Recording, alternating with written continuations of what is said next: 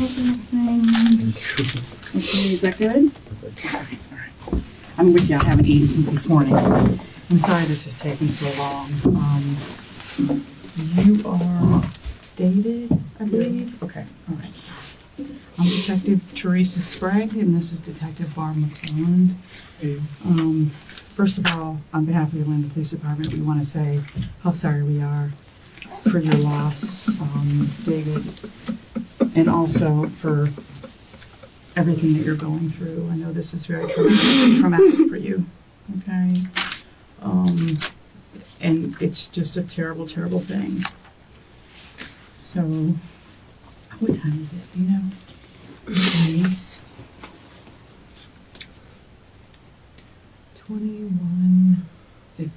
15, okay. All right, and I know you've been waiting a long time. We've just obviously had a lot to do to try and figure out what's going on here, okay? And we need your help doing that, okay? Of course. All right, can we just, and if you need to take a break, you tell me, okay? If you need anything at all, you let me know, okay? Okay. We appreciate your patience. I know you've been in this suit, and I can get you some clothes as well. You understand why we needed to do what we needed to do. Of course, and we want to. My understanding is that you've been very cooperative, so we just need to, obviously we need you, or we got to figure this out together, okay? Of course. What is your first name? Is your first name David? It's David, M for Michael. Tronnes, Tronnes. Tronnes, okay. And what is your date of birth? 6/29/68. Okay. How tall are you, David? 6'2". Okay, and how much do you weigh? 195. Okay, blonde or brown hair? A little of both. A little of, okay. Okay. Hazel eyes, maybe? I'll take hazel. Blue, hazel, okay. They're dirty, but yeah. Okay. And your address is where you were today? 218 East Copeland. Okay. Copeland. And that's a drive? Mm-hmm. And what's the zip code there? 32806. Okay. Is there a home phone? There is. Okay. I can't remember the last four digits. It's 407. The next three are easy. 704, the opposite. And I never call it.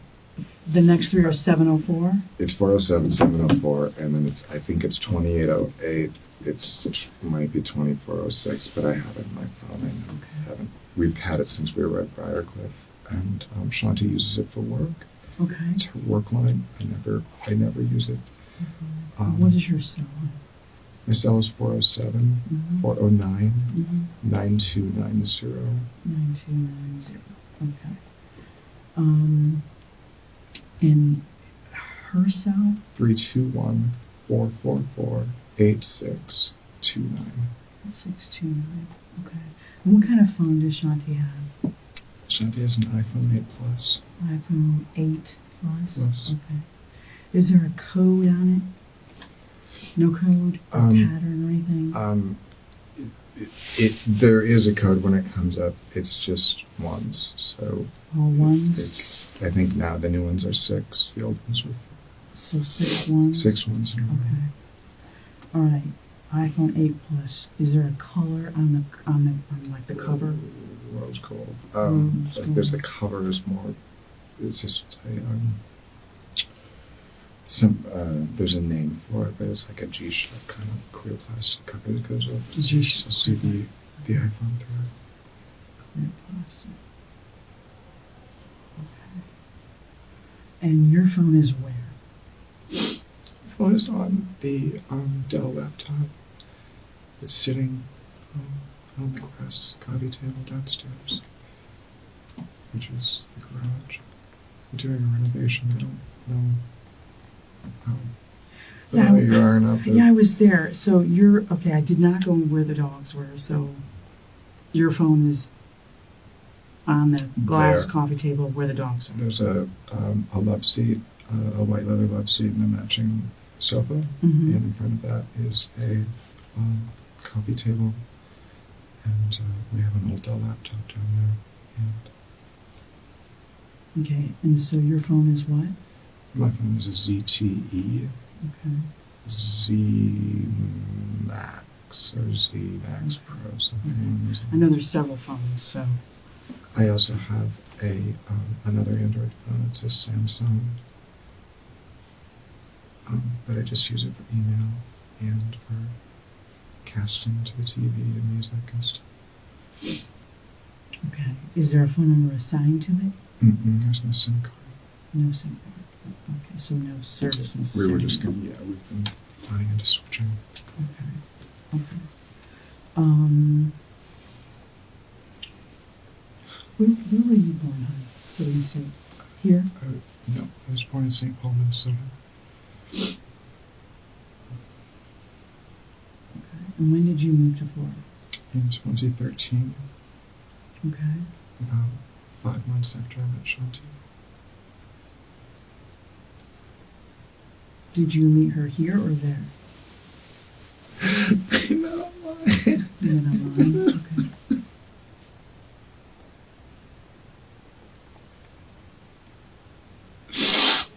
I'm sorry. I know.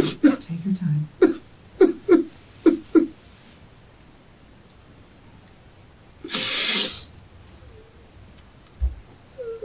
I'm so sorry. Can you tell me what year that was? It was 2013. 2013 is when you met online? Yeah. Okay. And about 5 months later, did you move here and move in with her, or just move here? I'm not sure to be as accurate as possible. I believe it was the end of September. My mom moved down. She lives in the same gated community that Shanti's grandmother lives in, and we bought a trailer there for my mom, and we moved her in. And then I stayed for a couple weeks and with Shanti, and I flew back and finished up the sale of our house. And my mom's house I had already sold. Mine, Shanti and I both been married before I got divorced, finalized in April, I think it was, of I think it was March of 2013, and then I met Shanti in April. Your divorce was filed in March of 2013? Yeah. Okay. And you met her about a month later? What application was it, like? Match, okay. So you guys knew each other approximately 5 years this month? I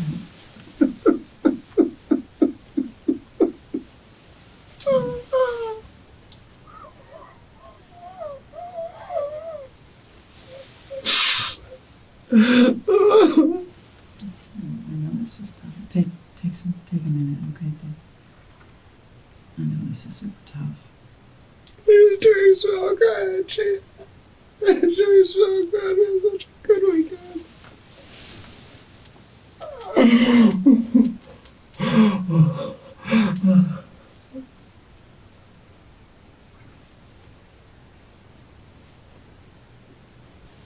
I've never been more in love. I'm so happy.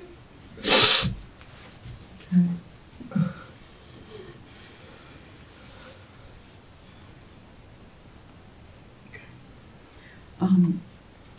Obviously, we don't know what happened in your home today, okay? We don't know what happened to Shanti yet. We know you called us, which is good, okay? And we know that obviously she's lost her life, okay? So we do need to, you're not under arrest, okay? I want you to understand that, okay? But we do need to read you your rights because you are in a police department with 2 detectives in this room and you've been here for quite some time, okay? And I want you to understand that. We're just trying to figure out what happened to her, okay? And so it's our job to do that, obviously, and we want to give you answers, her son answers. I mean, her family deserves that. Would you agree? Okay. Okay. So if you don't, I know you've probably never been through anything like this in your life, okay? And I'm going to help you get through it. So if you have questions, you want to stop me, please do so, okay? But I do need you to understand your rights before we ask you about anything that happened in that home today, okay? All right. So you record anything?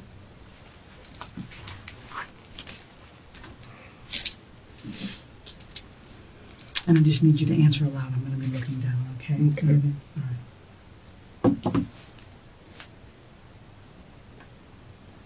You have the right to remain silent. Do you understand that? I'm sorry? Yes. Sorry. Yes. Okay. Anything you say may be used against you in court. Do you understand that? Yes. You have a right to talk to a lawyer before and during questioning. Do you understand that? Yes. If you cannot afford a lawyer and want one, one will be provided for you before questioning without charge. Do you understand that? Yes. Has anyone threatened you or promised you anything to get you to talk to us? No. Okay. Would you raise your right hand for me, please? Do you solemnly swear or affirm that the testimony you shall give in this case shall be the truth, the whole truth, and nothing but the truth? Absolutely. Absolutely? Okay. All right. All right. So I'm assuming since you've been so patient and so cooperative that you're here because you want answers as well. Okay. These are yours? Yes. Okay. All right. So obviously we've been in your home and we have looked around, we've examined her. She is going to be taken into the medical examiner's care. Okay, so promise we're going to be with her. Okay, Okay. the medical examiner's office will be with her. At your request, the officers contacted the school, and Jackson's dad has him. So, okay, we're still at your home. Your dogs are fine. Okay, we're going to be at your home for a little while. Okay, so I need you to we're going to continue kind of down this path about how you all met. I know you met on Match.com, and about 5 months of, what would it be, telephone, text, and... We just started every other weekend flying. Back and forth. So Okay. I came down the first time, then she came up, and I don't know if it was perfectly sequential like that the whole time, but for the most part, until September, I spent a couple weeks here at her. She was living with her parents at the time because she had recently divorced Jim, Jackson's dad. Okay. And so she needed them to, she was traveling a lot for her job at that point. So she needed them to take care of him on the days that she had initial custody. Okay. It was, it was beyond acrimonious. I mean, they were at each other's, for quite a while. And At each other how? vindictive and mean and nasty things to Jackson, and, kind of thing, and blaming each other. Shanti had had an affair, and she said it was because Jim had been cruel, mean, to her, and he found out, and they were living up north at the time. Just tell me when I'm talking too much. I'm not sure. You're not. They were living where? They were living in North Florida, south of Gainesville, north of Ocala, and it would take me a second to remember the name of the exact town. They were out of the sticks. They had an acreage, and she was afraid to be with him. And so they moved back here. Her plan was to, once she was back in Orange County, to leave him. And she didn't want the divorce to happen up there because then if he stayed, she'd have to stay with Jackson until she wanted to come back home with her family. Her family was here? Yeah, her mom and her stepdad lived over in, I think it's called West, it's East Colonial and Dean, and I'm trying to think of the name of the street. Okay. Vista Way, Vista Drive, something like that, over there. Okay. And we lived there with them. You did? Together? Okay. When I moved in October, I think it was the end of October or so, and 2013? uh-huh. So when you first moved down, you moved in with her folks, her stepdad and mom? We had an offer on a short sale, and waited and waited and waited, and it fell through. And then we ultimately ended up renting very close to where we are living now, on Briarcliff. We just wanted to get... You remember the address there? 2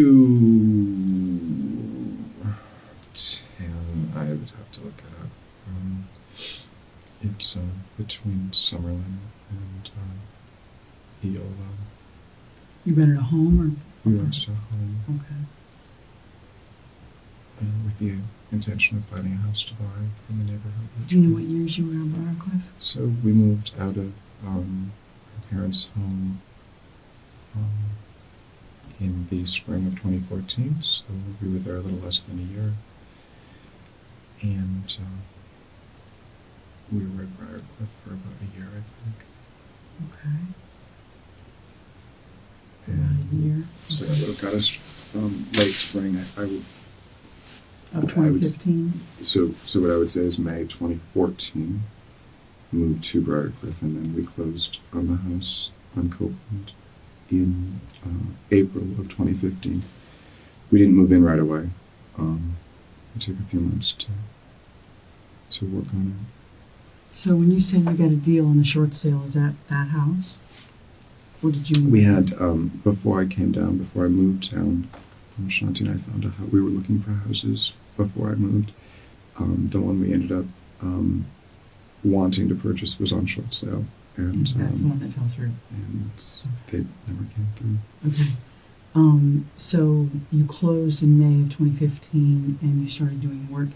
Was it in the condition that it's in now? Was it under renovation or? It was fully livable. It was just an older Victorian style home. And Shanti wanted to completely open it up, open concept, totally.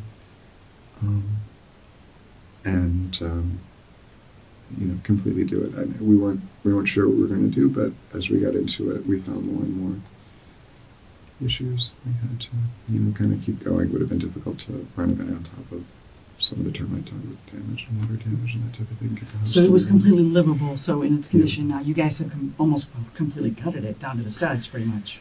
Yeah, that only really happened in 16. So we really lived in the house all of 15, and even the beginning of 16, we had the family room in the kitchen. And we still slept upstairs in what we call the accommodation of the apartment. Okay. But we weren't quite as restricted as we are now. Who's doing the work? So I pulled the permit, and I'm basically the general contractor for the project.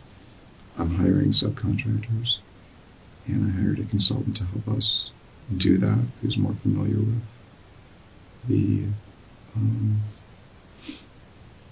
he's a GC himself, but because I have the permit, he's acting in a little bit different role. And who is that? His name is Keith Ori, O-R-I. Keith Ori? Yeah. And what's the name of his business, if he has one? Parhelion, H-E-L-I-O-N. P-A-R? H-E-L-I-O-N. Homes, I think. Okay. He's a local guy. He lives around the corner, and he had done another house down the street. So he's consulting with you to hire subcontractors. Yeah. To kind of guide you through the process? Exactly. Okay. So has there been work crews at the house? We finished the demo and started the framing that you see in January. We did the foundation in November and December. And under Keith's guidance and help, we finished the plan and the kind of overall scope of work last September and October. So it's been moving slowly, but it's a huge project. Okay. Yeah, it is. Okay. So do you work outside of that environment? Our goal right now is to finish that house as soon as possible. I have maintained my sales associate real estate license, which I got here in 2014, I think. I've maintained it in what's called inactive status. Okay. I've done my continuing ed and kept it up. Okay. So how long have you been living? I'm assuming you're living in the rear apartment. How long consistently have you been living up there? The whole time, or just since we took the kitchen out in like late winter, so February, March, spring 2016. And we still had the family room, which is a 600-foot family Florida room that's kind of bolted onto one. Okay. Up until maybe end of 2016, so a year and 3 or 4 months. So the kitchen's been going that long. How long have you been sleeping and everybody kind of living? Have you slept up there the whole time? We've been doing that the whole time. Yeah. Oh, okay. So it's been, and you bought it in 2015? 2 or 3 years? Yeah. Since you've been doing the renovation? Right. Okay. Right. Okay. What does Shanti do? What does she do for a living? She's a financial accounting consultant for a software program called, I'm sorry, my mind is completely shook up. So it's called Made to Manage. Sometimes they just call it M2M. And it is a ERP, kind of a boutique ERP program. And she worked for that company when I met her. And she left them shortly after I moved here. I'd say November of 13. Started the company that she has now. Which is called? Process Improvement Solutions.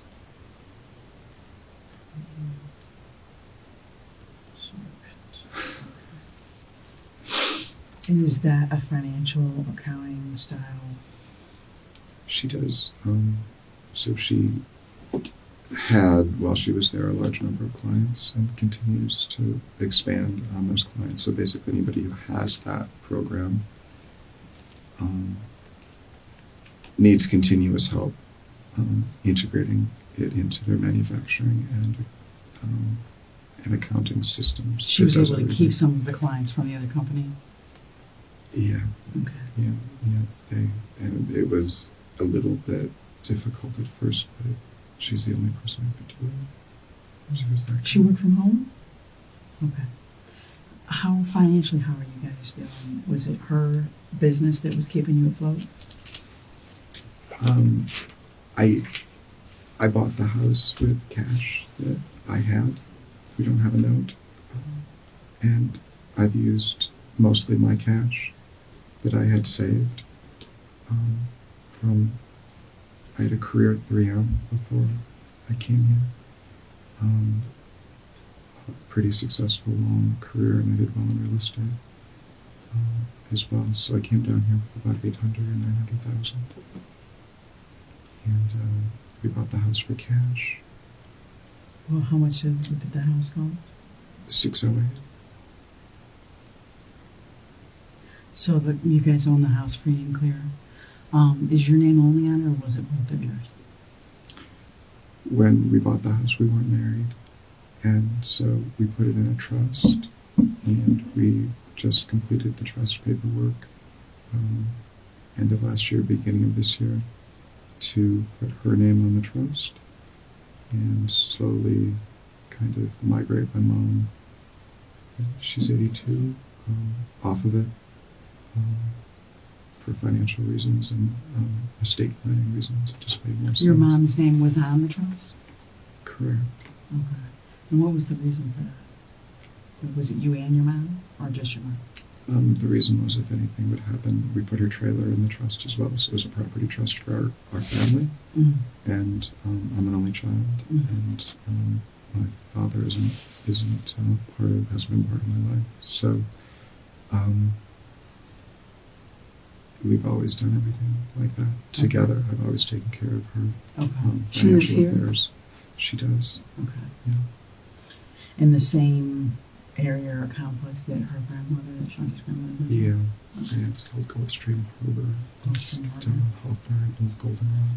Okay. So you started to put Shanti's name on the home at the end of last year, beginning of this year. Was that process completed or no? We got the trust documentation back from LegalZoom. We do all of our legal documents ourselves, and the only thing left to do is to notarize it. We weren't sure because she's also an only child, and Jackson is an only child, and we didn't know who to put if something happened to both of us. So we had kind of talked about it and debated it, and we finally just said it doesn't really matter. Let's just move forward. That's the most important thing. And so we did, and we were just getting ready to notarize it. She was going to have it put in one of the local accounts. Who's a notary that she uses do that. But that was the last. That was the last step, and then it would have been finalized once it was notarized, or would it have to be filed? Or? As far as we're concerned, it was finalized now. But at that point, it would have been official. I don't think we filed it before. When we asked about it the first time when we did it, they said it's a good idea, but you don't have to. Okay. And we just basically titled the house in the name of the trust. We thought that was the best thing to do at the time, and Shanti and Jim had a pretty massive foreclosure up at, I'll think of it, I'm sorry. Up in the Gainesville vicinity? So her credit was bad, and she wasn't able to get a mortgage, and she didn't want to be on it at that time. We thought it made more sense to do it that. Okay. We got married last year. You got married in 2017, what month? In February. What day? 22nd. Okay. And that was here in Orange County? Okay. Okay. And you've been, so once you moved to Florida, you've been living together the whole time, just home to home, just first with the folks, then Briarcliff, and then this residence. Mm-hmm. But you've been together the whole time. Have you ever broken up? We had a couple fights, I think when we were living at Briarcliff. Okay. We spent a few nights apart. A few nights. I just went down to my mom's. Mm-hmm. So not like it was over, it was just a break. A couple days. What were you arguing about at that time? Ashanti runs her business 7 days a week. She was very, very busy getting it established, and she felt bad. She was technically fired from Aptian, which is a parent company of M2M, and she really wanted to make her prove herself, and I think she was their lead consultant. She was their star.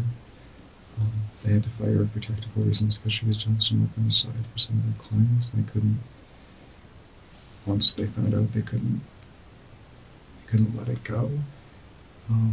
But I know that the relations have been warm since then, and they've even invited her several times to come back and be at least as a consultant involved in their business. Oh, wow. If things came back real quick, but she's So a strong when you business. guys would argue when you would go to your mom's, it was just because she was busy all the time, or what would the beef be? The work had a lot of stress involved, Oh. and she would sometimes. We always agreed, later that she was just overworked and tired, and So she'd get a little snippy or short or yell, scream, what? just irritable. Irritable. Just irritability. And sometimes it just, that's not really, I don't really do that. It's not really, I'm just going to stand there. So I just, I would just say, well, we take a break, or just let it, a little cool down period. And every time we did it, we came back. I think we only did it twice, but we were stronger. Okay. Both times. We may have only done that once. And has that happened since you moved where you are now? Because now we've got the added stress of the renovation. No, we love it. We love the, we love what we're doing to the house. We love the vision that we had for the house. It's totally,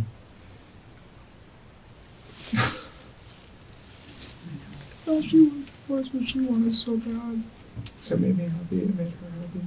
It was a thing that we did together. Mm-hmm. She wanted to quit her job when we got the house done, or just kind of, slowly phase out of it. And I was going to get my GC license, and we were going to buy and renovate homes. You flip houses. Okay.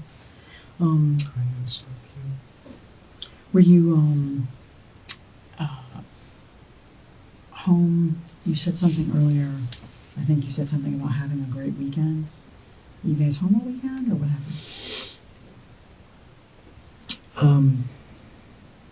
Shanti had, to really answer your question, Shanti had her appendix out on February, I want to say 23rd. It was a 10 out of 10. It ruptured and it had an abscess. She sat at RMC for 10 hours with a ruptured appendix before they could get her. And she's been in a lot of pain, and she didn't want to tell Jackson or any of her clients, but she thought, a couple of times that she would really need to take a break, and definitely slow down, and definitely not add a whole lot more work. She could do more if she wanted to. I'm sorry, I can't talk about it any faster. That's fine. That's fine. And that's very normal. I think that's very normal. Because you're not going to process this for a really long time. So I know it feels like a really bad day. Keith also does. Our lives are busy. I'm so sorry. I know you're asking simple questions, but Keith does a TV show, Home Improvement. Keith, the guy you mentioned, Ori? Okay. It's called Zombie House Flipping. And in March, he asked us to be on the show, have our house be one of the homes featured, which meant that we would get a lot of what they call trade-outs and promotional sponsorship to do. Any financial incentive to do that? Big. That's what they call trade-out. I'm sorry, that's what they call trade-outs. So they're sponsors. That's one of the things I was working on yesterday, was putting together a list of the sponsorships, the windows, doors, cabinets, and so maybe instead of getting granite, you get quartz, or maybe instead of getting, middle range cabinets, you get high-end stuff. And we're also working on kind of just an amazing open concept stairway in the middle of the house that was going to go all the way up to the loft. And that was coming together. Keith had given us the assurance on Sunday that we were officially on the show. We were super, super, super excited. He told you this past Sunday? Yeah. So they hadn't started filming yet? No, this is a long process. This is a long process. When did you expect that to start?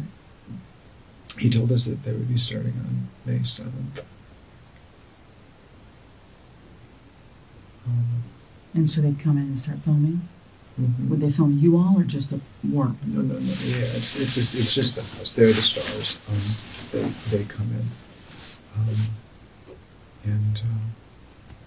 but it was just kind of exciting, and Jackson was super excited about it and talking about it. He'd watched all the episodes of previous seasons, and was Jackson with you all this weekend? Yeah. He had a sleepover, so we had him Friday. We had him every day after school, and then Jim takes him on his weekends and his evenings. So you guys had him Friday, and then Saturday he was at someone's home? Yeah, so on Friday he had him, we watched a movie, we had a great night. He was super stoked about his sleepover. We went over with him. So we finally got around to your other question. Shanti was a pretty big drinker before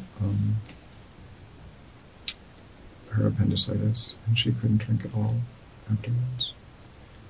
What did she drink? Wine. Okay. And she had lost a ton of weight, and she was super happy about that. She was just in a lot of pain. because she hadn't found anything that she could really eat and digest easily without getting nauseous. And her appendix was removed, you said, in February? 23rd, I believe. And so she hadn't been able to drink alcohol since? She couldn't tolerate it, or she was told not to? I wouldn't tolerate it. I was told not to, but I mean, it wasn't appealing because, you know, it's like you have a sip and you feel sick, so it just, but we were doing great. We were both, you know, we were both in it. I was supporting her. Were you with her at OMC when her appendix ruptured? I brought her to the hospital, yeah. Okay. How long was she inside OMC? Was it just overnight? Or? That was a Friday. And she went to her primary in the morning. Primary said turn around and go to the ER immediately. She came home, we packed up a couple things. I drove her over there at 12:30 or 1. And we sat there until almost midnight. You know, it was and it ruptured before she was seen?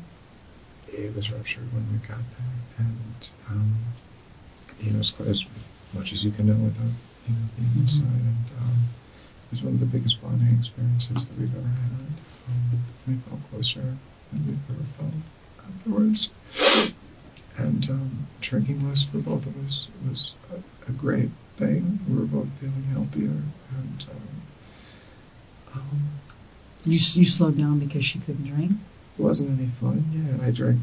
When I met her, I didn't drink at all. And I just did it because she liked to do it, and it was fun to do together. But it wasn't something to do alone, really. And we just found like we found like just a great rhythm, and we were both really, really happy. We were talking more, and we were, you know, it was great. We were really, really, really happy. And Saturday night, I think, was the first night that she had, you know, a few glasses of wine. And she didn't feel great Sunday, but she really enjoyed just being kind of out and relaxing a little bit. When you say out, did you guys do something? We went to the parents of Jackson's friend, Max. Their names are Dottie and Rob. Dottie and Rob. Rob. And then, I'm sorry, I don't remember their last name. I don't know. But anyway, we stayed over there and just, you know, socialized. And since her surgery, she hadn't really been out and doing anything. Nothing had really appealed to her, and she hadn't had the energy. And so we did that, and it was really fun. So you were at their home? Mm-hmm. Do you remember about where that is, or a road? Or? They live right off Michigan, between, not quite after, I think it's after Blankner, a couple of blocks, so a couple of blocks east of Mills, off Michigan. I would have to. Do you know how late you stayed? Yeah, I think we were there till around midnight.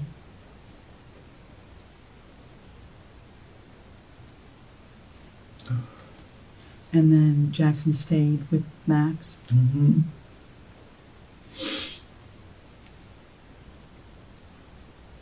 Did you go out anywhere after that? Mm-hmm. Came straight home.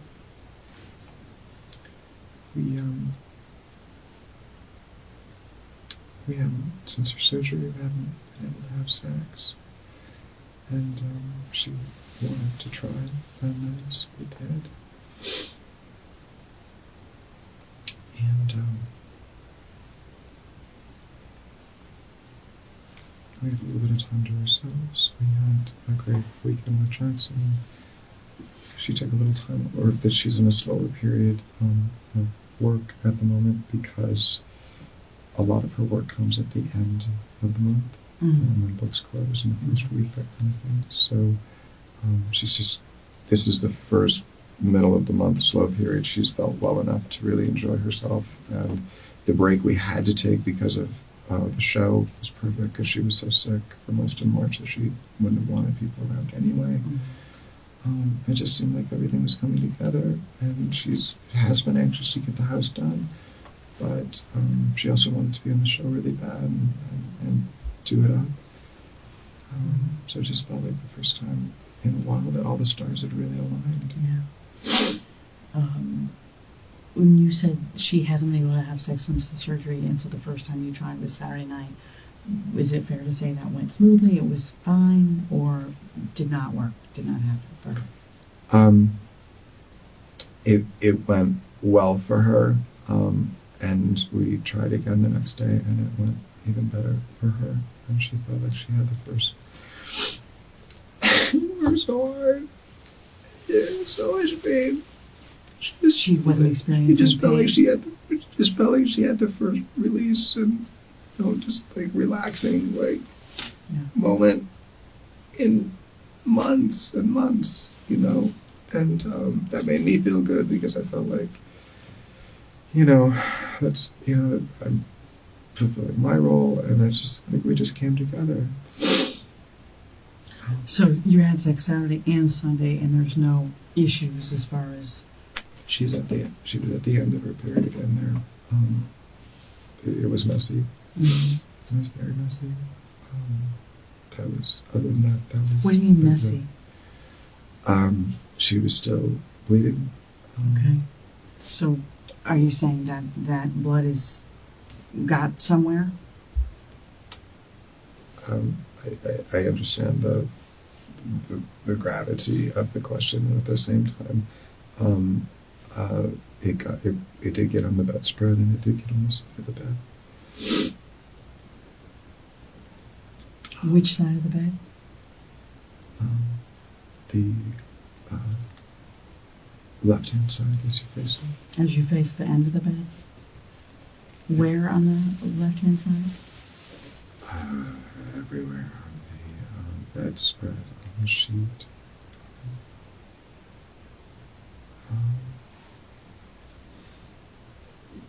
So, is there something covering that up now, or no?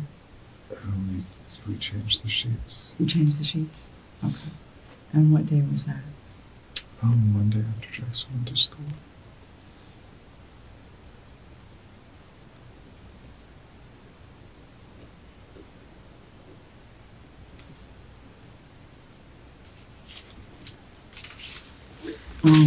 So those have already been washed, or you put them back on the bed, or what happened?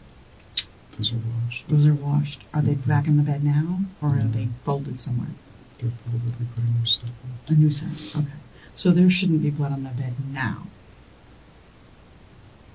or is there? There shouldn't be. She was bleeding when I brought her out of the tub. I brought her into the living area in the summertime. I didn't know how bad she was injured. I had a towel. She was bleeding. I tried to wake up, and when I picked her up, when I pulled her, she bled more. I tried to sit her up. She had. At first, I tried to do CPR. She was still. She had water. And when I pushed her, blood came out, water came out, and she was bleeding the side of her face. Okay. And I wiped her off. I tried to clean. I tried to open her eyes. Okay. Sounds like you tried. Okay. We'll get to that. We'll get to that, David. The rest of Sunday. So she's at the end of her period. I understand. So you were saying there was some blood there. I would guess there is blood there. I would guess there is. I would guess there is still. We picked up the sheets and we wiped it off, but we didn't. Okay. But was she? But I imagine as a woman, as we are at the end of your period, you're wearing. Normally to bed you wear like underwear and a pad or tampon, etc. So if she's at the end of her period, she should still be. This was during sex, is what I'm saying. No, I'm saying after that, though. Like when you're Definitely not having was. sex and you're in bed, Correct. you'd have like underwear and a pad on, tampon, whatever. Correct. Correct. So you don't bleed in bed all the time or bleed in your clothes or whatever. Absolutely. So normally you'd have some sort of feminine protection on if you're not having sex. We normally Is put that a fair? towel, yeah, and we normally put a towel Down, yeah. down. As Is a lot what of we try couples to do. do. That's Mm-hmm. for me. So we don't have to clean that up. Mm-hmm. But we ended up getting everything everywhere. Okay. So on Sunday, Jackson's still. She was Coming livid. home. She was livid. She couldn't get a hold of Dottie. She's not answering her phone. She's not, responding. She couldn't get a hold of Dottie to bring him home, or what? They had made kind of a loose arrangement. We only have Jackson half the time, so it's kind of a, for us, we're happy that he wants to do a sleepover and go, but we really want to get him back and enjoy the day with him. So she wanted to get him back as soon as possible. She didn't know what their plans were. She knew they were planning on going to Universal. She was worried that he was going to want to do that, and then he wasn't going to come home until 5 or 6 or 7, and we were going to go a couple days without seeing him, and then, school would start again. So she was a little bit excited about that, and that was it. But we had the whole morning to ourselves, so we tried again, and she had, as I said, the kind of quality experience that she needs. That's who she is. So you spent Sunday together. Mm-hmm. Okay. Did you go anywhere? No, they went to. So she ultimately couldn't get a hold of them, so she just went over there. She got Jackson and his stuff.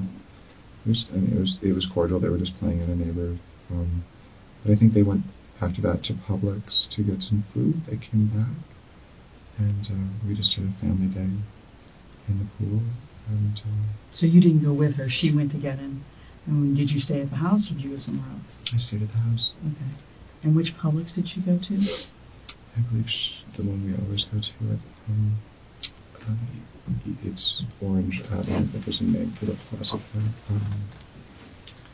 Orange and Pine Log, or where? It's the one just off of Michigan on Orange, but there's a name for it. South.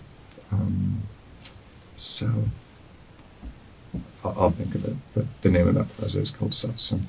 What time would she have been at Publix?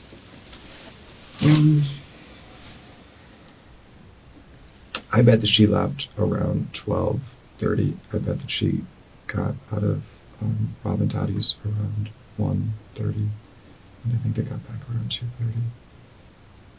It's a little bit of a guess, but it's directionally very, very close.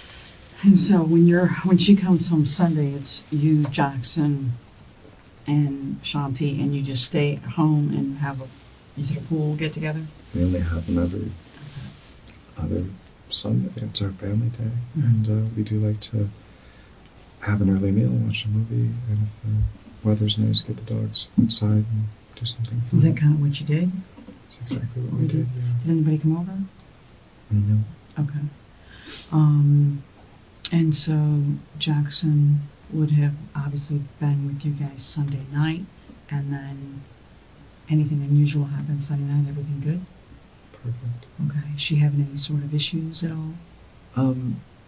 She hasn't found, since the appendectomy, a diet that she can eat regularly and feel good. Okay. She has a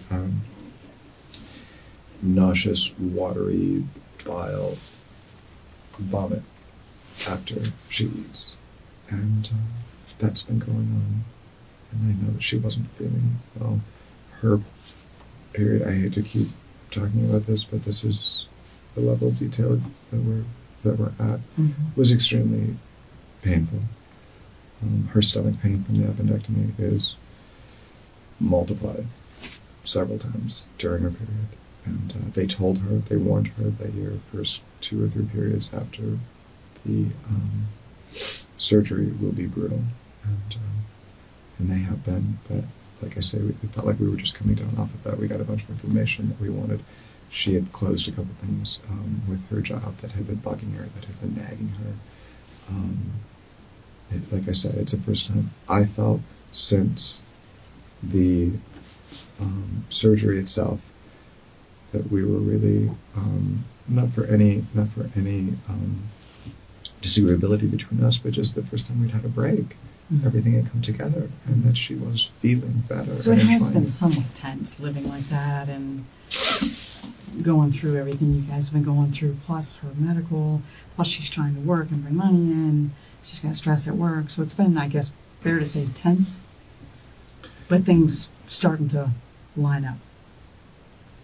I just would say that we've been anxious to get it lined up. Excuse me, I had a thought. We have the renovation paid for. We have the money for the renovation in savings, ready to go. Mm-hmm. We did a calculation on Saturday, I think it was.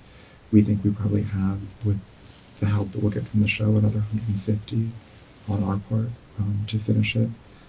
We have that money sitting there, and we have enough money on top of that to start the business that we want to start on that. To flip houses. And at that point, we don't have a mortgage. We have a fully renovated 5,000 square foot home in the neighborhood we want to live in, with a yard and a pool. That's just what we've always wanted. Dream come true. Yeah. So there's no way we could ever sell, move, and find that. We bought a house that we knew we probably would renovate to some degree because of the location and the zoning and everything that it did. So, do you recall Sunday night about what time everybody goes to sleep, since you're all We go to same bed room? early on school nights, so Okay. 8:30 we're winding down. 9 o'clock lights are low. I think I took a shower at that time while they were, getting into bed. I remember kissing them goodnight. Okay, tell me about Monday morning. Monday morning we were excited because of what we had talked about on Sunday with the show. Shanti's a planner, so we wanted to put together a spreadsheet of all the potential vendors and what we were calling trade-outs that we could get for the house. Keith had asked us to prioritize what our most important ones were. So I spent the day doing that. She spent the day, very, very light work day. She took a walk for the first day, and she used to like to take a walk, every other morning or so. It's the first time she's been able to do it since the surgery. So she took a walk Monday morning? Mm-hmm. Okay.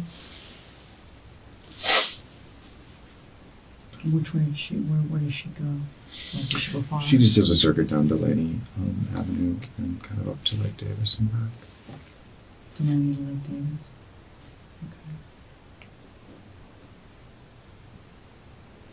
Okay. Okay, so you're working on the computer.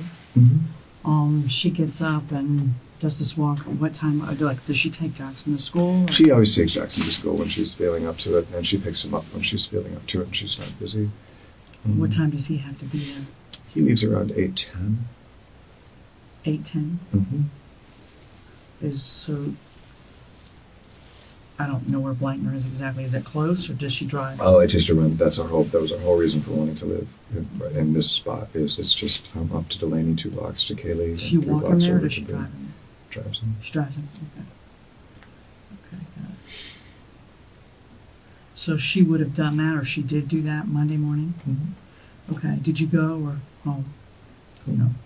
So she runs him to school and then goes on her walk, or the other way around? Yeah, no, nothing happens until we take Jackson to school, Okay. and then she goes for what I'm saying is she had some breathing room normally when she's in her busy phase for work. She's on the phone when she comes back, and she's on the phone until dinner. But it's the end of the month, that whole thing. Yeah, in this thing, she comes home, she's relaxed, she's in a night's sleep, and she has the time to go do a walk, and then we strategize. I showed her the list that I was working on. I think I worked on it until 2 or 3, and then I exercised the dogs, and she went to get Jackson. 2 to 3 p.m. Okay. And then you took the dogs out? Mm-hmm. Did you go for a walk? I did take them for the walk, and our dogs swim in the pool almost every day. Okay. So I take them in to do that. Mhm. We usually spend 45 minutes or an hour, and I think after school that day Jackson was also out there throwing a frisbee around as well. She picked up him with Jackson what time Monday?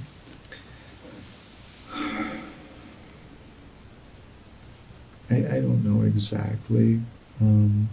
I would say it was earlier than 4:30. I would guess it was probably around 4. She had to go to the post office. She had to get, she picks up checks from her mailbox. She went to the bank. She picked up Jackson. What? Jackson? Her Post office, you said?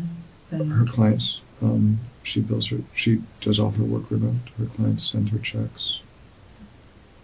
She goes to the bank, to the post office to pick them up. She has a PO box there, cashes the checks, deposits them, goes to get Jackson. I think they, if I'm not mistaken, I think they might have stopped to get something that day as well. But I think they got home around 4:30, and I think she left around 3:30. Okay. So I don't know exactly do you when in there she if, picked him up. Do you remember if you were home when they got home, or I was. you were there with the dogs? I definitely was, yeah. Okay, so tell me about Monday night. What happened? What do you guys do? Does he go to his dad's, or? Monday night is Jim's first night in his new job, or his first day in his new job. And so he ended up picking Jackson up early. I think Jackson was only there a very short time. And so they went upstairs to work on his homework. And then we get a text from Jim that he's coming shortly or is on the way. Mm-hmm. And they came downstairs, and Jim, as I said, always would just pull into the end of the driveway, and Jackson would come meet him, and we would walk him down there. Shanti would normally do it, sometimes I would. Okay. So do you recall what happened Monday night, if that was you and Jim or Shanti and Jackson? Did you do it? Did you all do it? I was in the pool with the dogs when you went in the pool with the came. dogs? And I know because Jim has a loud truck, and I heard it. It was outside. What kind of truck does he drive? A white Toyota Tundra. And when you say it's loud, is that exhaust or what is it? An aftermarket exhaust. Aftermarket? Yeah. It's meant to be loud, it's not. When I was a kid, your muffler would go out and it would just be loud. This is intentionally loud. So you heard him arrive? Okay. And so he goes with him sometime in the early evening or late It was afternoon? early. Six used to be the normal pickup time, Mhm. and I think he was there shortly after 5. So 5 p.m.-ish, okay. All right, and then do you guys go anywhere, do anything, or you stay at home? I think we made dinner together that night. And, So that would have been Monday night. Did you watch TV? we did Any idea what? American Idol. Okay. We had okay, so I remember she picked up Pizza Hut. One of the things she's been eating a lot of. She's able to eat that? She's able to enjoy it more than most of the things that are available to her. And, she didn't feel well after she ate it. This was last night. Did she get sick? She had the same nauseous vomiting. Nothing really came up. But, Nothing came up, but okay. bile and kind of clear fluids that there felt like shit was coming, but nothing ever came. I sat with her. We watched a couple of episodes. We were getting ready to go to bed at midnight, and she said her stomach hurt so bad that she wanted to just sit because she felt like she was going to throw up. So I sat with her for an hour or so. And so you were awake past midnight? Mm-hmm. We were up late last night, yeah.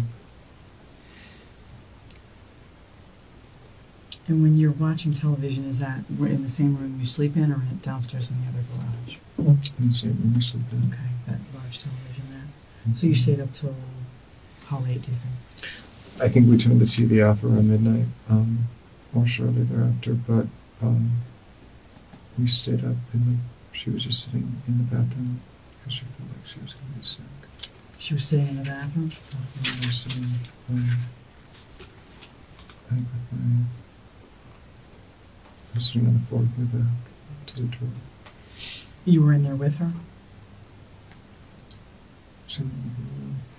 We sleep separately most of the time. She has really severe sleep apnea. One of the other things with the appendectomy and the nausea and all the stuff that has come after the surgery is her sleep. Many times her sleeping has been difficult. When you say she has sleep apnea, does she stop breathing? Does she snore? Does she have a CPAP? What do you... All of the above. She has a CPAP, but she doesn't use it because she can't sleep with it. It keeps her awake. So she sleeps without it, but she snores a lot and she wakes up frequently. So where would you sleep? I sleep downstairs.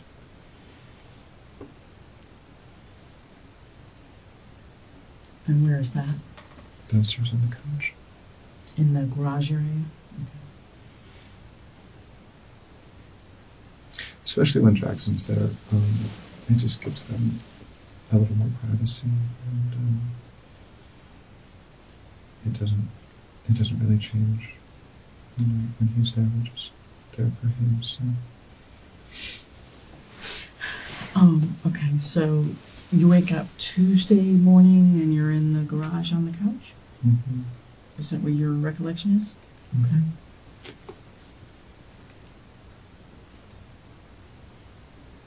What time did you get up? I woke up before 7. Before 7? At least 6:45 or so. Okay, and what do you do? Tuesday's garbage day, so we got a ton of rain the night before, so I went outside. I can't remember exactly what I was doing in the courtyard. The pool was full of leaves from the magnolia. I know I cleaned the pool out. Took the dogs out. Did the dog stay there in the room, same room with you the night before? Mm-hmm. Okay. All right. What next?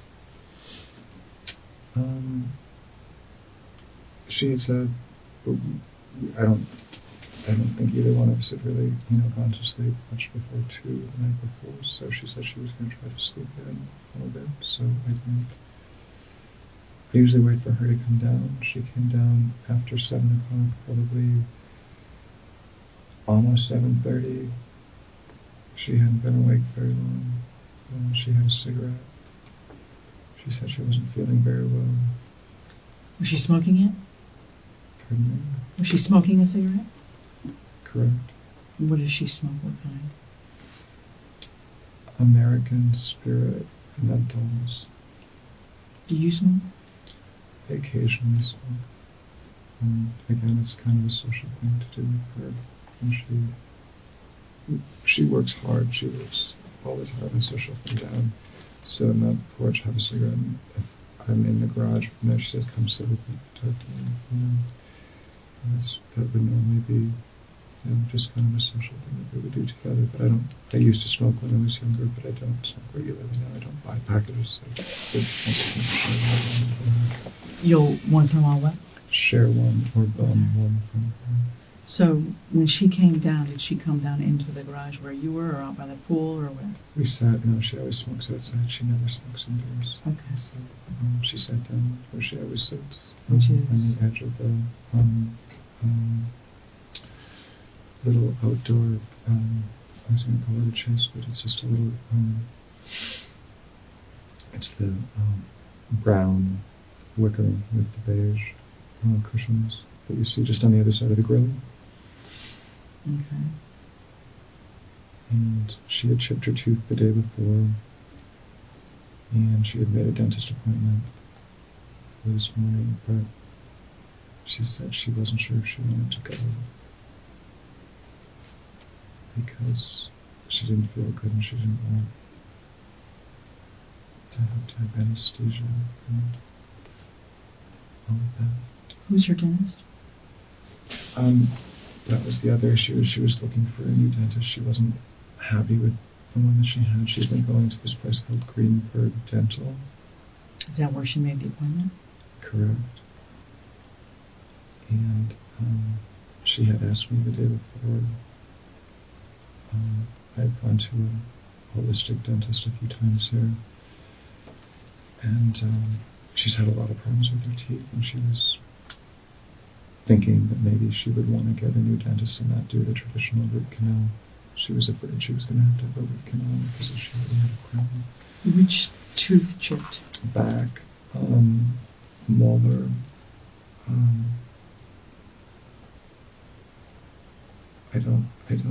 I believe it was probably the upper left. She said it was uncomfortable. She rubbed my finger over it, just showing how rough it was. Does she have a root canal there now? She doesn't have a root canal there now. She said she had a crown. And she said the doctor told her last time that if she didn't fix the crown, replace it with a new crown, and it cracked, there wouldn't be any tooth there for her. And she was upset because now she felt like they were going to have to drill in and put do something more severe. And she was still in a lot of pain from the surgery, and she didn't really want to go through oral surgery. Right. So how did it crack? Did she tell you? She ate. It was while she was eating lunch. She was eating tacos. On what day? Monday. Monday? And she felt it crack? Yeah, she spit it. She came down and goes, "My tooth is cracked." And she had it in her hand? She immediately made an appointment. Yeah. She went to.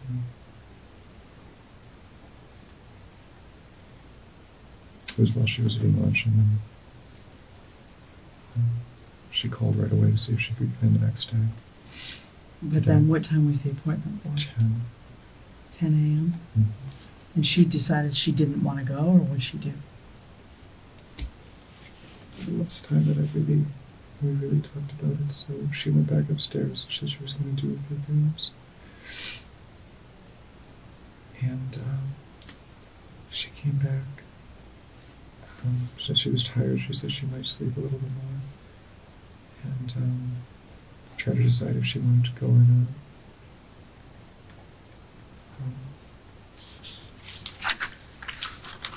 I was downstairs and I was just feeding the dogs.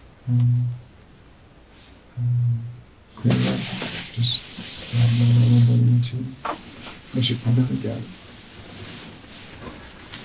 I was so sorry. She came down again, and what happened? And I've thought about it. I've tried to think exactly what time it is, but I don't know exactly. I would say probably 9:15. And the reason I know that is she said, I'm not sure if I'm going to go to the appointment yet or not, but I'm going to get cleaned up and ready to go, and I'll let you know. And I said I'm going to take the dogs for a walk. I said I'm going to go for a walk. And she said, okay, I'll see you when I get back, if I go. And, Did you take the dogs for a walk? I went for a walk. By yourself? By myself. And where'd you go? I went around Lake Lucerne, so I went out to Orange. Lake Lucerne? I go around Lake Copeland and then down to Lucerne. And then where? Around Davis. I'm sorry, around Cherokee and then Davis and then back. And you think you did that about 9:15? I left a few minutes later. I left probably at 9:25 or so. Okay. I had fed the dogs and I only get a chance to do that once a week or so. we're just kind of taking a slow, easy day. Okay, so how long do you think you were gone? I came back.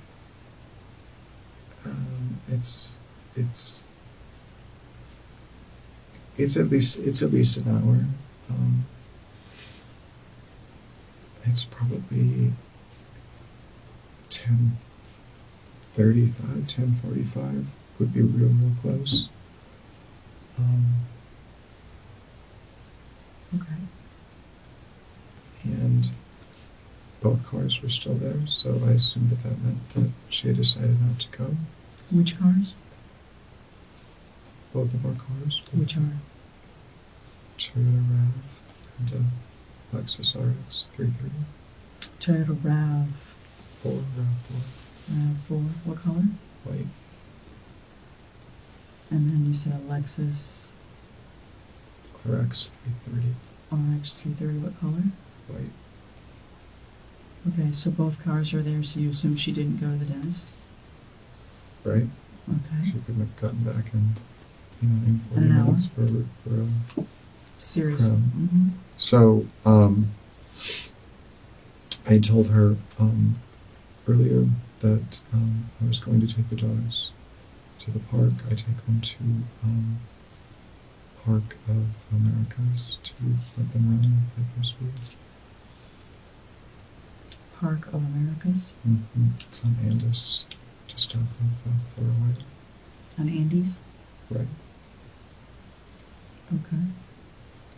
You had told her you were going to do that? Which vehicle is yours? She drives. The Lexus is technically titled in my name, and the RAV she's had for a long time, but she doesn't drive the RAV anymore. She only drives the Lexus. And we basically only use the RAV when we have the dogs or we're doing something else. So I took the dogs for a short walk. I did a couple things around. I was thinking about the stairway, and I went inside. I did a couple measurements for the stairway. I walked the dogs just around the block to give them a chance to go to the bathroom. This is after your walk. Mm-hmm. Okay, and you took measurements in the main house? Mm-hmm.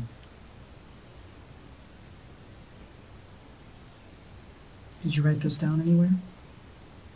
No, we have some 2x4s, and we have a couple of tape measures up there. We're just basically trying to work the geometry out on the stairs. We were looking at pictures. We got a quote last week from a company that we thought was way too high, but we were just trying to distill from that what we could have our carpenters build on their own.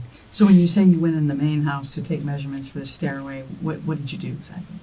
Took the tape measure that's sitting on the floor in there and moved it to see where the rise would start the stairs.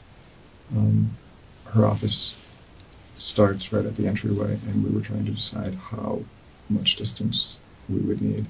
The stairs we want start a little close. So we were adjusting the numbers as far as the tread widths and the rise of the stairs to see how quickly we could get to the landing, so we could have this kind of panoramic glass railing at the top of it. So I'd had some ideas about that, and I just wanted to see how much room that left us between the doors. It was perfect. It was exactly what she and I had talked about the day before. And then I put the dogs in the car and took them to Park of Americas. Which vehicle? The Toyota RAV.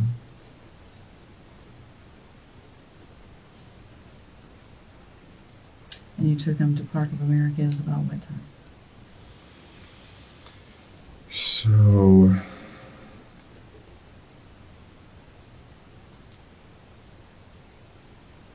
11:45. I think it's before noon. Okay. Did you eat breakfast? All I had was I I make a smoothie, so I drank the smoothie. So you had to go in the house and go upstairs to do that?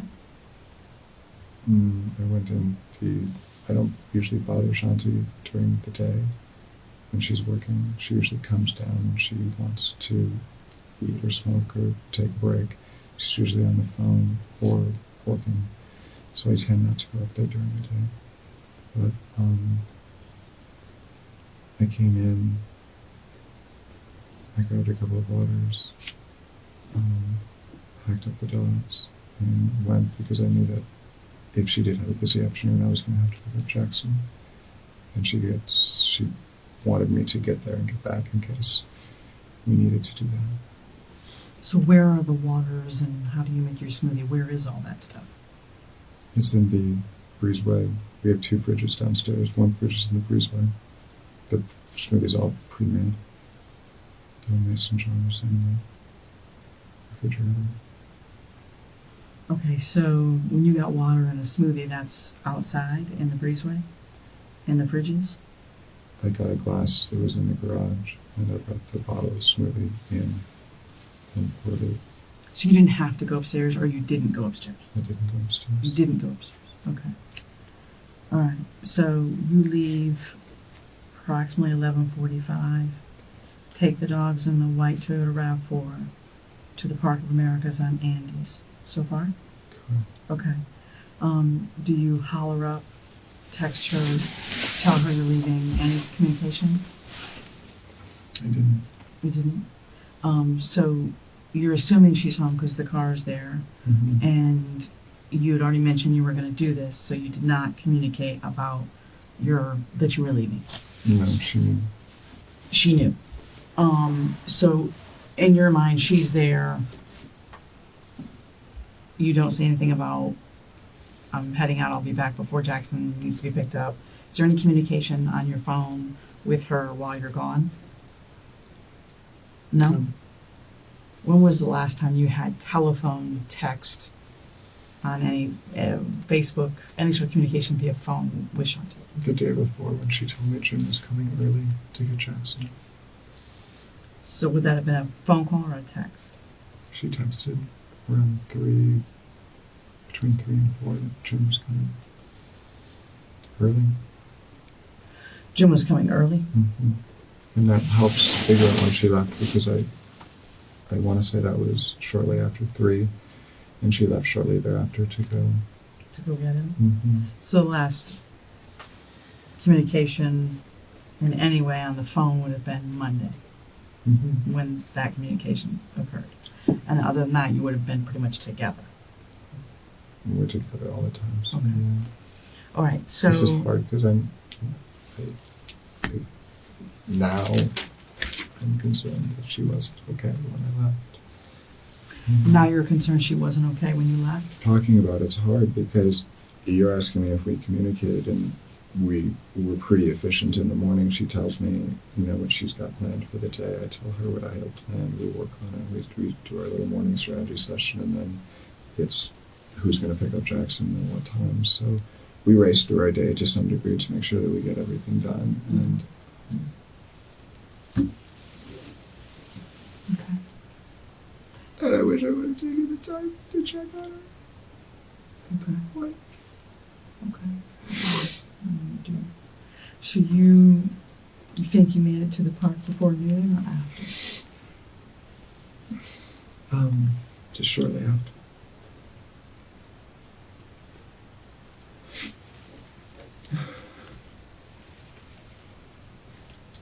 Is anyone with you? Just the dogs. Just the dogs? Okay. Do you see anyone at the park that you know? I don't. Okay. There are only a couple cars in the parking lot. I have 2 dogs, so I typically look. There's a large dog area which is forested, and it's pretty gnarly. There's a lot of unstable dogs, and there's almost always fights. Then there's a small dog area next to that. I tend to work the dogs there if there's nobody around, and a lot of times that's another reason for going that time of day is there's usually very few people there. But there's a big field off of that between a little reservoir. I don't think it's a lake. It's just a little reservoir with a walkway around it. And there's a big field between the playground, the lake, and the small dog park. And that's where I bring Charlie and Dolly. Okay. And so you kind of let them run, do their thing, enjoy the park. How long do you think you were there? We were working pretty hard. I think it was an hour and 45 minutes because I don't think I got home until 2.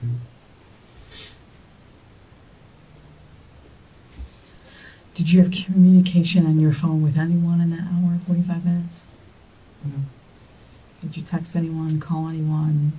Were you on Facebook, commenting, liking, posting? I don't do that. You don't do that? Okay. So you don't think was your phone with you?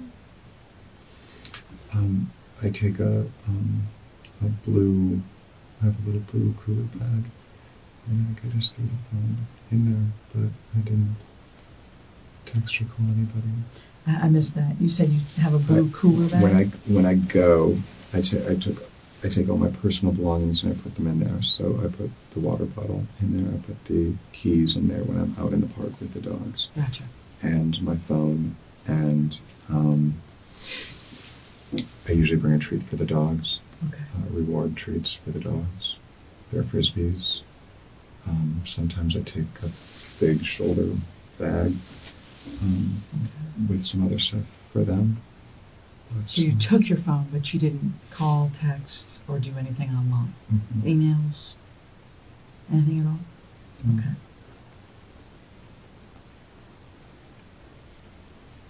I don't know if I asked you this earlier. Is there a code for your phone? No. There's not a pattern or any sort of lock on it? Mm-hmm. No? Okay. No. Do you receive any calls while you're there? No. Okay. So you're pretty much just focused on what you're doing with the dogs? Yeah, and I'm just checking to see, it's just to see if Shanti calls me or if there's something, urgent, just so I can be reached, but yeah, I'm not that. Because if she needs you to come back for any reason to go get her son, so you're Yeah. checking, but she's not communicating that Correct. that is necessary for you to do? That you need to come home or come back early or you get Yeah, if she's good, I'm good. That's what I'm saying. If I'm not hearing anything, I'm not. She knows where I'm at, and there's no, Okay. at that point. So she didn't reach out to you? No. Okay. And so you think you got home about what time? 2 o'clock, 2 p.m.? Okay. 2:15. Be very close in there. Okay. And what's the first thing you do when you get home? I put the dogs in the kennel. I feed them.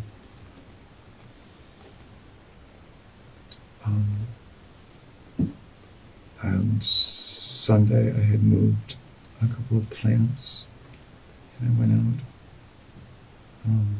to check on them because it rained really, really hard last night.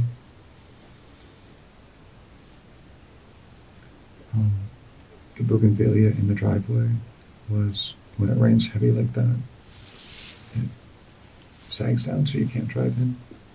So I took the pool brush on the end of a pole and I push it back to get it back up and in there, kind of locked in. We have construction starting in a couple of weeks, so I'm cleaning the courtyard in front of the greenhouse. I cleaned up some of the bougainvillea that I had trimmed, put them in a wastebasket.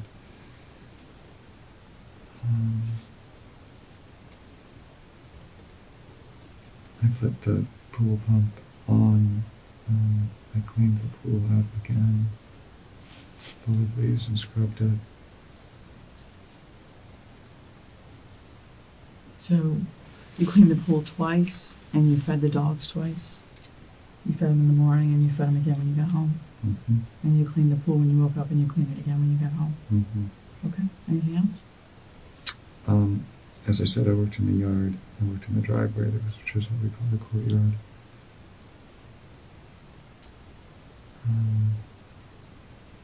Anybody come by?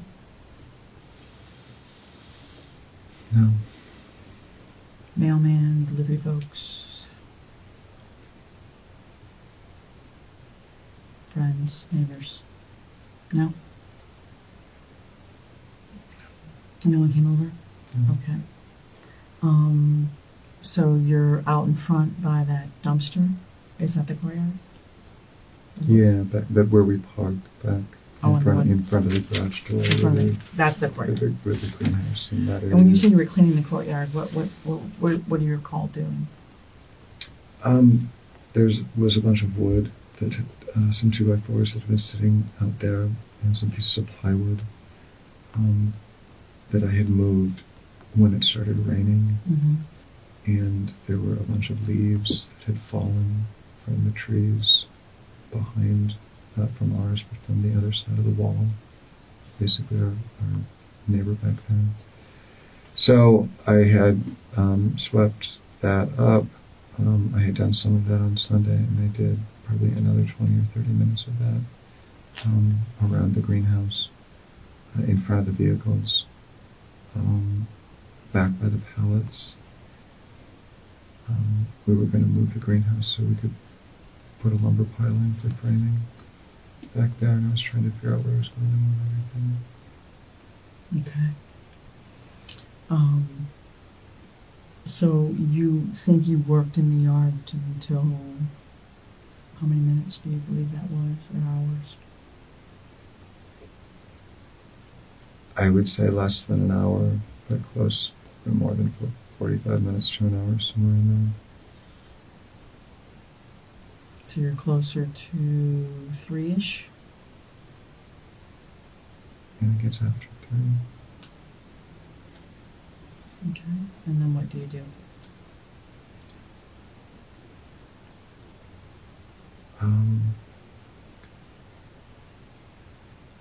That's all that I can remember until I went upstairs to see when we were going to pick up Jackson.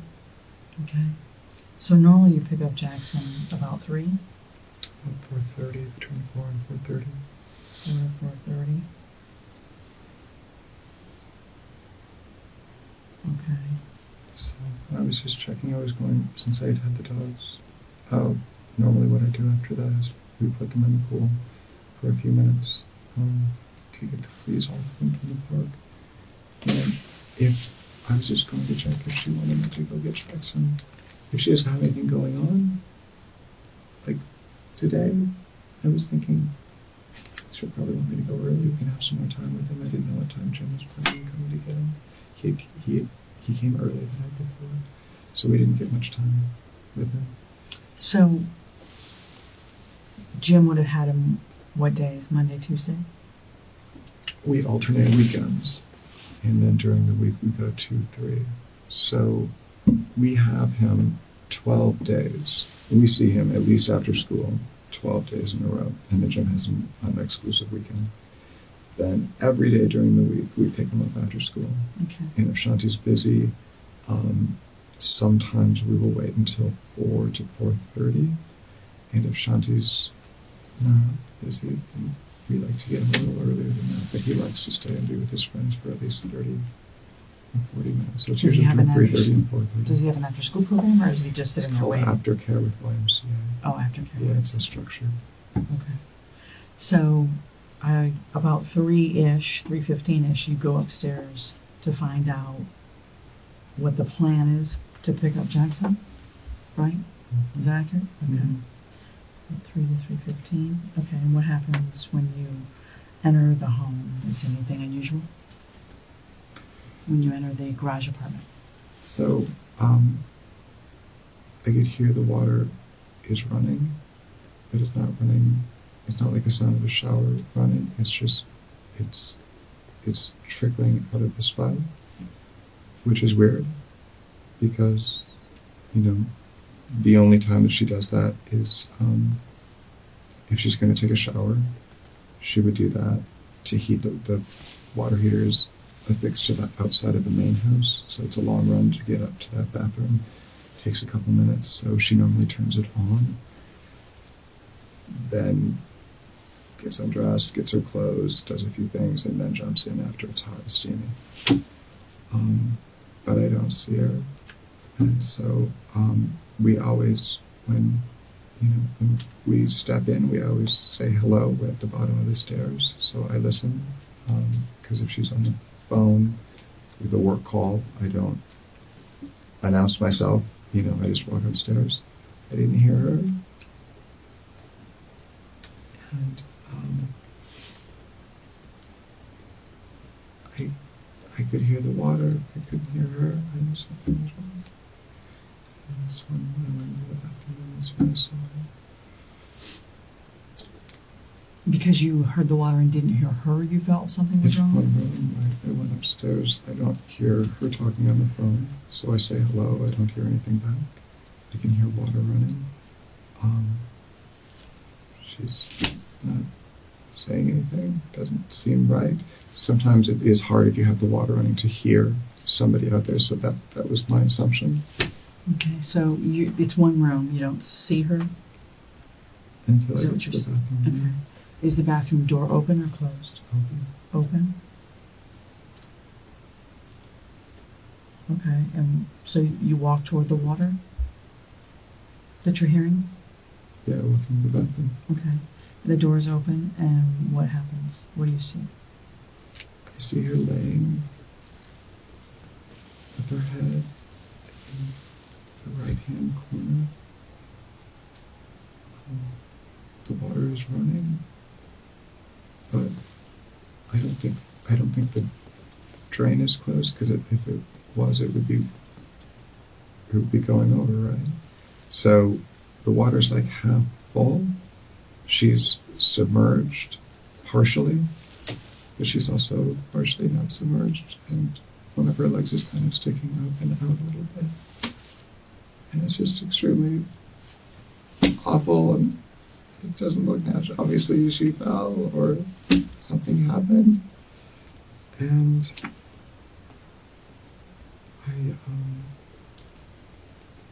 I tried to pick her up. I turned the water off. I tried to pick her up. She's stiff.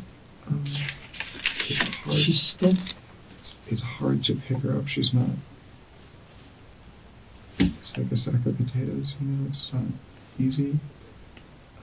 She's not moving with me. I grabbed her arms and kind of pulled her this way, and over, I think partially over, and that's when I realized that I wasn't going to be able to carry her. I tried to pull her. I was being as careful as I could, and at the same time I wanted to get her out of the water. I was screaming, "What's wrong? What's wrong?" And I pulled her out into the other room, and I didn't know what to do.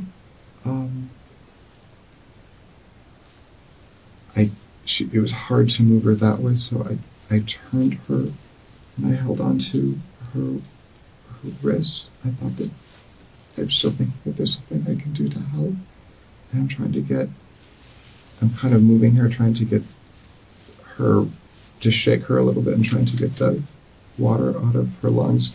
I got her in front of the couch, and I had to stop and put her down, and I tried to lift her head up to kind of clear, I guess it's the thing you do if you're going to do CPR or something. And she's not responding. She has blood coming down her face and on the side of the body. And I'm still thinking that she's going to be okay. I got the, we had taken the mattress pad off the bed. I set the mattress pad down underneath her, and I set her on it, and I tried to lift her, and I wiped. I didn't know what was going on. I didn't know what had happened. I had a towel that I had used to pull her. out of the shower, or out of this tub with. I tried to wipe off, see what was. Where was the blood coming from?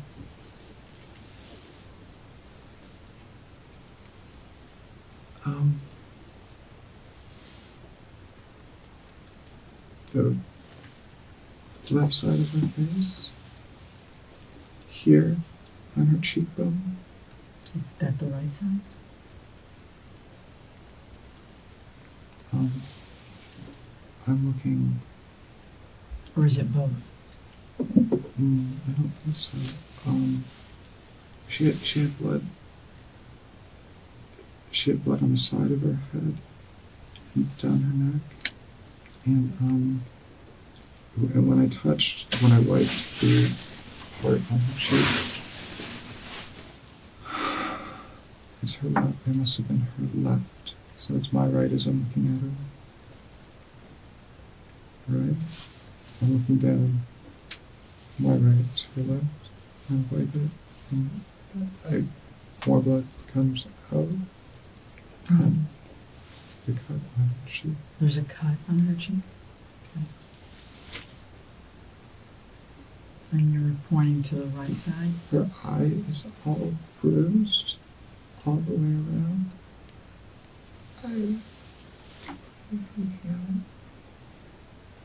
So you notice you're pointing to your right. Is that her right? No, her left. Her left? So you're saying her left eye was bruised? And that she has blood coming from a cut on her face? Underneath that eye. On the same side. And she has blood along under her nose. Okay. I want to back you up just And the water in the tub was tinged with blood. And you said it's hard. How full was the tub? It wasn't flowing over the top. It was very close, but not quite. Maybe it was after, maybe because I was picking her up, but it was close to the spout, the drain. There's the auto drain drain under that, but it doesn't look like, it didn't look like it was that high. Okay. And the water's not coming out onto the floor. Onto the floor, but it's also not coming out at full pace either.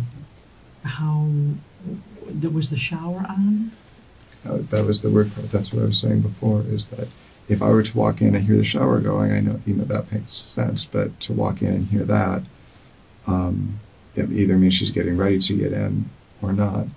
And I guess I was under the impression that at 9:15, when she said she was thinking about getting ready, I had the idea that she normally showers in the morning. So I had the impression that that's probably what she was going to do. She normally doesn't shower in the afternoon. So that's why it was all odd. In the afternoon, she's almost always working. If she doesn't have anything to do, she'll watch TV or, come down and hang out with me or do something normally. So it's the bottom part of the tub that's flowing, but it's not, you're saying it's not fully on. The tub spout, exactly, is flowing. It's not pulled up, which is how you actuate the shower. That's not on. It's just coming out the spout. Okay, and is the tub plugged on the bottom? I think her head and she has long hair, are on it, and it looks like it's in the middle to me. There's a couple of settings. There's fully closed, close to, and fully open. It didn't look like it was all the way. Did you manipulate that in any way? Okay. But you did shut off the water. I did shut off the water and it drained, which tells me I could hear it draining when I pulled her out. I could hear. So I guess this is all weird, right? Because she's in there, the water's on, and it's draining. It just doesn't. It just doesn't make And sense. it's not on all the way, it's on how Like lukewarm, so just past half, something like that. like, power-wise, is the water fully on or not quite fully on? It's a dial, so it starts cold, goes to medium temperature, and then goes to full hot, Mhm. and it's somewhere In the somewhere middle. kind of in the middle of that. And is it fully on or not? It doesn't have a full on. As It far doesn't as have. like It doesn't have a. It doesn't. It's not dual like that. It just turns one direction. I know what you're talking about. One that would come this way Right. and then also And then turn. turn, right. It doesn't do that. Okay. It just turns and it's on, all cold, a mix of cold and hot, or all hot. And that depends on the flow as well. So if you get to middle, if you go all the way hot, it's gonna be more water? Or no? Like you're saying it was trickling, so I'm trying to understand what you mean by that. It didn't seem like it was. So if you're going to run a tub and you want to fill it up as fast as you can, All you the have way. it all the way Right, to the that's left. my question. There's a spot in between there where there's very little cold, but it's not full hot either. Okay. And it seems to be in that spot, but it's Okay. hitting her. It's hitting. So the water's not trickling, it's on It's on. when Yeah. you walk in. Yeah. It's on. It's on, Okay. but it's not. It's not filling. It doesn't seem to be running as hard as it. Okay. I want to walk you back to when you first walk in and you were describing her position. Is she in the tub? Her head is all the way in the corner Over the drain or on the opposite end? So the drain and the handle are on this end. That's where her head is, and she's on the right-hand side, which is basically the corner. Okay. If you're standing over the tub, you're saying on the right-hand side toward the wall? If you're looking at the tub, it would be the spout and the handle are on your left, Okay. and her head is pointed that direction. Pointed where the spout and the handle are. Correct. And what do you mean by on the right? So if you were looking at the spout and the handle on the thin wall, this is the wall that has the long wall. Mm-hmm. She's on the right-hand side, like the corner Okay. is where she's facing. And is But she her head is face down. up or down? Yeah. Okay. So she's face down. And the tub, you're saying, is not quite full, but almost full. So is she floating or not?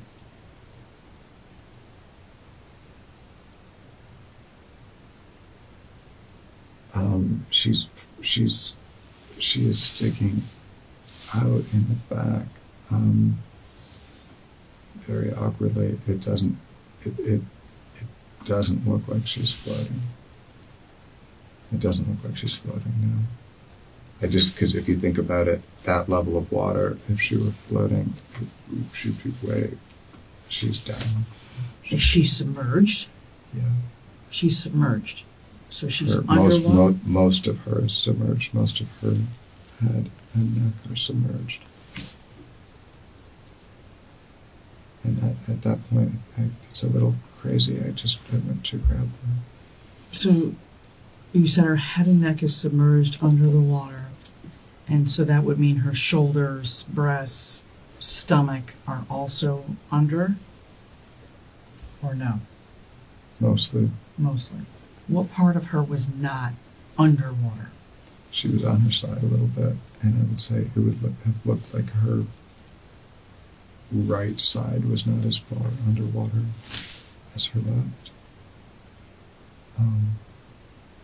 But not on her head and neck, on her torso, more like her shoulder, and her arm on the right-hand side are sticking up a little bit more.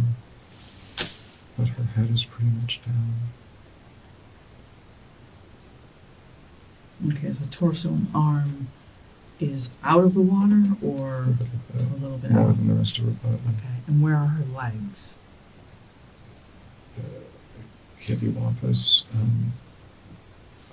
The right leg is like down, but it's bent, and the left leg is doing something kind of similar, but it's kind of the other direction. They're not straight. At that point, Are they in the tub? mostly, but I think her at least part of her feet and maybe her calf are sticking out. And where are they lying?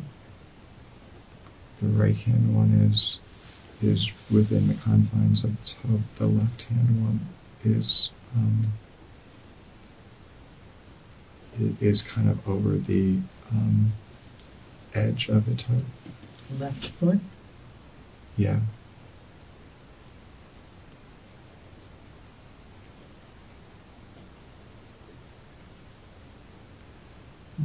Okay. Is she naked at this point or no? No. What is she wearing? She's wearing the same thing she has on. That's what she had on last night. Do you recall what that is? Black pair of shorts and a black tank top. Black pair of shorts and a black tank? Yeah. Are those her sleeping clothes, David? Not usually. Usually she wears a nightie. Okay. So what type of clothing is that for her? Is it like a...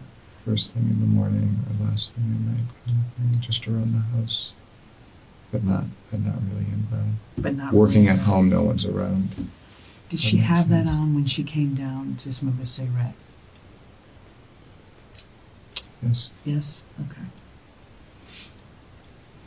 So when you saw her last, she was wearing the same clothing? Mm-hmm. Okay. So you're saying that her head and face and neck are underwater and her right side is kind of on a slant, so her right side's not as underwater.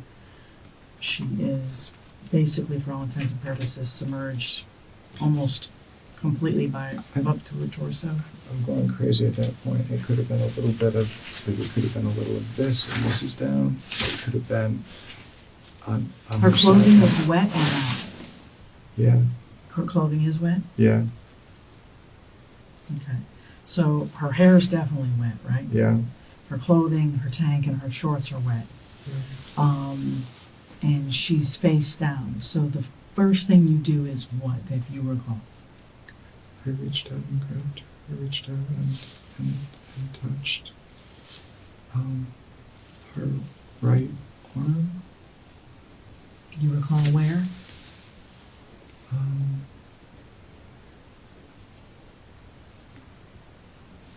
Close to the shoulder, because I can't remember if it's sleeveless or low sleeve, but it's just, I tried to, she's looking the other way, and I'm saying her name, and I'm trying to pull her over, I'm trying to see her. You're trying to turn her on her back? Well, she's underwater, and she's looking that way down. I'm trying, just the first instinct to try to pull her Pull her over? out and over, yeah. Okay. So when you turn her, before you pull her out of the water, you turn her and do you see her face? Yeah. Okay. And what's the first thing you notice? Her lips and her eye are both dark. The lips are dark? Yeah. Purple, blue, gray. Okay. And her eye, which eye? It is her left eye. And what do you notice about that? It's all discolored, and there's a cut underneath it.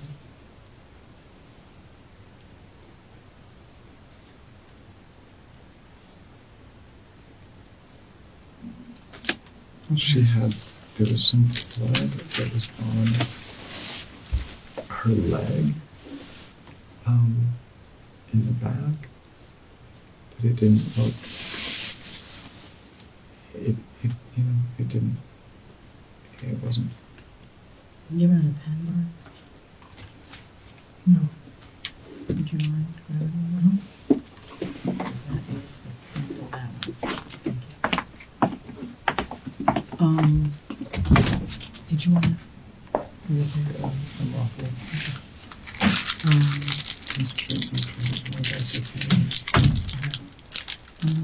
You don't have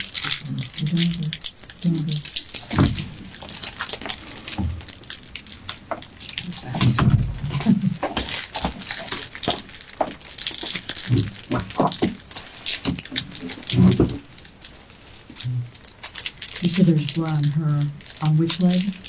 The water is rose colored, So there's blood in the water itself. I can see a spot of blood on her, kind of the back of her right leg. The back of her right leg? Yeah, because she's laying on her that's the part of her that's a little bit more out of the water than her other side. Mm-hmm. And I can see, that's like the first blood that I see. I see the water's red.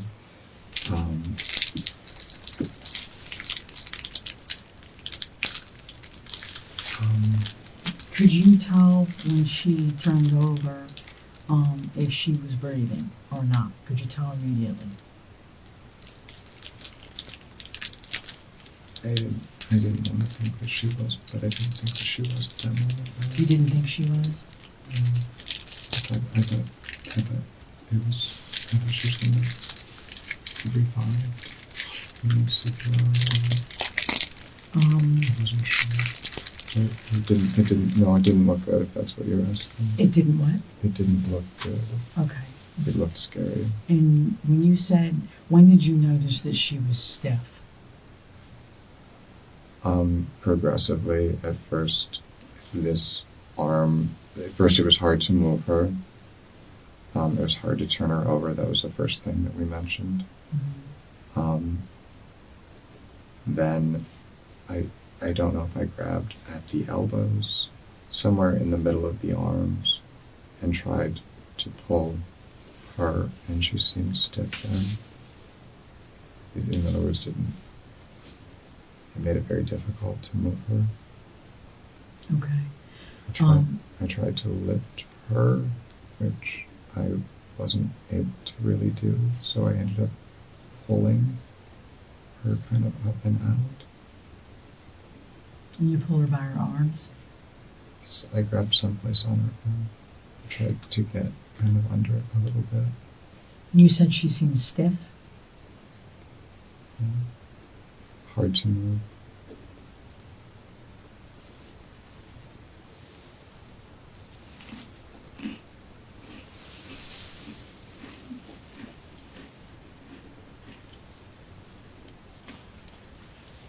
Did you notice any other injuries besides the blood, the cut, and the eye?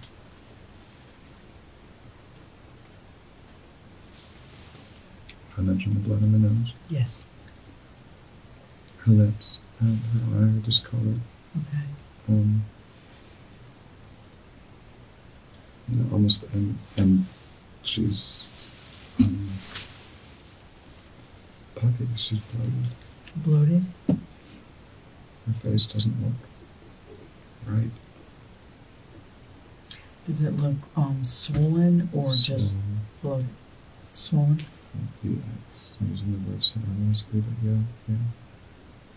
Okay. All right. Like the whole, like in total. The whole face. Right.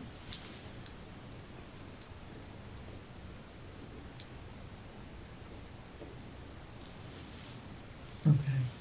Did you notice any injuries to her extremities, like her arms, her wrists, her hands, her legs? What did they feel like? No. Did you notice any injuries? Bruising, abrasions, anything, cuts, anything on her arms, her hands, or her legs?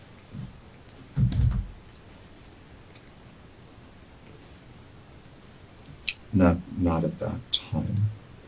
Not until I got her out. I don't know where the idea came from, but I had the idea that I was going to pick her up and try to get her out into the other room and either set her on. When you care for somebody, you don't pick them up and set them on the ground. I thought I was going to set her on the couch, and that didn't seem like a good idea, so I carried her over. I kept going, and I was going to try to put her on the bed, but by the time I got to the edge of the bed, I thought I was probably going to have to either try to do CPR or try to get the water out. But I was losing it, and I thought I was losing her. I go a little, not really blank, but just hyper-focused on trying to make her breathe and checking her. Her tongue was like stuck in in the front of her teeth, it seemed like it was, if not swollen, like she had bit her tongue, or like it was, I'm trying to open. If someone is pliable, you try to tip them back. You try to open their mouth. You try to get the. I haven't done CPR for a long time, but I know the basics. Nothing is. Do you working. open her mouth or do you not? Do you open her mouth or no? I tried, but it was very stiff, and her tongue seemed to be sticking out a little bit. I tried to open her jaw. I tried to open her airway, because just tilting her head back and lifting her neck up a little bit didn't do it. Okay. Do you recall how you tried to open her jaw? I just used my hands. Okay. Like on what part of her face? So you're putting your fingers under and lifting. Like a chin lift? Okay. Under the front, under the top, and fingers up, pushing the bottom down, trying to separate. Okay. So I can see her tongue. Do you think at this point that she is gone, or you're not sure? I'm thinking that she is. That she's already deceased, based on what you're seeing. But I don't know how long. I have no. Like you said, I have zero experience. I've never been in a situation before, so I've never seen a body like that. I'm resisting, but I'm also, part of me is saying this is. Do you check for a pulse?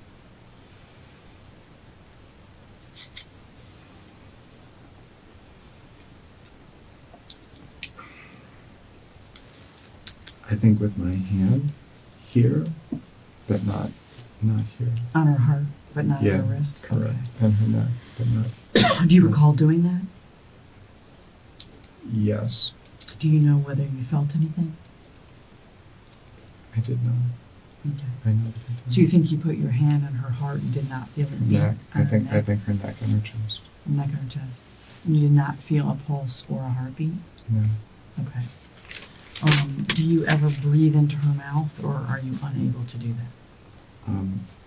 After tilting back and trying to get the airway as in the best position that I can, I tried a couple of diaphragm pushes just to try to. I'm thinking she's full of water because I've just taken her out of the tub full of water. Okay. So I'm thinking it's like at the beach when you're trying to get the water out, and just pushing air into a lung that's full of water isn't going to do anything. Mm-hmm. I even think that I turned her over to and lifted a little bit, thinking gravity somehow, I'm going to get something to come out. Okay. Blood and water did come out of her mouth. When you turned her over? Yes. At that point, I'm thinking she's unconscious and that I'm losing her. Okay. So when you say you did diaphragm pushes, that's similar to a chest compression or different? Exactly. Okay. Exactly. A chest compression. Exactly. Okay. And you did like that a couple of times and didn't get a desired result. Did you get anything to happen? It felt like her rib cracked. It felt like her rib cracked? It felt like pushing, instead of getting a rebound back, it didn't, and I was fairly thoughtful about where I thought I was in the perfect spot. That's when I grabbed the phone and called. That's when you grabbed the phone and called? Okay. Which phone did you call from? Her office line, the landline, because it's right on the table right behind where I was. I also tried to sit her up a little bit. I was just trying anything I could think. Okay. So from the moment that you entered the home until you called 911, how much time do you think elapsed with everything you attempted to do? I've been thinking about that.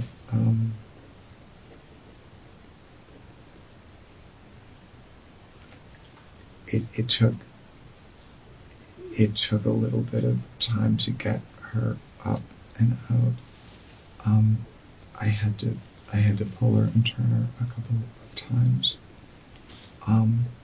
Then she felt cold. You asked how she felt. She felt cold. She felt cold. I grabbed the. You grabbed the what? We had when we did the bedding, we took the mattress cover off to wash it, and it was sitting there. And again, it's thick. I put it under her, put her head, and I wiped her face off again. I started crying. Okay. How much time do you think? I don't think it was 5. I know it wasn't 5 minutes. Like from the time you entered the home until you called 911, the total elapsed time from the time you walk in, walk upstairs, discover her, from the moment you walk in until you call 911. 5 or 6 minutes. 5 to 6 minutes? It probably seems that long, but it could have been less than that. But I can't imagine it being any longer than that. Okay. And you said you called from her work phone to get paramedics? The landline, the Panasonic phone was sitting right there. Okay. So, where was the mattress cover before you put it on the floor? Behind the couch. Next to the couch. We had taken all the bedding off and just piled it up. We weren't sure what we were going to do with that because we didn't think it was. Okay. We have a small washing machine. I didn't know. I wasn't quite sure how we were going to. So was the mattress cover off because it had blood on it already from the sex? You're nodding. We did everything. We took everything.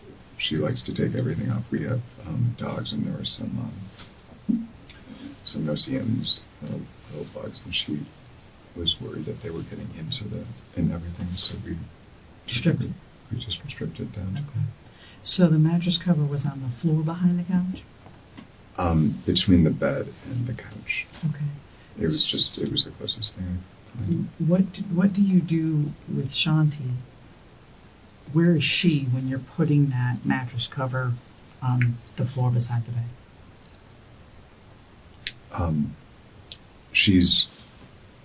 I don't move her and then put it there and then move her back. I put that, I think, closer to the bed, and I pulled her up onto it.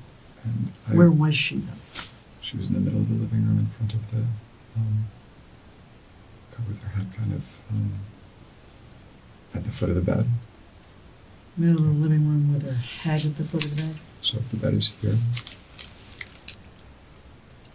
and there's a kind of a gap between this and the couch.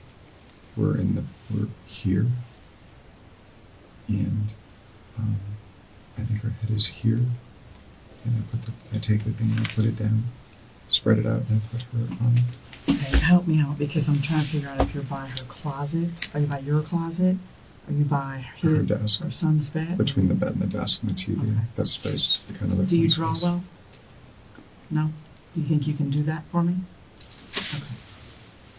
So there's two spots. When I first bring her out. Yeah, can you kind of draw the route you took? Mm-hmm. So if this is the couch. Mm-hmm.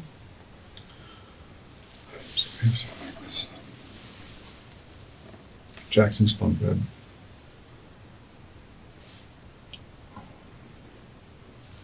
It's back here. Just write Jackson's bunk bed. Jackson's bunk bed is back here. No idea what you mean by that. Okay. So I'll put it back here. This is What is this?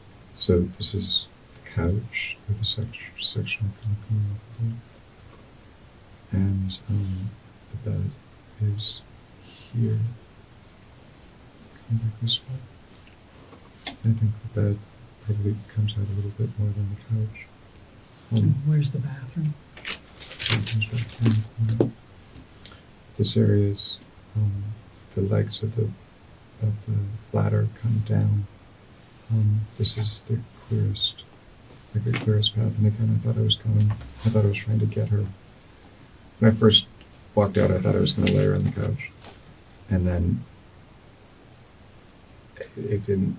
At some point between pulling her from here, trying to get her at this point, and lifting her on the couch, I didn't think it was going to happen. So I pulled her to about here. I think her head is here. Her legs are going this way. So where's the television? Hello? The television. Right here. Okay, so that's... And then her desk just comes out and just kind of meets up with the bed like that. Okay, so if you would just do me a favor, right, bed. That's the bed. So I'm in the big. I'm here because this is the biggest open area. This Okay. is the So tight do space. you come from the bathroom down this section? Yes. And my Okay. idea is to put her here, and at some point when I get over to this point, put her on the couch. I feel like now first I'm just trying to get her out of the tub, and then I feel like I have to do CPR or I have to do something. So that's when I think I want to lay her down on the floor. And so I have her hands. So I pull her. I have her hands, and I'm pulling her this way. Are you carrying her? I can't carry her. Okay, so I tried to lift her out of the tub, and so I ended up using her arms to pull her this way, and then out, and then turned, and then came here to Is she here. face up or down when you're having to do this? She's face up to get her out of the bathroom door, because that's how I grab her. I turn her and I pull her this way, but I can't keep going, so I grab her arms, and she goes the other way, and I pull her with her face. Her face is down, but she's moving better because of the way her arms are. Her arms I'm able to grab onto better. I'm losing her arms the other way, So when she's... and I'm backing up. So when you first get her out of the tub and going through the bathroom, Mm-hmm. you've got her kind of like this. Yes. Can you show me, if you don't mind, where you're holding her?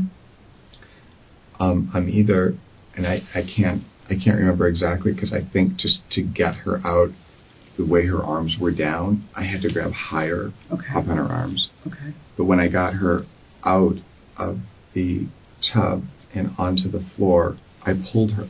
I had enough space, and I wasn't reaching over a tub trying to pull her, the weight of the water and her all out. And that's when I turn and I grab her the other. She's kind of on her back and side at that point, and I grab her. I turn her the other way. She's face down, but I can hold on to her arms better, and I can move her quickly. And that's when, because it's easier, I tried to get her to the spot. So she's face down, and you're having. Is it fair to say you're dragging her? Or, Yeah. Okay. Yeah. So you're dragging her by her. Is it here? Is it here? Is it here? Once we're out, that's here, because that's the easiest. Okay. Because it's So once she's just face where I can down, it's hold. wrists. It's wrists, both wrists. Yeah. Okay. So when she's face down, you're dragging her by her wrists, and you drag. I couldn't get, when she was laying in the tub, think about her wrists are down here, but I'm trying to move the bulk of her body, which is all up here. So grabbing her wrist is just going to pull her to the end of the tub. All right. So I had to get more like under her armpits Mhm. to lift her and pull her up out. And I don't know if I grabbed her arms or if I put my hands under her armpits Mhm. and pulled them that way. I don't know for sure. Okay. But I just know that pulling her hands didn't work there. But it was a lot easier once I got her out to move her that way. Okay. So she had to have been drugged from the bathroom exit down the carpet to the couch, and then where do you stop dragging her initially? Initially, and I don't think the scale's perfect here, but initially her head is in this area. That's not the size of her head, this is Right. roughly in that area. Okay. And then next it was here because I thought I was going to put her on the bed, but that didn't make sense. So I took this and set this here and then pulled her onto it. And where was that item? Right here. So the mattress cover's here, you pull it over here, and then you move her. I'm able to literally just grab it and pull it. It's that close. I'm right. This seems bigger, but Right. keep in mind how small the space is. Okay, so then is she face down when she's here or face up? She's face up, and that's when I start just that's when I really look at her, and that's where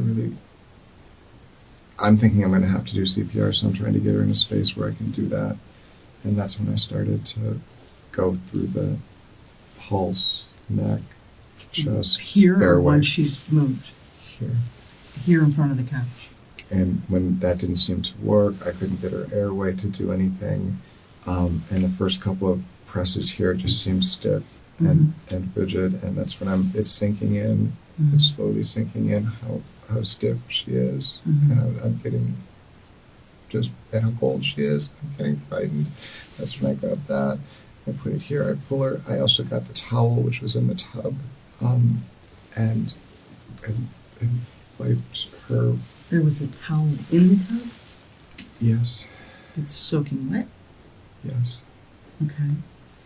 And it was in with her when you found her? Or? I think it was on the edge of the tub, so half of it was soaking wet and the other half was out. Okay.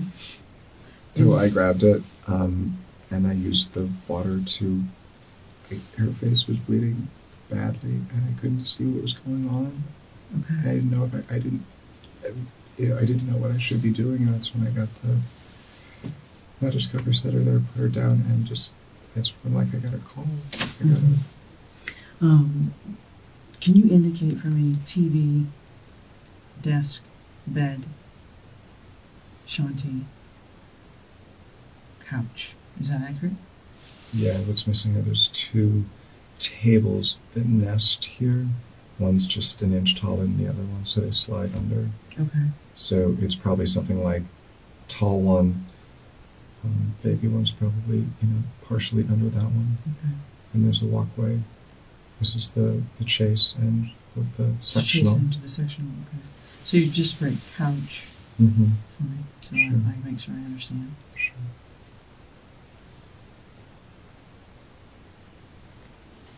Tables. Mm-hmm. There's like. Okay. TV. So TV, entertainment center.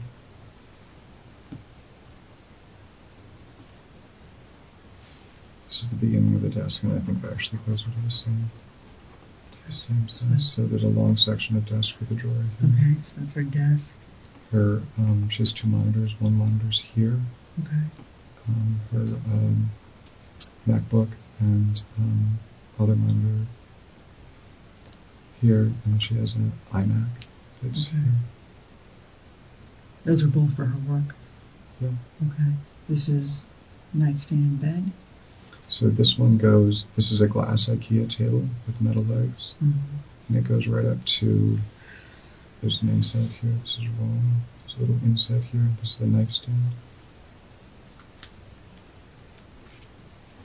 Okay. Then the headboard in the bed. And there's another nightstand here. Okay, so this is bed, nightstand. Mm-hmm. Okay. You can do And the that. closet's over here. And then, is this your closet here? Or her son's? Yeah, we share. We share them. We have a little bit of each, but this is mostly mine, and that's mostly hers and Jackson's.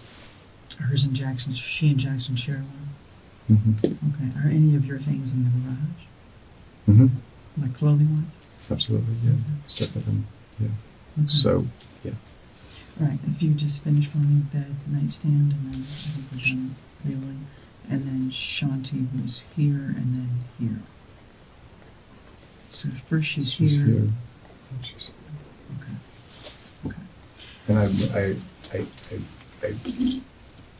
I moved her a couple of times because I guess I kept thinking that, you know, I was trying to revive her. I was trying to wake her up. I was trying to, Okay. it didn't sink in that she was, it didn't completely sink in that she was.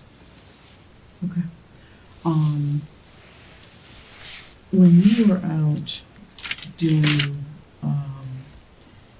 your work in the exterior of the home, did you possess any garden tools to do that? In the exterior? Mm-hmm. Were you in possession of anything besides the pull brush to move the bougainvillea?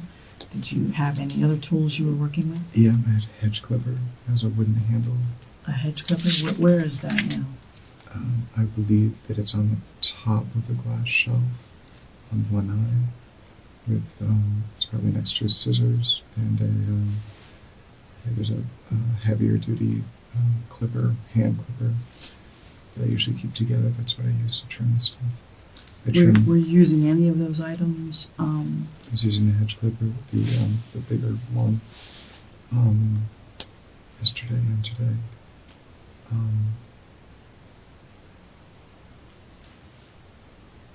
I don't think I had anything else. Were you trimming any hedges? Just the branches off the bougainvillea. Okay. The ones that I couldn't push back up and in. Okay, so you think you used the hedge clipper today. And What about the scissors?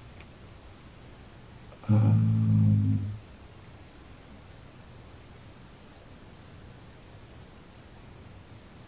don't think so. Okay. Did you possess a knife while you were working outside at all? No. We do have one that we use, and one that I used on Sunday to cut when we remove a plant, cut it at the root. What does it look like? It's gray, like a two-tone spongy handle with a serrated blade. And where is that? So that one goes back and forth between the kitchen sometimes and being used for the garden. So it was washed with some of the dishes from yesterday.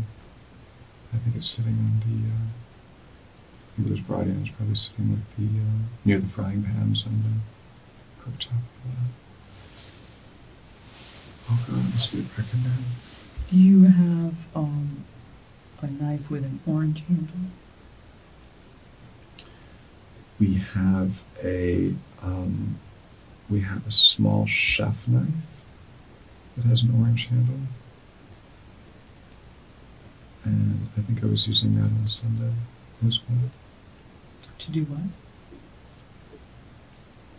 I think that one was, there's a little side yard underneath the water heater by the gas meter that goes around the house. And I can't remember exactly what it was. I think there was a bromeliad that I was cutting. I moved 2 bromeliads from that area, one to the front, the driveway, and one to the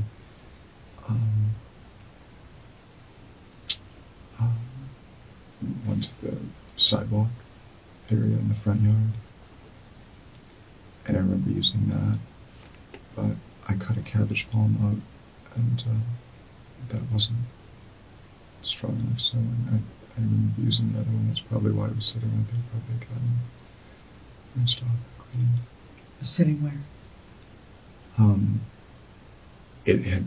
It's probably why it had gotten washed, and that's probably why it was brought back into the house. Normally it would be with my hedge clipper, my scissors, my little clipper. I usually keep those 4 things together. So the small chef knife that you're talking about that you were using outside is where now?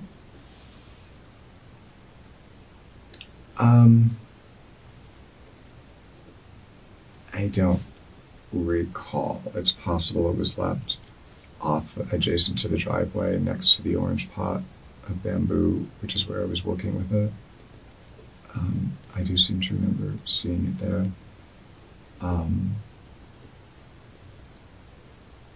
But I honestly don't know. Is there anything unique about the blade? What? Is there anything unique about the blade on that knife?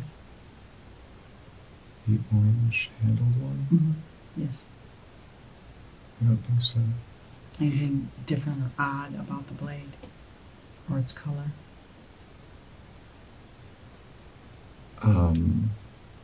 Maybe like an iridescent quality, like gasoline and water, is that what you mean? Okay. Iridescent color. That's a good way to put it. Like gasoline and water when it makes that purple color? Like a color burst, it has that. Mm-hmm. It has that. It's always had It that. does have that? Okay. Yes. That's the one. That is the one that I was using. And that's the one you think is possibly adjacent to the driveway? Yes, because that's where I was using it, and I also remember seeing it there after I was using it. And what day was that? I remember seeing it there yesterday. Monday? Yes. Okay. And that's where you remember leaving it? That's the last place I saw it. I might have set it on. I also remember seeing it thinking that's a really poor place to leave a sharp knife and thinking I should pick it up and set it someplace, but I'm not sure if I did that or not. I don't remember seeing it today, but when we walk out that way, it's not the first thing you see. You have to sort of be looking at that in that direction. Okay, what do you feel as though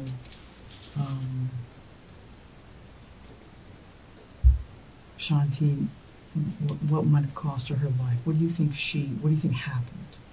What do you think is her cause of death?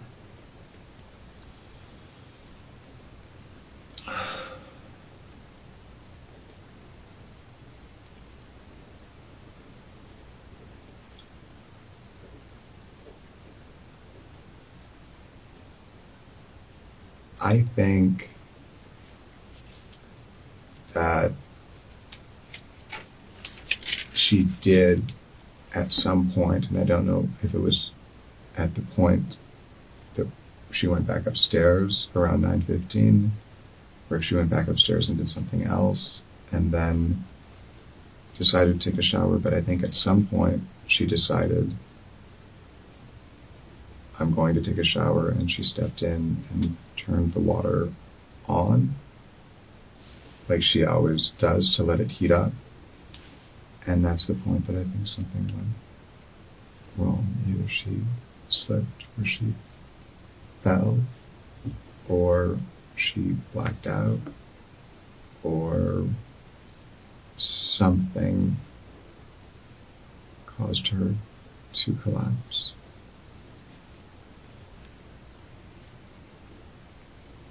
And either one foot in the tub reaching to turn it on, the other foot slipping outside, or vice versa. It could have been it is kind of an awkward position. Couldn't she turn the tub on without stepping into it? Depends on how close she gets to it. She usually pulls a stool out from underneath the little shelf system that we have there, and sits on that in front of the mirror and does her makeup. There's also a waste basket there, and there's also a shower curtain there. So is it possible? Yes, it is possible. That she could turn the water on without stepping into it? Sure. Okay. Or was the shower curtain closed when you got there, or open? Excuse me. It was open. Okay. Over to the right or to the left? Left. To the left. Okay. But she also has her razor and her dermabrasion products and shampoos and hair colors and all of that stuff on that shelf that's on the other side of the tub. Which means? That's another reason to reach, I guess, to reach in or to step in. Because those items are... She may have either wanted one or wanted to use something while she was in the shower, or wanted to grab the little loofah sponge that she has that's usually down below. So you think she stepped in to turn the water on or to reach for something? Well, turn the water on, I would assume, since it was on. So you think she stepped in to turn the water on, slipped? I'm not sure if she stepped in or not. But either way, it's an awkward position if you just had surgery in your abdomen and you're not at full strength and you've been feeling nauseous and you just had the heaviest period of your life for the last 7 or 8 days. Mm-hmm. Am I leaving anything out? I guess those are the things that make me feel like she hasn't been as sure-footed or as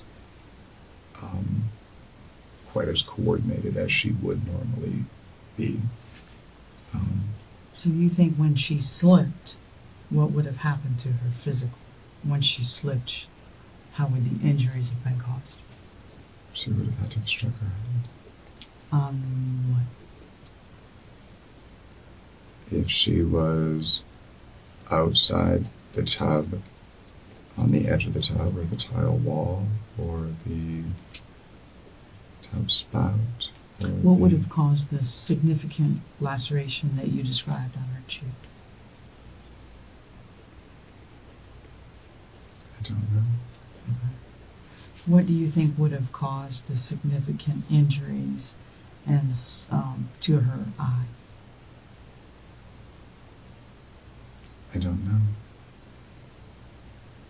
The one that you said was pretty swollen and shut. It would have to have been falling directly on it without breaking your fall. Falling directly on it without breaking your fall.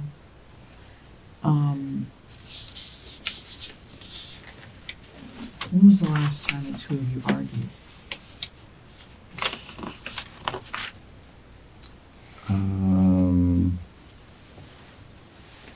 Very briefly on Saturday, right before we left, to go to Max and Dottie's. Okay, and what was that about? We had a very minor disagreement on what time we were leaving and if I was ready to go at the right time or not. Was Jackson home at that time? He was there for the whole thing. Okay.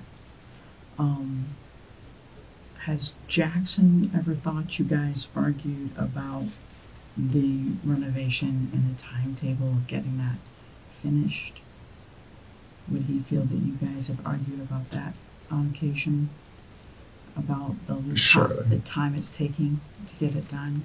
Surely, and not so much the time, but just the choices. So choosing to take a hiatus or not, making a decision on a feature. So we're both, we both have things that we've done, changing the scope, significantly, going from a much, much simpler, smaller renovation to gutting the whole house and opening it up. Whose idea was it to gut the whole house and opening it up? We were presented with it as a concern on the part of the contractors on the amount of deterioration of the structure, and our whole goal was to maximize the upstairs floor space. So the upstairs floor was very wavy, and the point of contention probably was, do we tear all of that out and put in new structure and trusses so we have a perfectly flat floor and then a perfectly flat ceiling? Or do we try to move those floor trusses that are there around and cut them and join them to the new structure? That's what we were going to do. And that's when we hired Keith. That's one of the reasons why we hired him, is that he was a strong believer in keeping as much of the old part of the house as possible. But it just turned out to not be feasible. It wasn't really a good suggestion. It caused a lot of re-engineering and redesign on the part of our designer and engineers. And at the same point, we're all in agreement that it was the only way to get the end product that we want and to be able to talk about the stairs that we're talking about. So who was the engineer? We were working with Patrick Ciazza. How do you spell that? Ciazza. He's the civil engineer?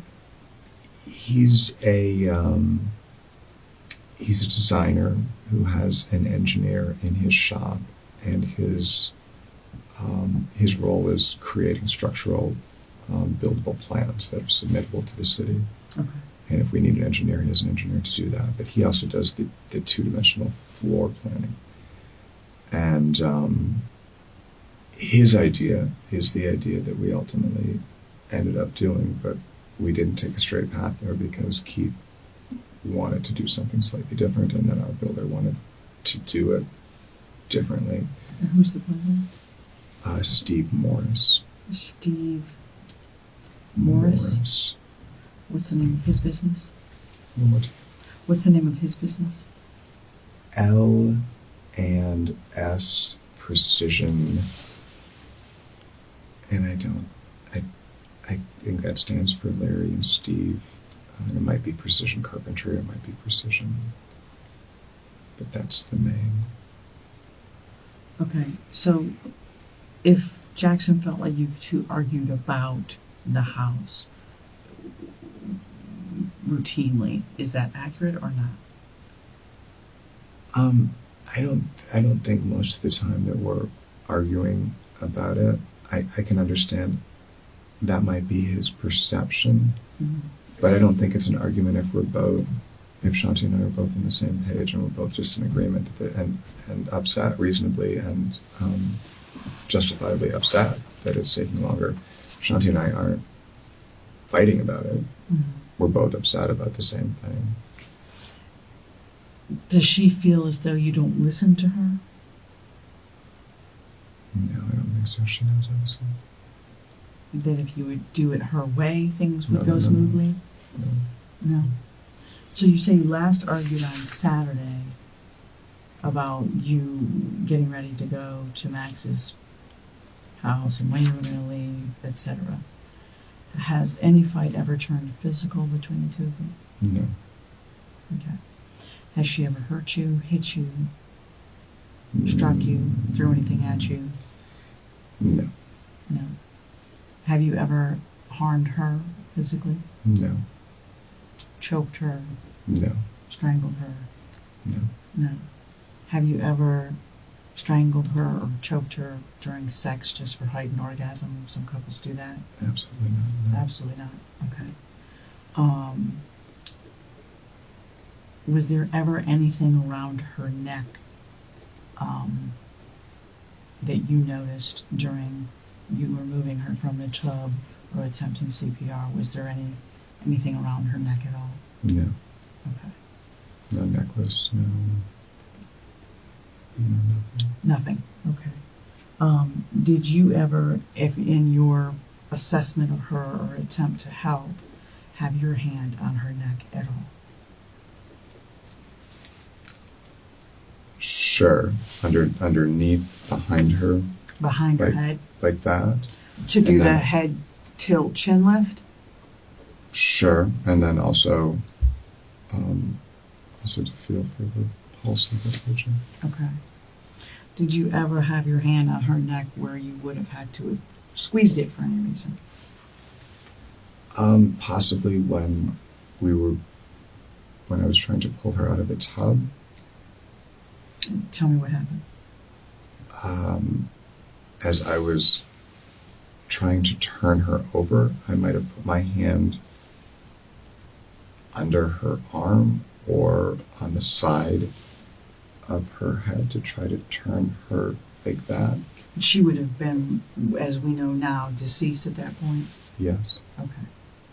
So prior to her being deceased, do you have any reason to have your hands around her throat? No, absolutely not. That did not happen? Absolutely not. Okay. What do you think caused, or what do you think the injury is to her eye, the discoloration in this one? I don't know. I don't know. I thought that she struck that side of her face because it seemed that she had the cut here and that was underneath the eye. It seemed like whatever it was, however she fell or whatever she hit, that probably happened at the same time. The cut and the eye injury? Yeah. Do you think there's any sort of significant injury to her eye itself or to the bones around her eye at all? I don't have any reason to think so. Okay. Were you ever able to see the whites of her eyes on either eye? This side was the left eye was closed, as I said. Okay. And I believe that the other eye was closed too. You believe her right eye was closed too? Yeah.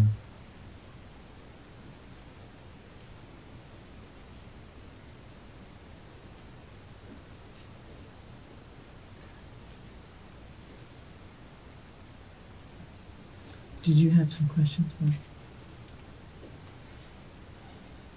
Just some clarity on a couple of things. We'll let her go back and then we'll go on. I'm so sorry. I'm trying to okay. focus, and I feel like I'm ignoring you. Oh, no. So she was asking you about whose idea it was to rip the floor out, and you kind of ended up talking about the contractor. So were you both in agreement with having to take it out, or was it more like one person's idea than the other?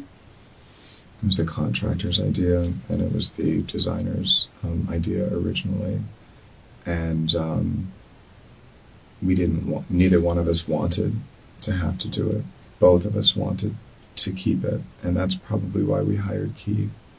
He really, as I said, was such a strong advocate for keeping as much as getting the result that we wanted, and keeping as much of the structure, his words, to not further compromise the structure by taking more and more of it out. I don't think it's fair to say that either one of us thought you could get the result that we wanted and not do that. And I don't think it's fair to say that either one of us are happy about that. Mm-hmm. Both of us were upset, but we also both wanted that end point. Mm-hmm. Both wanted that result. Okay. And who contacted Keith?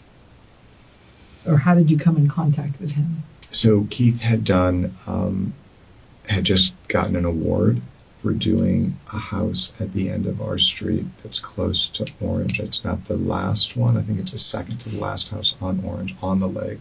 Very pretty house. But the first time I heard his name was a friend of ours named, an acquaintance of ours who lives a couple doors down. Her name is Kenzie Arnold. Kenzie might be short for Mackenzie, I'm not sure. Okay. And he did their house as a flip. We were there once, 2.5 or 3 years ago, and we just had the conversation of, Keith did our house, you should call him, and that was the first time I'd heard his name. Was she happy about hiring Keith? Very, very. She thought that he had done a great job for the value of what he was But in doing. the end, after you hired him and went through that process with him, you ended up having to... Are you talking about Kenzie, or are you talking about Shanti? I'm sorry. After you hired Keith, right? You hired Keith and Keith wanted to keep the house as much of its integrity Sure. She there. became so as Keith's plan, the reality of Keith's Kind of plan, fell which apart. was there's no way we can keep this and have the flat floors and flat ceilings that she really, really required. I mean, that was just part of this very modern internal design that she was looking for. There's nothing.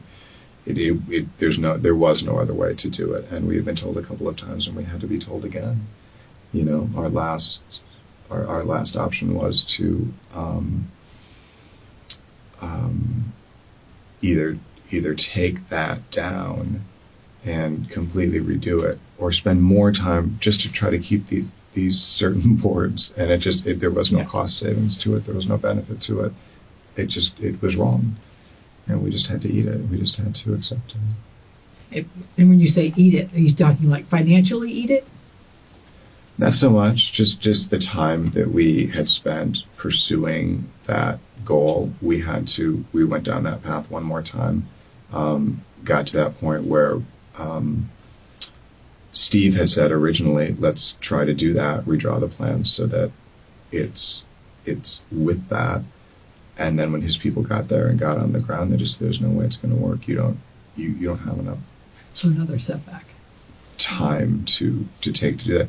Yes and no. They also came up with a better solution, which just turned out to be the solution that we weren't ready for when we heard it the first time. But yeah. Okay.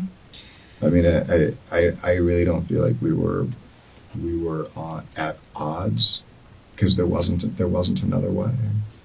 You know, we did talk several times about buying another house, buying the house next door that was for sale.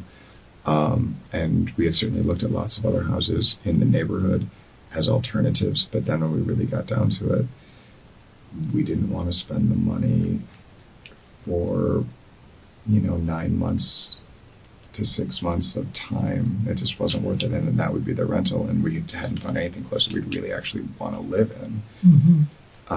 Instead of this house. So we kept pursuing our dream house. You mentioned that there was a towel in the bath that was soaking wet next to her. Do you remember the color of the towel? It's bright orange or like golden yellow. Okay. And where's that towel now? It was under her neck or by her head. Okay. I was wiping her face with it. And you said that the park that you went to with the dogs was Park of America. That's the one right there by the big 408 toll building. By the toll building was a government. Okay. Exactly. Right down the street from OPD. Yeah. From what? All of our facility is right back there. Oh, I didn't realize. I have, now that you say that, I have seen the signs, but I didn't realize. Yeah. Okay.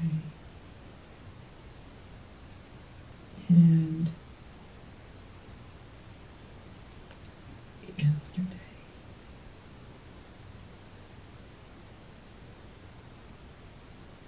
Mentioned yesterday and it was raining. Where did you go with that? What did you say you were doing yesterday? Wasn't it pouring rain?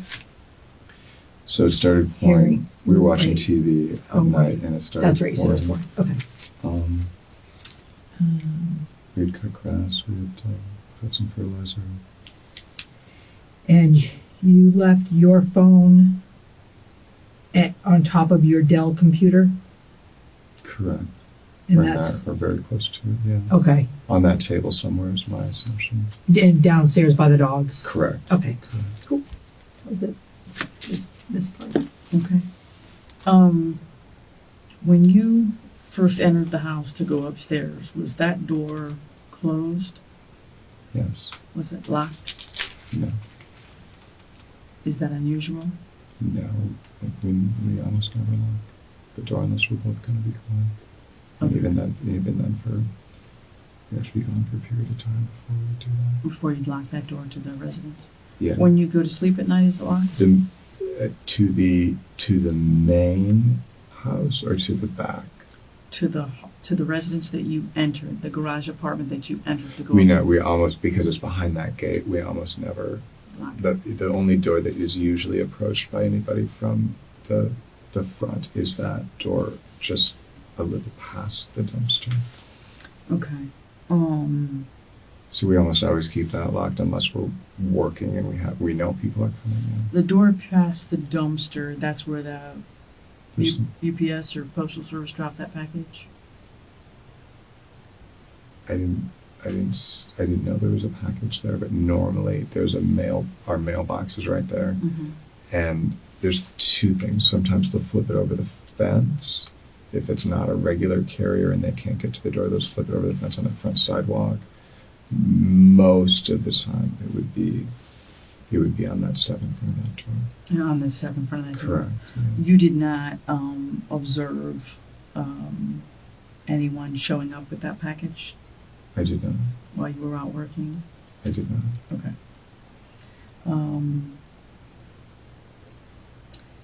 The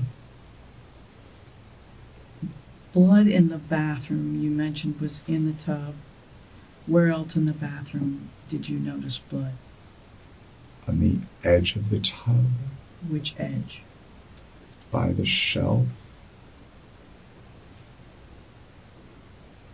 Is- and I pushed it looked like there was some on that rug, not a lot, but some on, there's normally a rug that's in front of the tub itself, and I pushed that back towards the shelf when I grabbed her. Okay. Was there any blood on the tile wall? I don't know. I didn't see anything, but I didn't spend any time really looking at it. Okay. Did you notice blood anywhere else in the bathroom? Did not. Okay. I did not. I was only in there for. Since she was bleeding when you removed her from the tub and you're dragging her face down, is there blood on the carpet in anywhere? Any areas that you're thinking? Oh, I know there's blood in that first spot where I wiped her face because it kept coming off, and I think there was blood on the back, on the side. You're somewhere. pointing to what, the right side of your head? I'm looking down at her, so it would have been her left side. It would have been the same side that had her. The same side where the eye and the other cut were. So yeah, I don't know. So her left? Correct. So you're saying there's blood behind the left side of her head? In this area? Like where her hair is? Correct. Correct, because as I was wiping it off of her, the towel was soaking. There's blood coming off of her at that point. How much hair did you observe? You I said- saw two clumps in the tub, but her, Floating around the water or where? after as I pulled her out, so yes, they were floating around in the water, but when her head was down, her hair was pretty much covering the whole front of the tub. It had just fanned out in the water. Mm-hmm. And where, like, her hair is missing, or what do you mean? No, I just mean from off of her scalp. Just, Okay.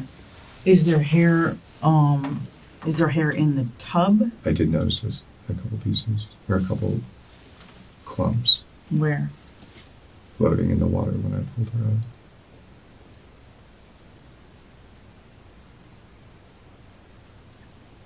That's significant amount, or not? Like it's been removed from her head, like pulled out of her head? She normally, when you get in the shower after she's had a shower, there's a clump of, I don't know exactly how much, but enough to affix itself to the drain and require after 2 or 3 times to pull it out. Mm. We've had to clean the drain I've probably cleaned the drain and the sink and the tub 2 or 3 times since we lived there because her hair clogs up. Okay. She sheds. She seems to shed a lot of hair. Her injuries to me, David, seem really significant. More significant than from a soft tissue fall. More significant than from me tripping and falling and hitting my head and being knocked unconscious. Not only are they more significant than a fall, but they're inconsistent with a fall.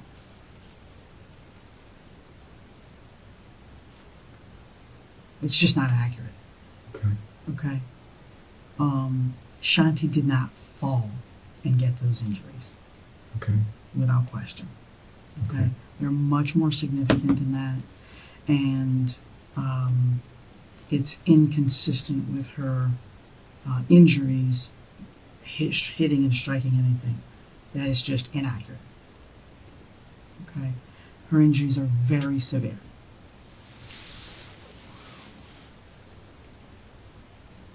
Okay, so the trouble I'm having with your story is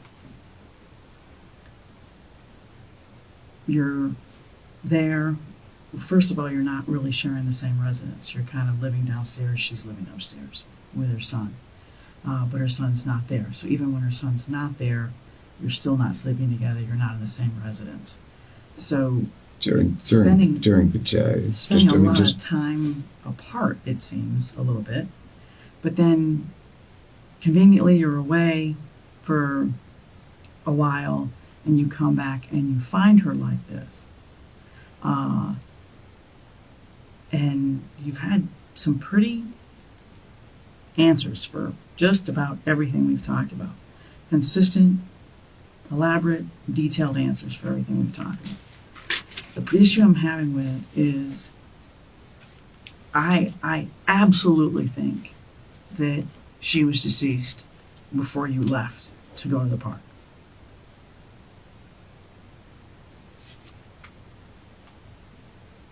And I think whatever happened to her happened before you went to the park. Okay. Do you know how long it takes someone to get stiff? Okay, I do. Do you know how long it takes for blood to pool when you die? No, I don't. I do. We're also very well trained in what injuries look like perimortem, and postmortem. Sure. Okay? So her body's not lying to us. Of course not. And neither are her injuries. Okay? So I think that you've told us a significant amount of information. You've been very cooperative. But I also think that you've left some stuff out. Wow. And I think you've left some stuff out that is maybe something got out of hand. Maybe you didn't mean for it to happen. Maybe you got upset. But there's something that happened between the two of you before you left that house. Because she was deceased, or on her way to being deceased, before you left that house. And she had been deceased while you were gone. And when you came back and found her, it's pretty evident that she was deceased. Yeah. Cold, stiff, Yeah. significant swelling, Yeah. and a lot of bloating. Agreed. Okay? So whatever happened between 7 and 9:30 to 9:45 is where I need you to be significantly more honest. Now, if there's an explanation, I want to hear it. I told you everything. But you've left out something, David, because this woman has significant injuries. Okay, this is not from a fall. So I need you to explain to me and to Detective McClellan what happened this morning before you left to take the dogs. It was exactly as I stated. It wasn't, I haven't left one thing out. Okay. Did you two argue? No, absolutely not. Did you fight? Absolutely not. Okay. Did you harm Shanti in any way? Absolutely not. Did you choke her? Absolutely not. Did you strangle her? Without question, no. Did you beat her? No. Did you hit her with anything? Absolutely not. Okay. Do you have injuries I do not. anywhere? Did they photograph you, I assume? They did. Okay. Do you know if they photographed your chest or with or without clothes? Or both? They photographed with clothes. Do you have any injuries that, in my mind as an investigator, what I would consider someone fighting for their life? No. Someone trying to harm you to save their own life? Absolutely not. Would you mind showing me your chest and back? Sure. I don't need to see anything else, just your Sure. chest, back, and arms. Sure. Absolutely. That's plenty. Don't go any Sorry, further. I'm sorry. Don't go any further. I don't know if you have pants on or not. Okay. You just pull it back for me. Okay. Okay. And you can take them all the way off your shoulders. Okay. Okay. Were you scratched in this process? Were you scratched at all? No, not today. Not today? Has she scratched you in the past? She has never scratched me. She's never scratched you. What do you mean not today? Scratched in the process. I mean In the today. process of anything that happened between the two of you, were you scratched? Absolutely not. Okay. She hasn't scratched you in the past, that's what you're saying? Correct. She's never scratched you. I didn't know Correct. what you meant by that. Okay. So I'm just gonna walk around you. Sure. Okay, let me see that. Can you lean forward for me? Sure. What am I seeing on your sores? So I have some type of food allergy. We're not exactly sure what It's a food allergy, wow. it Okay. is, but I do have allergic reactions. They're kind of Are these ulcerative these rupture. aren't bites? Not, I mean, from like an insect or an animal or... So the large one is just an ulcer. It's like a rupture. It has a Here? Okay. that one, Uh-huh. and it's been there for a couple of weeks. Okay. And what's that from? That is from some type of detoxification or allergic reaction. We're not entirely sure. Okay. It was swollen beyond that, and it's just been slowly draining. Okay. Can you just lay your arm like flat? Like Sure. Straight down. I just Sure. want to see back here. And lean forward for me so I can get some light. Thank you. Okay. Did anyone touch you here today? No, Grab you? no, Here in this area? Did she grab your arm? no.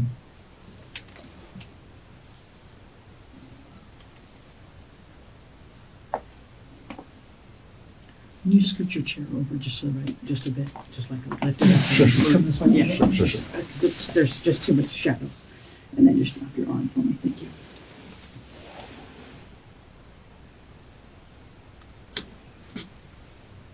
And drop your head just a tad. Okay. All right, you can relax in your head. Okay, and then just hold your arms straight out in front of you. Perfect. I know this is probably, someone's already done this, but I hadn't, so. Okay. I do have some scrapes and bites and some. Do you have any sort of Some- skin disorder? Or just the allergy? Mainly the allergies, but it is ant season, and I do have some bites Okay. from that. Not, and then, they're not flea bites, are they? I don't know. Pick up your I teeth. actually don't know. But I do have some scratches from the bromeliads and from the bougainvillea. Okay. I do trim them myself. All right, and then just up. Okay. Over. Okay. And then your neck is. All right. You satisfied, Bert? Yeah. Go ahead and get dressed. Okay.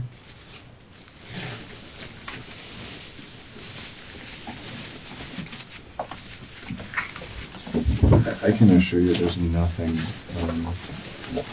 about the house or anything, the types of fights that we've had have been so minor, almost trivial. Do we get irritated with each other? Are we both busy? Of course. We sometimes take things out of each other's shore. And sometimes people who have never, ever, ever harmed a fly, have never been arrested, have never had any problems, just snap. Things happen. Things happen, especially between couples. Doesn't make you a bad guy. It doesn't make you an animal. It doesn't make you a monster. It just makes you human. These things sometimes happen where things get out of control and people get physical with one another. Someone aggresses them, calls them a name, does something, and you just lose it. And it's not like you had any intention, and maybe you lost your mind, it got out of control. I really went into all of the adversity that we had gone through, just to let you know that we really had reached between the surgery, and we got to the point where we looked at it as we were extremely happy that we had taken that break to stop and look at what we were doing, and we actually both felt like we were getting a better result. What break are you talking about? What break are you talking about? When she had her surgery, a week after that, we basically ran out of things for them to do. We had kind of reached the point where we needed to take 2 or 3 weeks, regroup, replan, because they didn't have full days at that point until we got the plan back together and we had more of the work lined up for them. Keith was part of that, and being on the show was a huge part of that. We did feel like up until we got that final assurance that we had stopped, and we weren't sure if the network was going to come back. But does that look to a child like his parents aren't getting along? Of course it does. Because he's young. Well, because we're upset, and we want things to be different than they are, but we came to a point where we were so relieved that we actually felt like we had made the right decision in the result that we were getting, and we would not have had that result otherwise. And the idea that we were at odds with each other about the direction of the renovation is just simply We're just not getting along about the timetable and the significance of how long this has taken for you guys. I mean, I can't imagine how stressful it must have been. You know, not living in the home you want to live in, and it's taken 2+ years, 3 years. But as I said, we didn't really take the main house offline until a year and a half ago. We had all of that space at our disposal. It was a joint decision to go to that depth. We weren't happy that we felt like it wasn't at our control, and we did want to do it. We did want to get everything that we still wanted to do for the budget, but every time we scaled back, we got more and more of what we wanted. I'm sick to death about what happened, but nothing happened today because of there was no animosity between us whatsoever. Are you saying that you did not harm her? I am. Okay. So my interpretation of the schedule for the morning is she plans on, you think, going to the dentist. You plan on telling her you're going to go to the park with the dogs. So that tells me that neither of you expected anyone to be at the home. She was going to be gone at the dentist. You were going to go with the dogs. So that tells me no one expected anyone to come there for any reason. Is that accurate? Yes, Okay. absolutely. So, is she having any sort of beef with anyone else that you're aware of? Any problems? No. Okay. Anyone that would want to do her harm? No. Okay. So, you're my suggestion to you that there could be a plausible explanation for this, for whatever happened between the two of you. You're saying still nothing happened between the two. Absolutely not. Okay. Would you mind, just for me to be able to say David is a perfect gentleman and is in the clear and did not harm his wife, would you mind taking a polygraph and proving that to us? Absolutely. Okay. Would that be a possibility? Yeah. Okay. All right. Would you like a break for a little bit and then we can organize that? Do you need to use the restroom? How long does it take? We happen to have a polygraph examiner in the room. Okay. Okay. Good. How long? So not long is what you're saying. No. Do you want a break though? Just like the restroom, eat. Maybe I should. I'll get you another water. Sure. The boss is over here on that. I don't know, but Gotcha. she'll fill me in. Gotcha. Okay. Yeah. And then I'll feel better, and Yeah. I think a weight will be lifted off of you as Thank far you. of any sort of cloud of suspicion. Yeah. Okay. Yeah. All right. And you understand why we ask those questions, David? You're I do, and I hope you appreciate there's a complete openness. I have no defense I don't think that you. I mean, I think you're trying to do everything you can to help. to the degree that I was happy to go through the issues that we've had. I was happy to lay those out there. It's not. No relationship is perfect. Where's your wedding ring? Pardon me? Where's your wedding ring? Mine? Mm-hmm. It's right here. And why is it on that hand? I'm curious.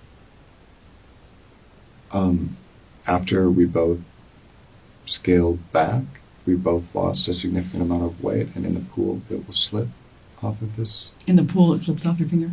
I mean, completely off the finger, yeah. Mm. It's barely on this one. Wow. So you either switched it? either I need to resize, or I need to Gain weight. gain a couple pounds back to get to where I was when I originally I'm got just it. curious. But I didn't know if that was your wedding ring or not, because it was on it my is. hand. It is, and I never take it It's off. just loose. Okay. And what does she wear? She has the wedding band that we She has a wedding band on her left hand. correct. Does she have any other jewelry on that you remember? Earrings, She had earrings. What did they look like? diamonds, sparkly, small, studs. Small studs. Does she wear a necklace? Not very often. Not since the surgery. She's been wearing almost nothing other than her ring. We did get. She lost a diamond shipped out of her ring. We got it replaced 5-6 weeks ago, something like that. So today she had on her wedding ring. Is it a diamond and a band? Is it 2 rings or what? Correct. Just two. Okay. So she's got 2 rings on her left hand. She's got her stud diamond earrings in. Any other jewelry? I don't think so. Okay. Where is her purse in the home? It's the white and black striped. It's a large bag. It's on the entertainment center towards the stairs. So it's the first thing you see Okay. about knee level, the first Okay. shelf. I'm going to take you. Oh, do you have questions before we break?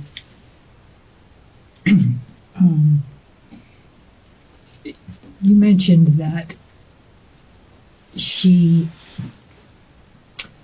separated and divorced James due to an affair, right? Was that affair with you? No, it was before we. It was well before we met, and it was while they were still together, living in.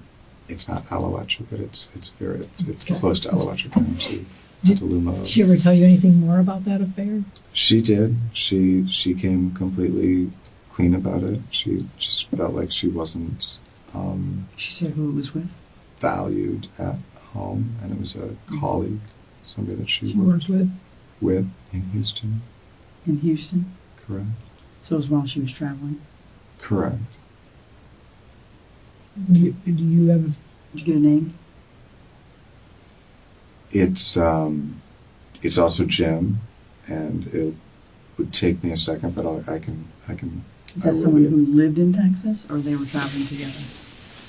He lived in Texas. He worked for lived the company that she was consulting for. Okay, gotcha. There, so they were not co-workers, but they were working together. He worked for a company she was consulting with. Yeah. Does she still communicate with him at all?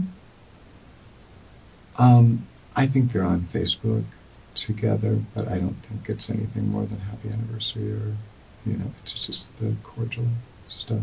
Was it a long-standing I don't think so. affair? Or? I don't think so.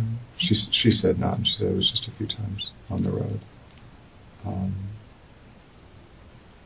But she felt like it was, that the marriage was that bad.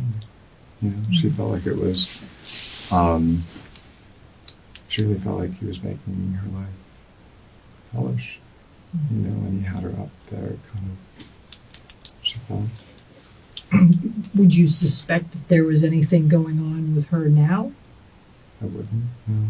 And what about with you? No. Have you had any girlfriends, or No. are you still on Match? No, definitely not. Did she ever explain anything to you about anything physical happening between her and her child's father?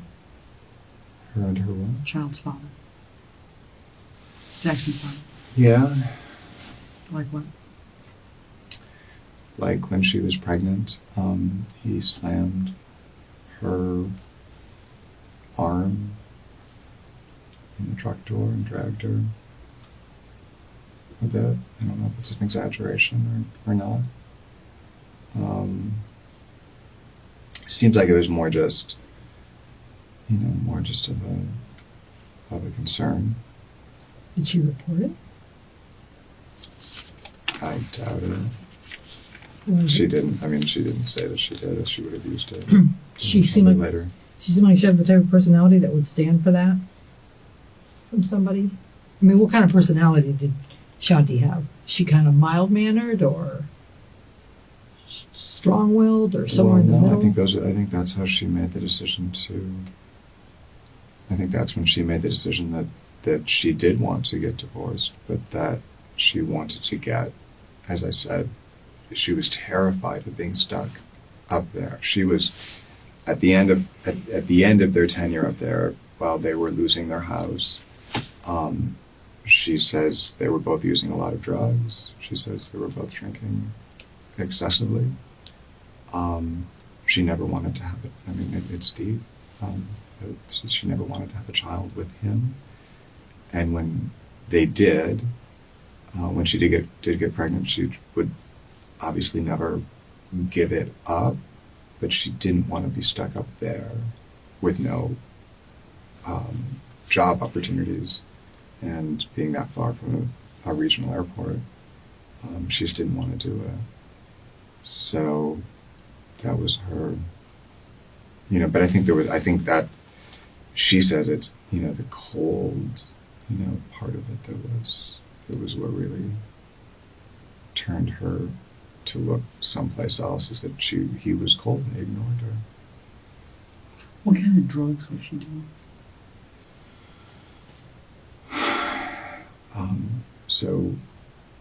Shanti did have according to her, not since we've been together, but she had a very significant cocaine habit. And they lived in South Florida. They lived in, I'm going to say Margate.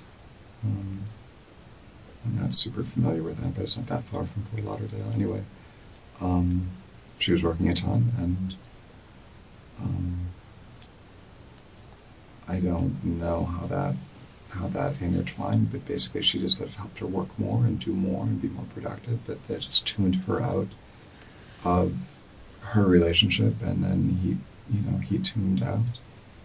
And I mean, How many times have you seen her do cocaine? I've never seen her do cocaine. Any other drugs? Pills? Yeah, she does a lot of natural stuff. She does a lot of what's it called, garcinia. She and I both take caffeine pills instead of drinking coffee, but not in any kind of excess. Was the Garcinia how she lost the weight, or was it from the surgery? The surgery, she was just holding. She's taken Garcinia for years, so her weight was. What is her size, height, and weight? I think she's just under 5'8", 5'7.5" or so. And I think she went from 150 plus to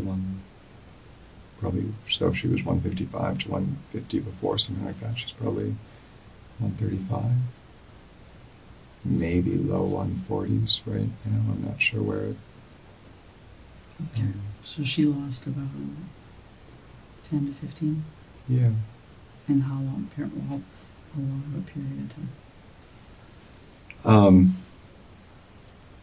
The first month of the after the appendectomy was the not eating, not drinking any wine, no empty calories at all. So I would say most of it was probably in that March. In that time frame. Okay. But she's been, she has been saying, clothes just don't fit. I mean, she's lost a size or two. Okay. Did she have any injuries prior to you finding her today in the last several days? Any abrasions? Any cuts, bruises? Anything at all that you remember prior to this incident? I've had obviously I've had the worst day of my life. I'm trying to think of,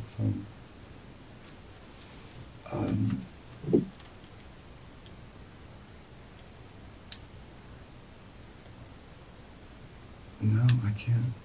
Nothing. She was perfectly fine. Her stomach was killing her every day of the week, almost all day long. As far as injuries, nothing. No. Nothing? Okay. No. All right. You have anything else? All right. We're going to take a break. I'm going to head directly to the restroom and we'll bring you back. Thank you. I'm going to get you another water, and then you've got more crackers here. And I don't know if there's a trash can in here, but we can help you get rid of some of this stuff.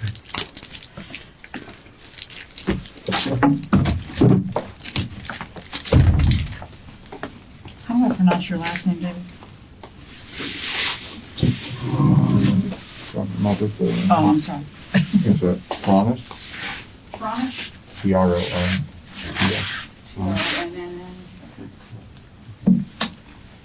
The restrooms. Oh.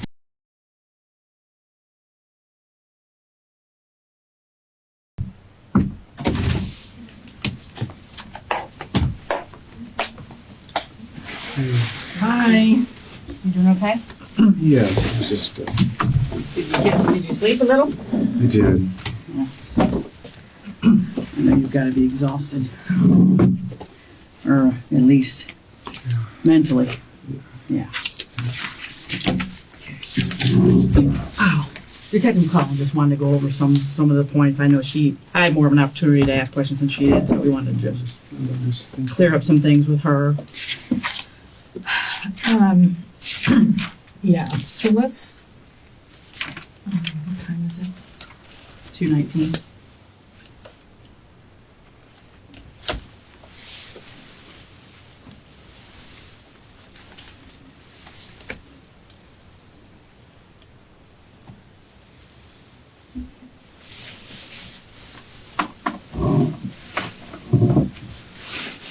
A couple of points I just want you to go back over with me, okay? So, when you decided to go upstairs today to find out what time you guys were going to pick up, or you or her were going to go pick up her son, when you first heard the water running, where were you? Do you remember?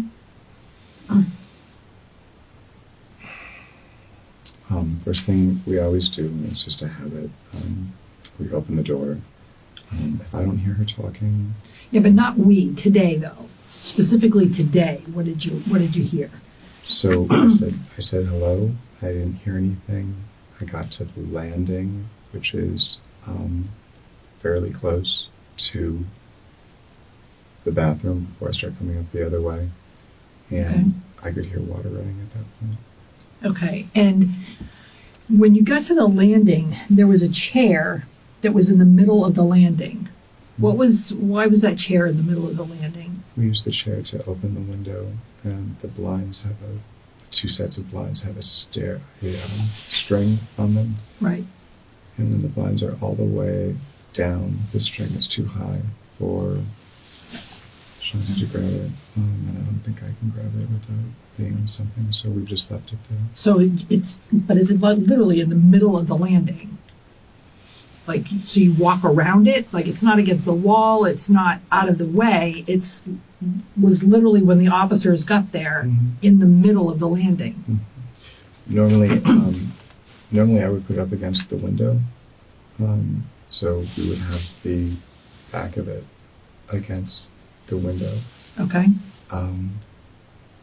Did you Yeah. notice it? I did, but it's been like that since.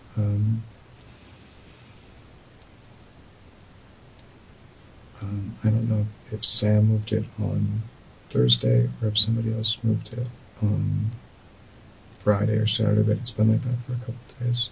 So literally just every time you go down the stairs, like you have to make a point to walk around the chair to get down the stairs. Nobody would move it to the side? That just doesn't seem So, like it. so normally if the stairs are, I understand. I totally understand what you're saying. If you're coming down, normally we cut between it like that. I don't know why it was moved over further. Normally we carry the tray up.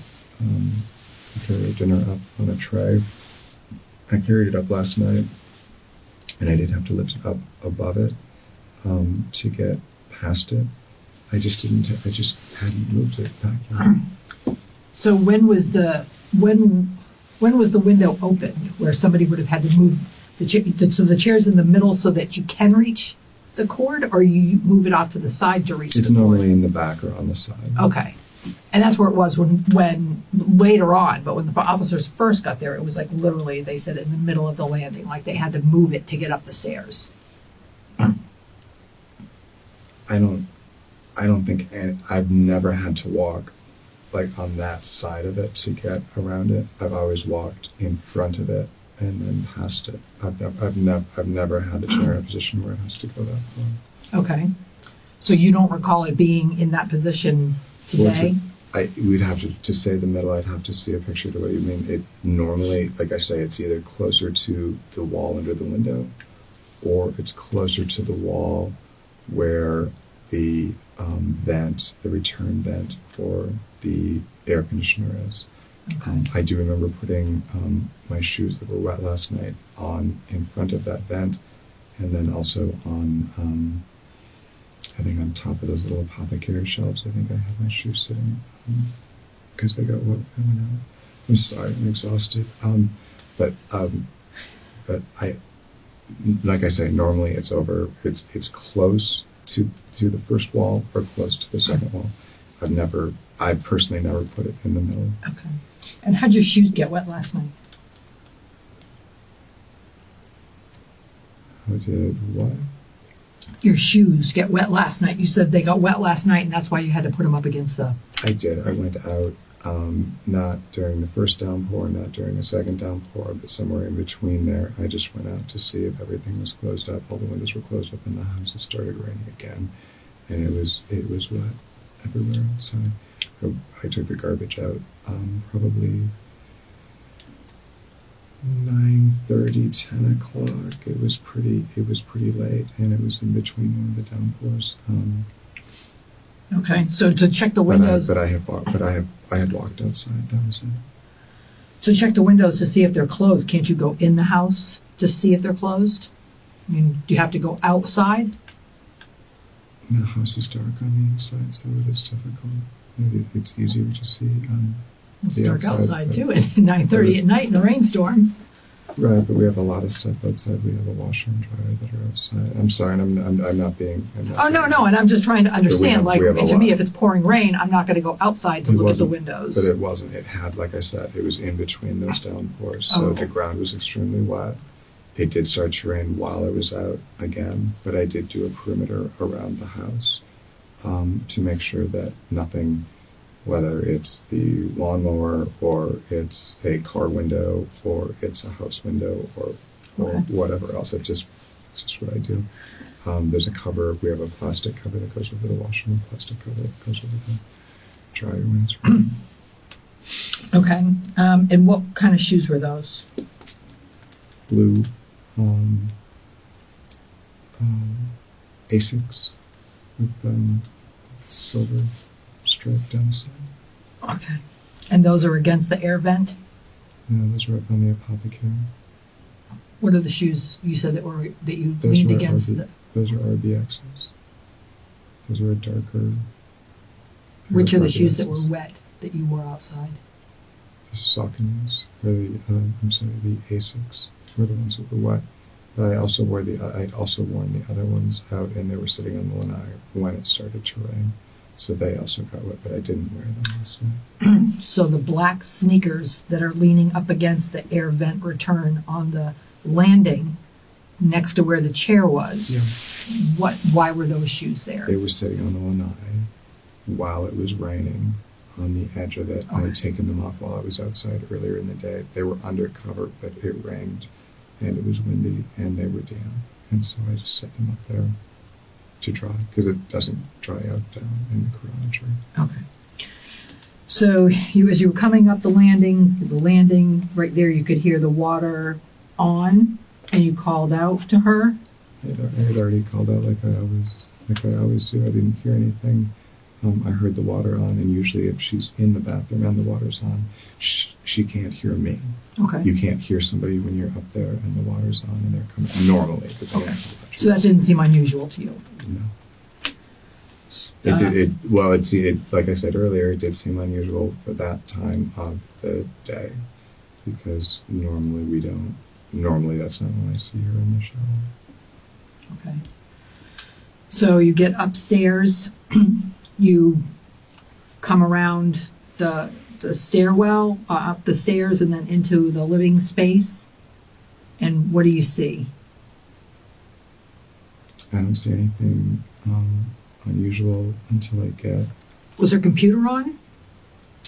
Does it look like she'd just been working? Was the computer screens on?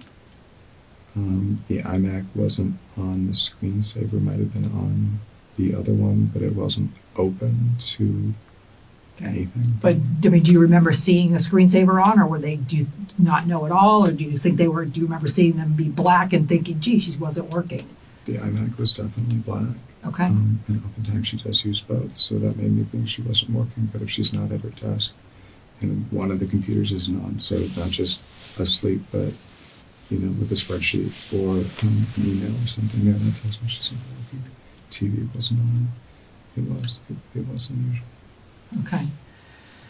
So you go into the bathroom because you hear the water running, and describe for me, because I was trying to write and listen at the same time, and I just want to make sure I understand it right. And I know you've said it a couple times, and I'm sorry to make you say it again. I know it's difficult for you, but I just want to make sure that I have a clear picture of this. You walk into the bathroom, and what's the first part of her that you can see? Back of her legs. Her back and the back of her legs? Or the back of her legs? She's facing the other way, so I'm seeing the back of her legs, her behind, her back, and the back of her head. And how much of that is all of it in the tub? Describe for me, if you could, is it from her waist up that's in the tub? Is it, because what I thought I heard... Just a little bit of her, so if she's laying on her side like that, her right leg is on this side, and that's kind of going that way, and her left leg is this direction, but up and maybe hanging a little bit over the edge of the tub. So her right leg's then got to be completely in the tub. Just not underwater, it didn't look like to me. Because she's laying on her side. So this, let me just make sure that I'm saying it correctly. So her lower side is her left. That's down. But at the knee, it's bent. and it's coming up at an angle in this direction. Her Okay. right is the top leg. It's a little bit further out of the water, but it's going back towards the corner of the tub. It's a standard size tub, right? Which is normally like, what, a six foot tub, or I don't even think they're that that's big. a 6. It might be a 50. And I'm only aware of that because we've been shopping around. Yeah, like it doesn't. But 60, I don't think. It's not a big tub. I don't think it's And a. she's how tall? It's not 72. She's 5'7". Correct. So If you don't fit in, so that's it would be impossible to fit completely flat, completely straight. Right. Anything over 5 foot, because I don't think it's more. I'm guessing, but I would say plus or minus. It's around 60. So you reached to get her, correct? And when you reached to get her, you said the water was full, Yeah. right? Almost overflowing, but not. Closer to the top of the what's called the More overflow drain, right. but not the top edge or the top lip of the tub. And it was actually it looked like it was a little bit below that, and I don't know if it was after I moved her and took some of her displacement of that out, or splashed Sure. the water on the floor. But yeah, that was about right. So when you first reached to help her, what part of her are you touching? Her right shoulder, which is the one that's standing furthest up out of the water. Her left side is down, her back is towards me. Okay. I'm trying to see what's going on. And you're doing with both hands, so if Not at first, but I couldn't, but without using both hands, I would. so this is the edge of if this is the tub, and this is the edge of the tub, and this is the back wall, and this is a person, kind of like this. And obviously it's all out of proportion, but Right. more like her torso all in. But this is her. Say this is her whole body. Mhm. This is her whole body, Mhm. and she's And this is it. Her head is in the kind of this corner. okay Toward the And- wall. toward the wall. Yeah, the closed corner, right, between the two tiled walls. Got it. And the faucet's here, Yeah, and the water's on. yeah.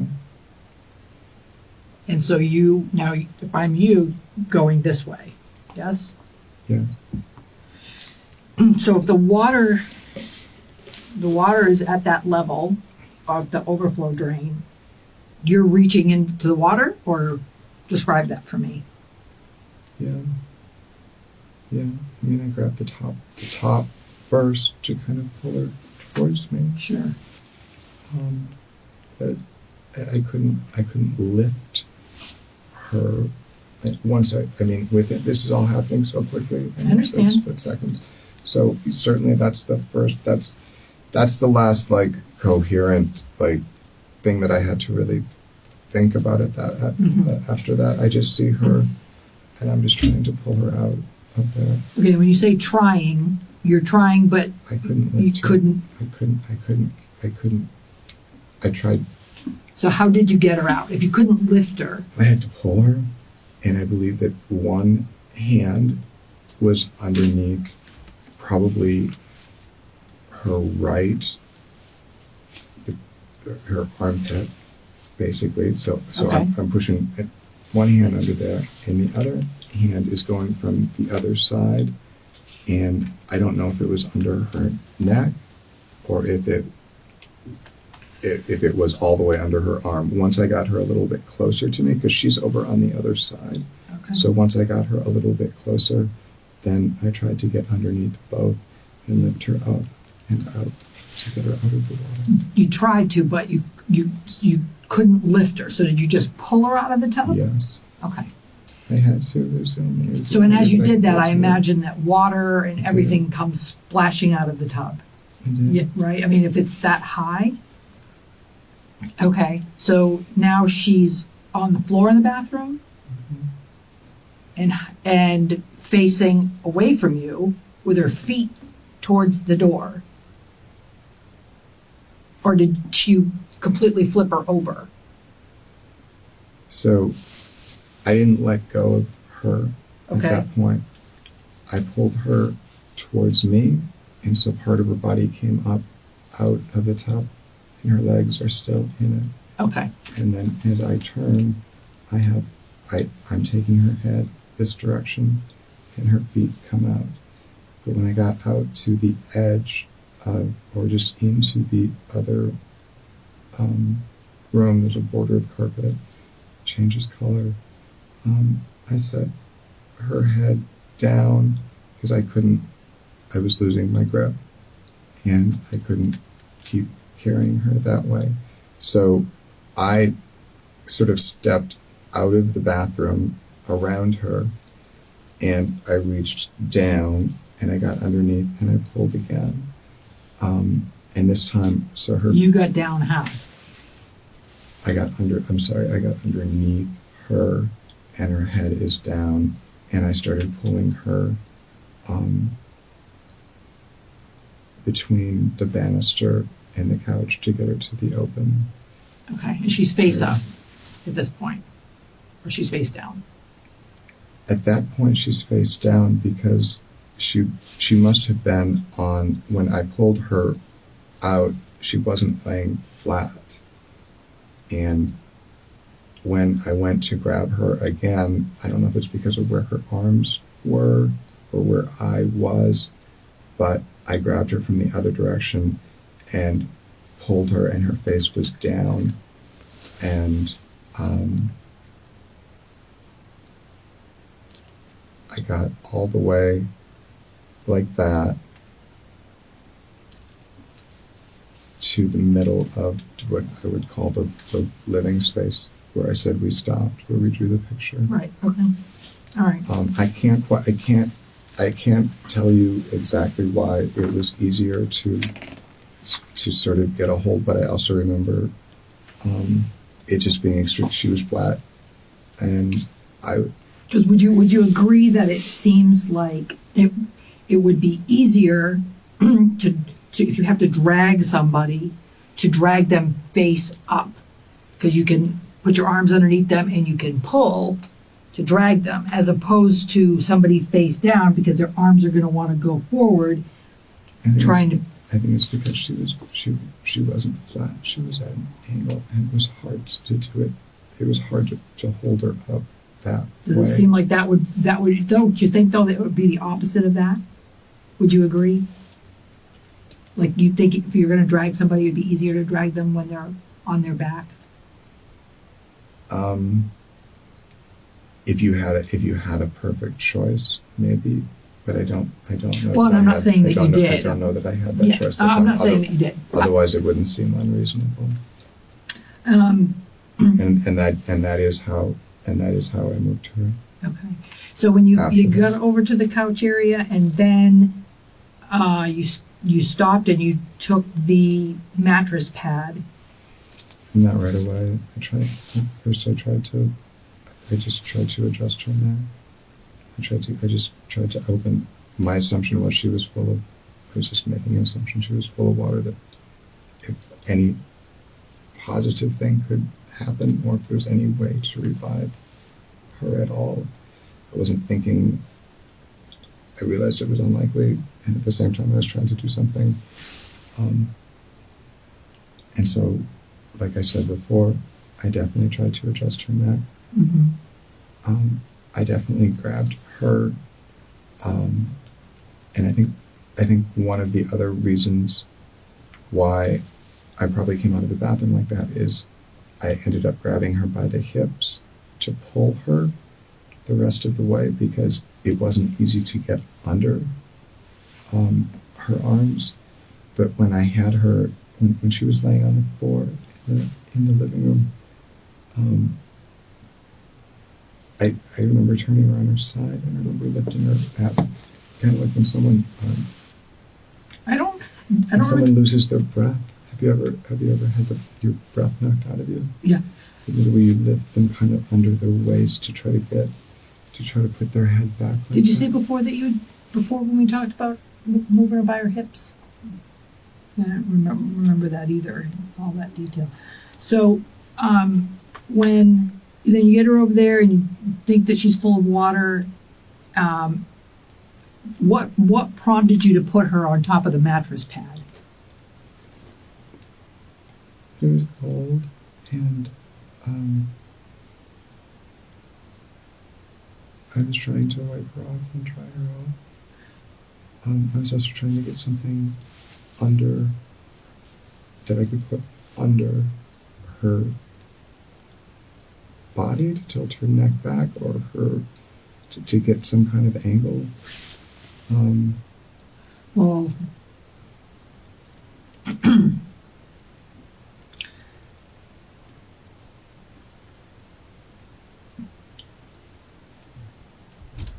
think about what you've told us for a minute.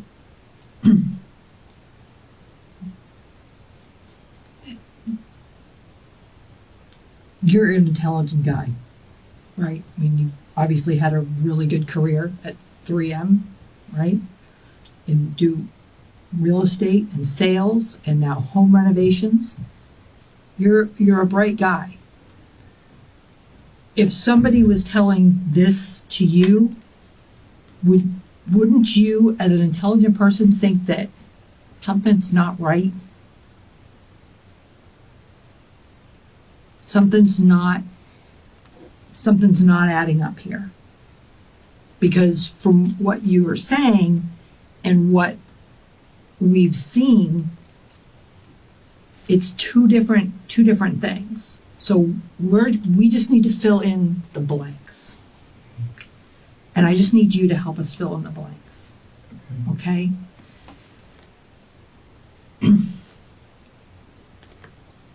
I know you loved and cared for Shante, correct? You said, actually, I think that one of the first things I think you said was, I've never been more in love. We had such a good weekend. Right? Absolutely, yeah. And let me ask you about that. You've never been more in love. Like, what made you feel that way? What was so great about this weekend that... We hadn't, since the construction started in January, had, and then the appendicitis in mid-February, a time when either she wasn't extremely stressed and busy with work and uncomfortable with the surgery, and despite the delays and everything else, also having the project, which was the most important thing after her company, on track. All of those things, starting with the text on Sunday and the design of the stairway that... Yeah, but to say I've never been more in love... It just seemed like almost all the stars. obstacles had been removed and everything was aligned. It just seemed like we were both agreed on the project. We're both happy with where things were going. Okay. We had a great time. We had Jackson. We had some personal time for the first time, and I did have to think about what you said earlier. I certainly had my hands, and always, it's our normal. This would be my. I'm not joking in any way, but I do always have my hands on her shoulder, here and here. That's behind or in the front? behind. I'm behind her, and I would have my hands. On her shoulders? Yeah. In what circumstance? Intercourse. Intercourse? You had asked if there was something during a position where I'd have my hands on her body, and On her throat, specifically. okay, and I'm saying not throat, but you also just said any reason why you would have your hands, and I'm sorry if I but I certainly did have my hands here. And you're saying from here. behind? And on top, yeah. So your Saturday and Sunday, you would have been touching the tops of her shoulders during intercourse. Right. Okay. Would your hands have any indication? And what I meant when I asked you that, David, is sometimes couples will play that game where it heightens an orgasm if you preclude someone from breathing for just a moment right before orgasm. It's like the choking game that they call it, where it heightens an orgasm if you choke one another. Do you ever do that? We've never done that. And Okay. we did see an episode of Californication or something like that. And You saw an episode on Californication? that. I know what you're talking about. I don't know what it's called, but it's never been part of our repertoire or anything that we've ever needed to experiment with. You know? Okay, so that was not something that occurred. Correct. Okay, all right, you can go ahead. So I just want to point out some things to you that I think are unusual.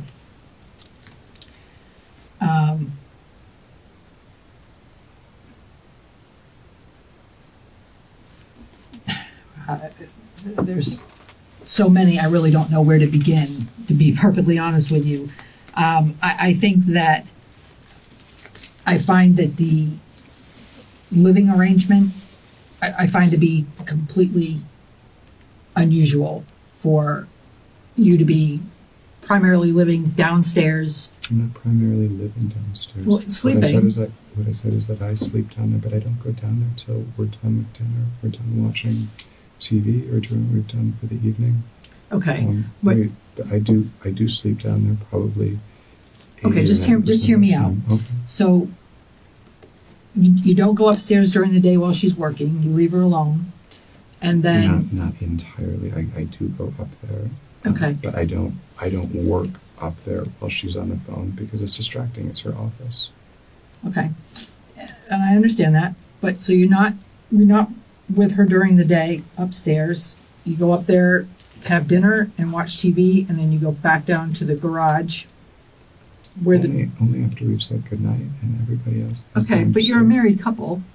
married couple. I mean, and her son isn't there every night.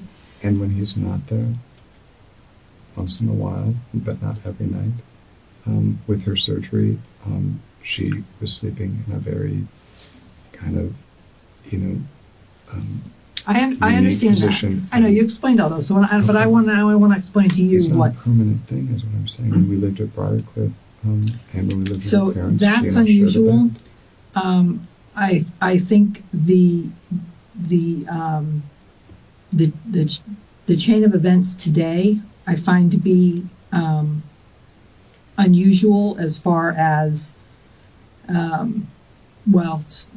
primarily with what you've said and the contradictions in what you've said, as far as the water was trickling, to then explaining that the water it can't trickle. It's either all the way on or it's all the way off. There's no adjustment in the speed of the water coming out of the faucet.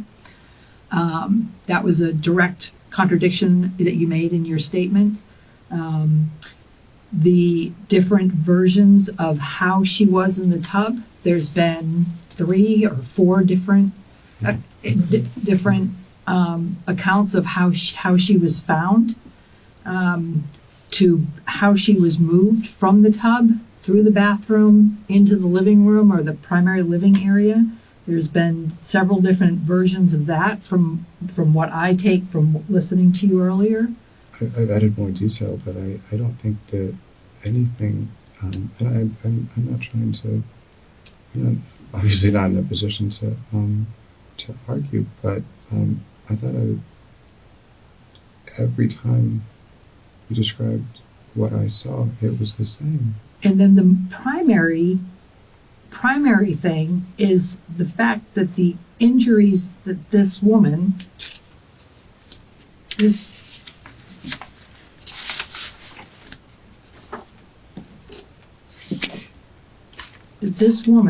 sustained, that I saw on her, absolutely 100%, in my opinion, not possible from a slip and a fall in a bathtub. It's You gotta explain that, David. it,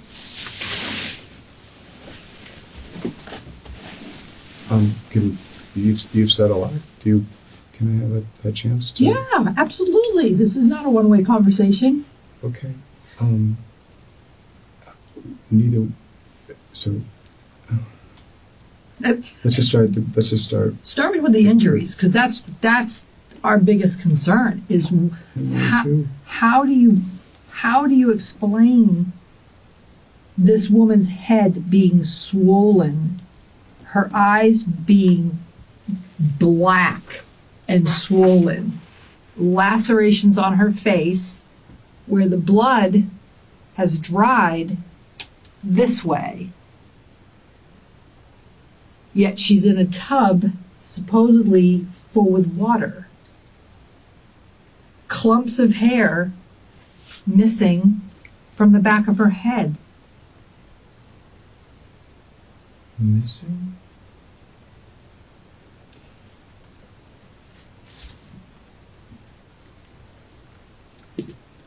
Okay. I don't have any explanation. This is what I found. Look, you clearly have no history. We looked you up in every system that I could find. I don't think by any means that whatever happened today was intentional, was planned, what was part of your character, of who you are, by any means. But I know, and you know, that something happened there today that caused this, because it didn't happen from a slip and fall in the bathtub. It didn't happen that way, and you know that. And here's the thing. We have to have some kind of understanding from you. You're the only one that can help us understand what happened. Only you, because it was just you and her that was there today. You have to help us. And that's why I've tried to answer every question. But here's the thing, is every time you say tried, it means you failed. And you failed right now at helping us understand that. I've told you everything. You're missing parts, though. You're missing parts. Come on. I would tell you, I have never, ever, and would never, ever hurt her. I don't think you hurt her on purpose. David, I don't. I would never hurt her on accident. It's one of two things today. It was on purpose or it was an accident. You pick. But one of the two things happened. She didn't do this to herself, and there was nobody else there. What are we supposed to think? What you're saying doesn't make sense. I'm saying I don't know what happened to her. So when you pulled her out of the tub, you agreed with me that the water came out of the tub. There's not a spot of water on the floor, David. The carpet isn't wet. The carpet isn't wet from where she was pulled out of the bathtub, sopping wet, all the way around to the front of the couch. The carpet's not wet. There's no blood on the carpet. Average person would think if you pull somebody who has been in a tub with long brown hair, who's bleeding in a, what did you call it, a rose-colored water in the tub, and you pull her out, water's going to come splashing out on the floor. It's going to splash onto the toilet, onto the vanity, onto everything in there. The little brown rug that was pushed off to the side is going to be wet. It's not, because that's not what happened.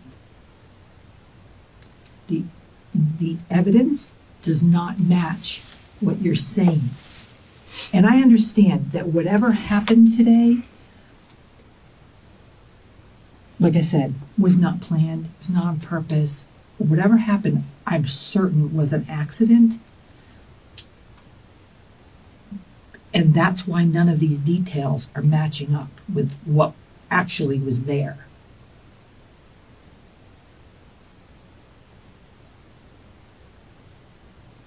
So please help us to understand, because if you maintain what you're saying right now, do you understand that it just looks like you just don't care? You just have no remorse, no concern for what happened to your wife. If it was, and it's one of, like I said, it's one of two things. She didn't slip and fall. That's out of the picture. It's not a possibility. What happened? I don't know. You need to tell us what happened. Did you guys get into an argument? Was she pissed about the house? No. Was she? Did she catch you with another woman? Did she have a boyfriend? No. The stress of the house? I mean, David, I don't know. I wasn't there. I wasn't there to hear that conversation. Okay? I wasn't there. And that's why I need your help. You've got to help us understand what happened. Because it's not slip and fall. You didn't pull her out of the bathtub like you said you did. Because there's no water on the floor. There's no splashing of water anywhere in the bathroom. The inside of the tub is dry. Completely dry. The tub doesn't dry that fast. It was warm in that apartment. It's not going to dry that fast. There's no water on the floor. There's no water on the carpet. Nothing. The only place where there's anything wet is underneath that mattress, the mattress pad, and she's damp. She's not even wet. Her clothes weren't even wet.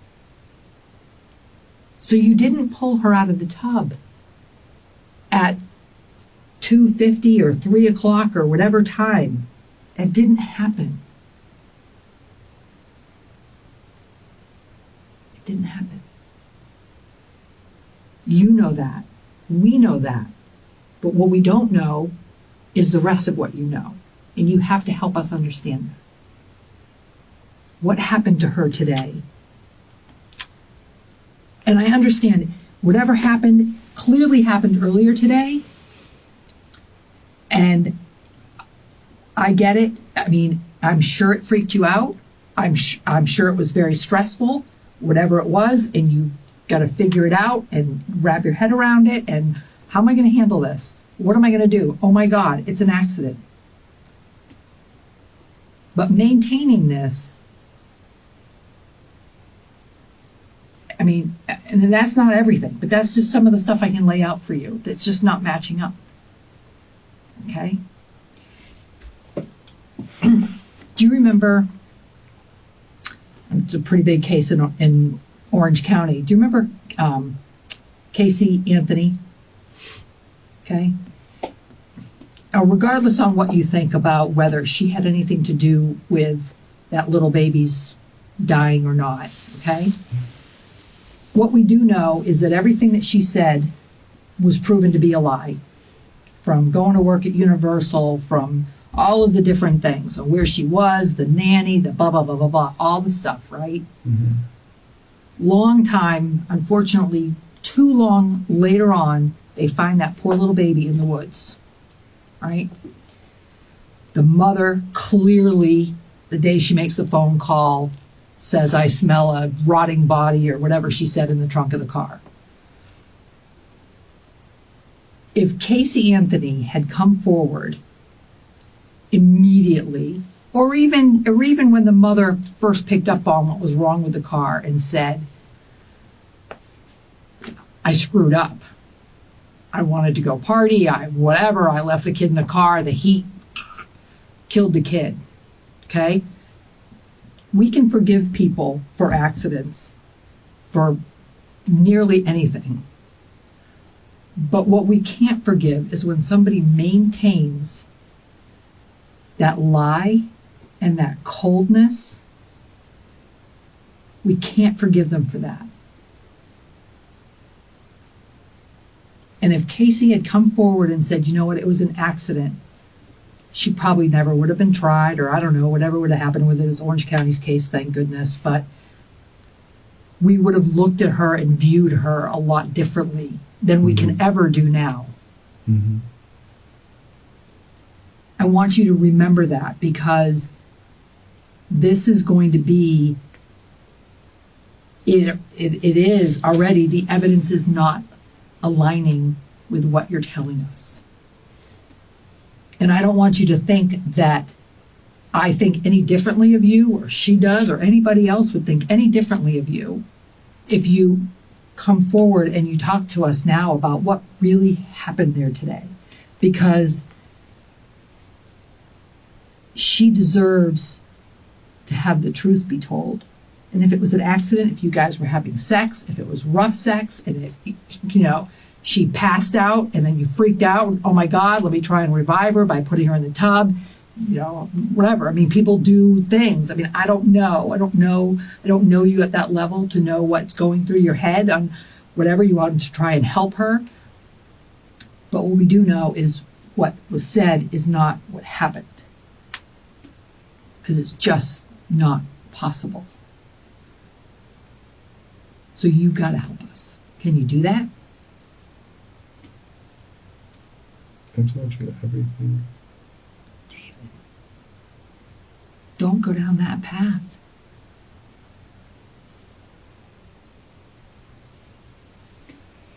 It's not going to work out.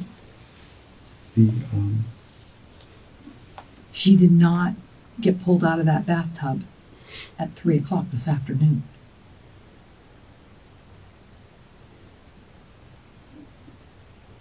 And you're missing an entire hour in your timeline. You're missing an entire hour in your timeline. From when you say you found her to when you called 911.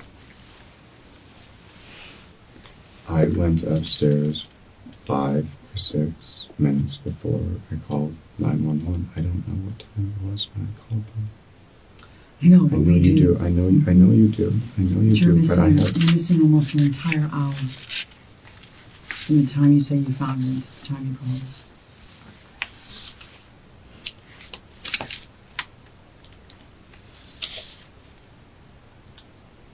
I don't think that's possible. I don't think there's a way that I could be. I looked it up. I mean, I know what you told us. We both had it in our notes. We both looked at what time you told us, and we looked it up. What time we got the call. You're missing almost an entire hour. I tried to tell you everything that I did from the time that I came home until the time that I went up there. I didn't look at my watch before I went up. At the time you called the police, one of you should have already been on the way to get her son.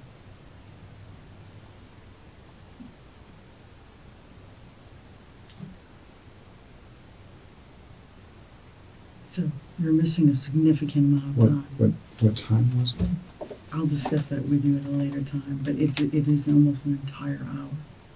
Okay, we frequently you're don't completely go to get him until 4:30. Mm-hmm.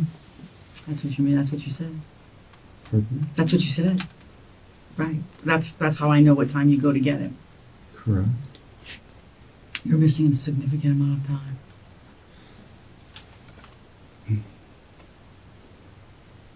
David, you're going to get one shot at telling the truth. And you're really, really making this difficult on us. And it's not going to bode well for you. You're going to get one shot to tell the truth. And it's right now. Okay? It's right now. You've got to tell us what happened between the two of you. This is not looking good for you. Her injuries are way too severe.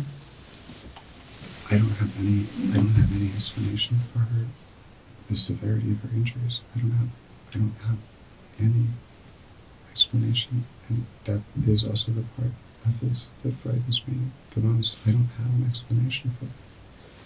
I can dig. There's nothing I can do to explain that without making something up, which is not the right thing to do. For you to see the significance of her injuries up close and personal like you did, and come up with this cockamamie theory that she fell and hit her head, is just baffling to me that you thought we would believe that. It's just baffling. I don't know what happened. That you had a significant amount of time to come up with something, but to think that we would buy that she slipped and fell in the tub and hit her head, and you saw how significant those injuries were. You saw it up close and personal. You saw the swelling on her face. You described the severity of her eye, the cuts to her face. To think that we would think that she slipped and hit her head and had a significant eye injury like she does. Both eyes. Both eyes? Both eyes. Do you know how those injuries occur to the eyes like that? No. You strangled her.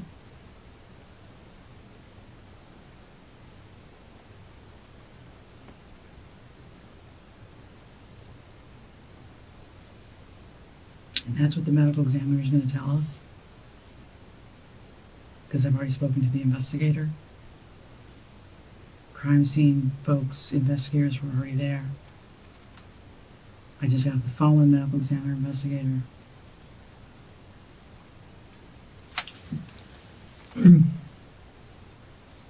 David, detective, something you should know.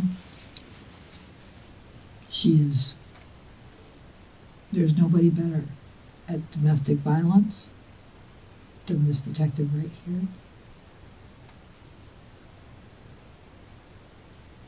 She knows what she's talking about. She's seen enough of it in her 20 years that you need to say what happened today. What did she do that made you so mad? Nothing. You just strangled her for no reason? You're not a cold-blooded killer, David. That didn't happen. You're not a cold-blooded killer. You're not a cold-blooded killer. She didn't do anything. You guys are practically newlyweds. Okay? Something pissed you off. Something she said, something she did. Maybe you guys were breaking up, but you haven't been married long enough to sleep in separate beds. Something's going on between the two of you. We're not sleeping in separate beds. You're sleeping in separate parts of the house. You're sleeping in different buildings. Yeah. You're not even on the... I mean, there's a giant couch. I'm sleeping downstairs. And I have slept there. But that's not what you've said. But you've said that you sleep downstairs. You go down there when the TV is off. You let her spend more time with her son. They're asleep. What I said is when they go to sleep and the lights go off, I spend the entire evening. I make dinner with them. I understand that. You're sleeping in different parts of the house. Once we go to sleep, we don't... The bed's big enough for the both of you. Pardon me? The bed's big enough for the both of you. That has never been... That is not... The size of the bed has never been the issue. The issue is that she wakes up frequently. Sleep apnea causes her to wake up over... Why don't you put another bed in that room, then? We already have two. And we have a large couch. So there's plenty of space there, but I do sleep better without listening to her snore. It's pretty much that simple. And she sleeps better without me moving around, so unless it's a weekend or a night when Jackson's not there, we don't even think about it. This has been working for us really well. So when was the last time you slept in bed with her?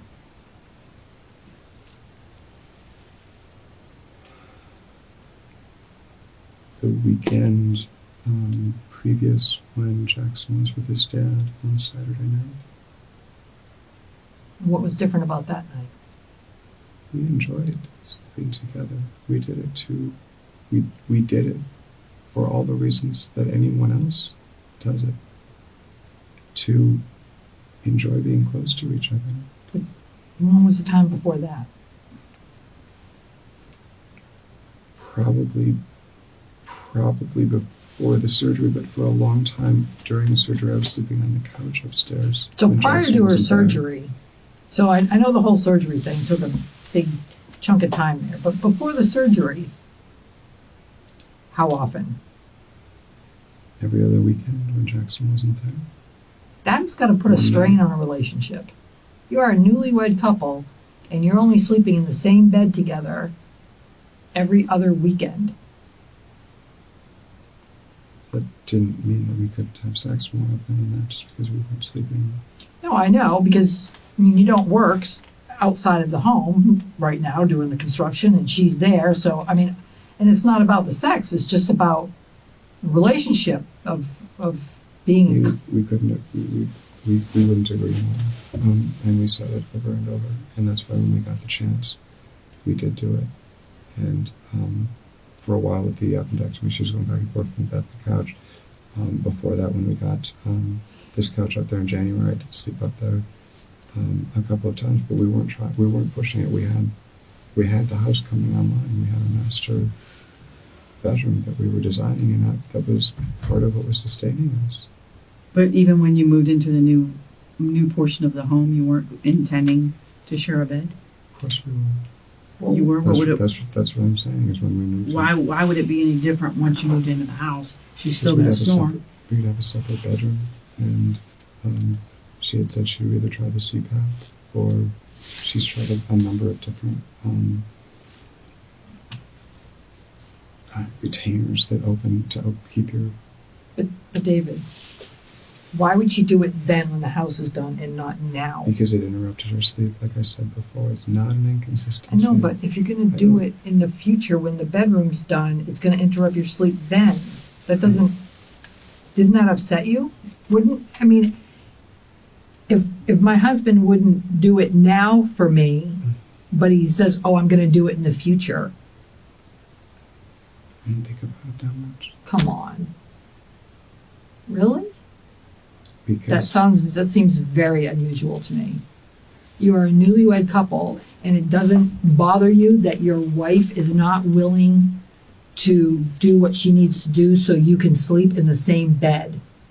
it didn't allow her to sleep. That's what I'm saying. It doesn't seem like we're picking. It just doesn't seem like the things that you were saying are inconsistent. I think that I've explained extremely well. She didn't sleep. She did, but you said we could, if she would do it, that we could both sleep well in the bed. And what I had said earlier, and what she told me, is that she couldn't sleep with it. That she didn't sleep well. No, I know, that but her sleep was that important, and I agreed. But she's going to do it in the future, which means she's not going to sleep in the future.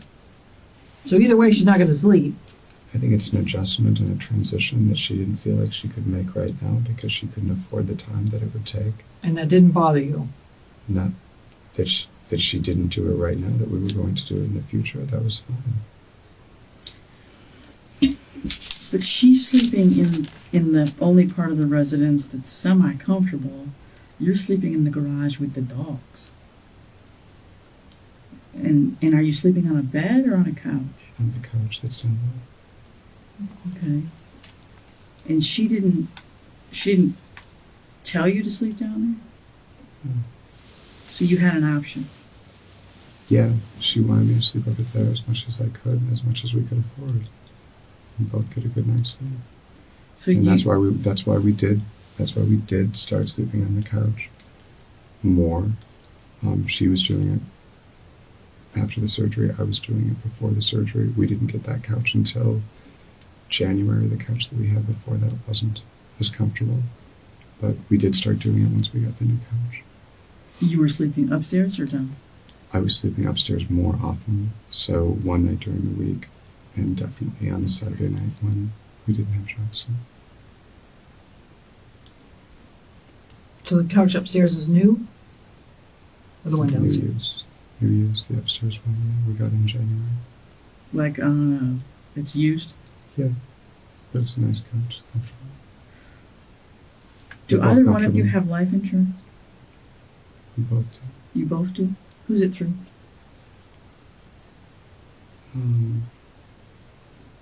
We purchased them through Patrick McCarty, who represents, You spell I think- McCarty? yeah, MCARTY. And he works for who? AXA, AXA Investments. Is he local? He is local, and Is his number in your phone? yes, Did you get? I got mine in November Of what year? last year. 2017? Mhm. And when did you all get married? In February 2017. 2017. When you say I got mine, you mean on yourself? Yeah. How much? Mm, $1 million? And when did Shanti get hers? she's had hers for quite a while. I don't know when she got it. Before She the had marriage? it before I met her. She had it during her first marriage. And what is her policy with? Same. Which is? Which is? How much? I think hers is $250. I thought you said same. I missed it.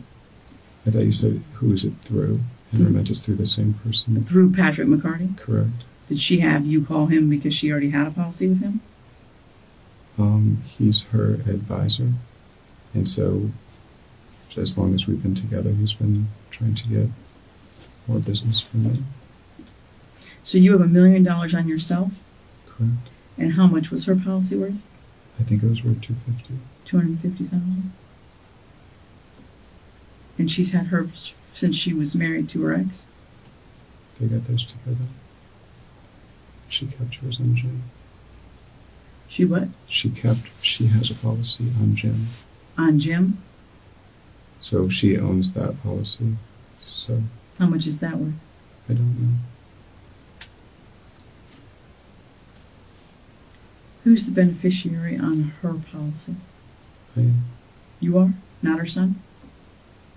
correct. When, since she had the policy while she was married to Jim, when did she change the beneficiary to you? Sometime after we got married. Do you know when? I could trace it back, but we went down there together. We went down to his office together to change it. After you were married? I believe so. So Because her sometime name, between... because her name, I believe she had changed her name at that point. So I think it was sometime between when we got married in February, and I think some of her name change stuff came through maybe 6 weeks or 8 weeks after that. Driver's license and that kind of thing. So when did you go down and meet with Patrick in order to change the beneficiary, the two of you? I don't know exactly. I'm saying it was, if I had to guess, I would say it was around 2 months after. So that would be April. Of last year? Mm-hmm.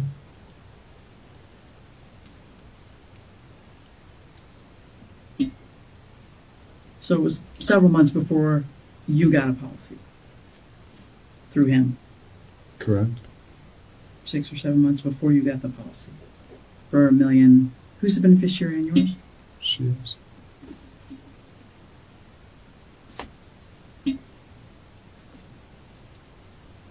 Any other policies? Or just those two? Just those. Any through any other companies? No?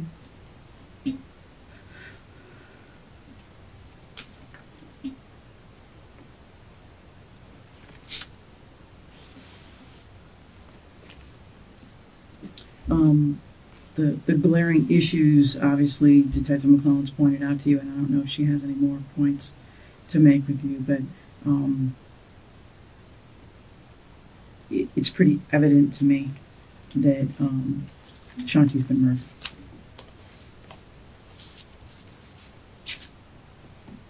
Been doing this for a really long time, David. This woman was strangled, possibly beaten. She's been murdered.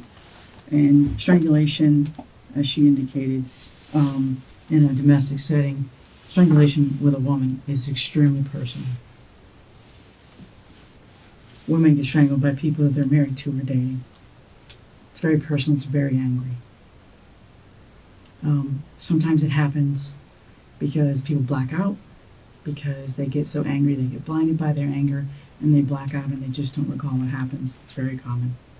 And I've had several people tell me, yes, I put my hands around the throat and then I blacked out. I honestly don't know. When I woke up, she was on the floor. People get that angry. You know, it is also very common when you come out of that blackout and you see someone on the floor that you try and revive them, that you drag them into the tub and try and wake them up. That I would totally understand. It's happened many, many times in my career. Okay, this woman was strangled and possibly beaten. She has significant injuries. Okay, Shanti's been murdered.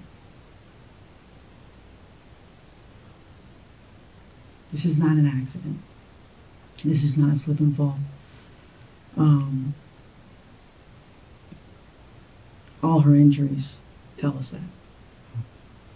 Okay. There is no one home but you. And this did not happen in the afternoon. Okay. She was barely damp. You did not pull her out of that tub at 3 o'clock. And honestly, I gotta tell you, you've said many, many times that you couldn't lift her. She's 135 pounds, you're 6'2", almost 200.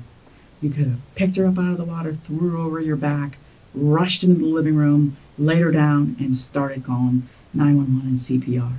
An hour went by before that occurred. Okay? There's no question in my mind you could have very easily, at 6'2", 190, grabbed her out of the tub, threw her over your shoulder, and ran into the other room. You're able-bodied, you're a man, and you're quite a big guy, especially for someone who's 5'7.5", $135. I could have picked her up, even at dead weight. She's not 250 pounds. Okay, very easily. And the other significance to that is even if she was a little heavy, when people see a car roll on someone they love, they pick up the car. When you see a house burning and your loved one's inside, you don't think. You run into a burning house. Why? Adrenaline. So even if you couldn't lift her, even if she was 278, your adrenaline would have kicked in the moment you saw someone you love in distress, and you would have very easily whipped her out of that tub. Adrenaline does that for us. Would have been very easy for you, even if she was heavy, and she's not. Okay? Nothing that you've told us today happened. There's slivers of truth in every lie, and you've told us some significant slivers. There's sporadic truth in a lot of what you said tonight. Sporadic truth. We've pretty much figured out what parts are true. Most of it is complete fucking bullshit. Complete bullshit. And I don't think you're a bad guy. I don't think you're a cold-blooded killer. But I do think you killed your wife. And I don't think you meant to do it. And I don't have a problem telling the state attorney's office you didn't mean to do it. I don't have a problem telling the state attorney's office that you didn't plan this, that you didn't do it to get $250,000 so you could finish the house and live there with someone else. Okay? I mean, there's first-degree murder, David. There's second-degree murder. There's manslaughter. Okay? If you want me to go out and leave this room and prove that you stood to gain $250,000 so you could finish the house the way you wanted to, so you could move someone else in that you care about more, if you want me to go out and prove first-degree murder, that's an option. I don't think that's what happened. I don't think you premeditated this. I don't think you planned this. I think some shit went bad and you fucked up. That's what I think. And I don't have a problem telling the state attorney officer. Okay? I think you made a mistake.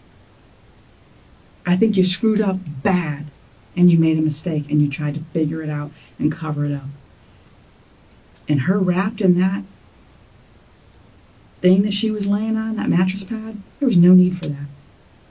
You had her on the floor, on the carpet, in front of the TV. Anything you needed to do to her could have happened right then and there. There was no reason to move her again. No reason to wrap her in anything unless you plan to dispose of her body. Unless for a brief, fleeting moment you thought about wrapping her up and getting her out of it and taking her someplace else. And then you realize you just couldn't do it. You're not that guy. You're not a cold-blooded killer. It's not like you go around killing women. Okay? It's not like you're a serial killer. Maybe for a brief moment you thought about it. But there was no reason to move her. There's no significant change between where she is in front of the couch and where she is next to the bed. The surface is the same. It's just as hard. You're going to do CPR, you can do it in one place as easily as you can do it in the other. There's no reason to grab the mattress pad. There's no reason to put her on it. There's just no reason for it. And you've tried to explain it away and away and away, and it makes zero sense. You've made some significant errors in whatever plan that you decided to tell us that you've been making up all day. It's not jiving. We're not buying it for 1 minute.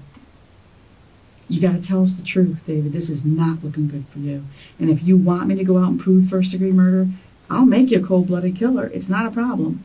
I'll prove you withstood that you were going to finish the house with a 250 thing. Okay, it'll make you look terrible, and you'll end up with nothing, and you'll face the first-degree murder charge. That's not what happened. I don't think you did that. I don't think you're that guy. I've sat toe-to-toe with a lot of murderers who killed their wives and couldn't have given a shit. That's not David. David cared about this woman, probably loved her.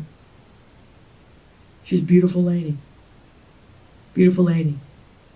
But we talked to her ex-husband. She's also a bitch. At least that's the way he described it. He told us how she can be. He told us how she can get. What did you say? He told us. He told us how she'd be. He lived with her. He called her a bitch. More than once. Smart, ingenious, financial whiz, but she can be nasty.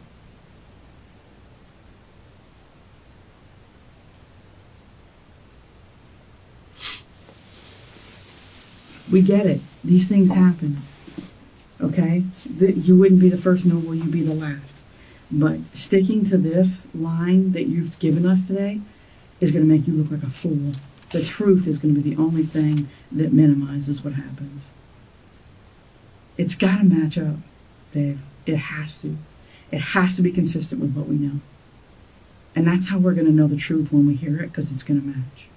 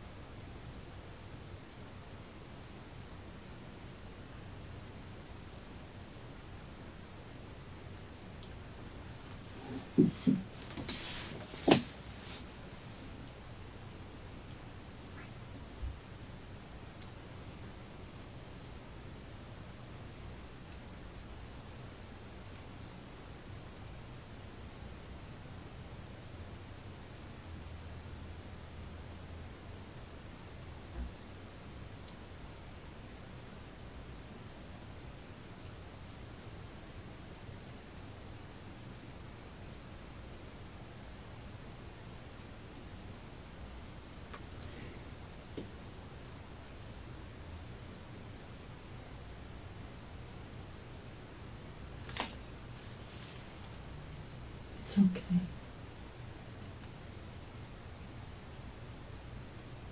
It will be okay.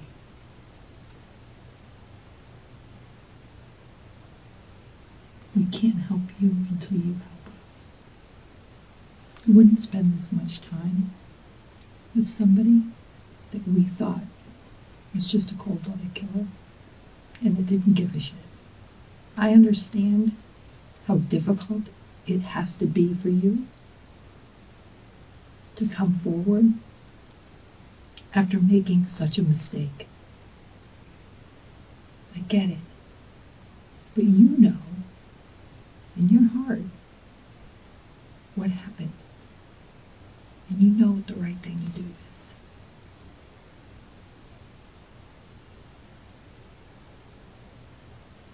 What happened today, David?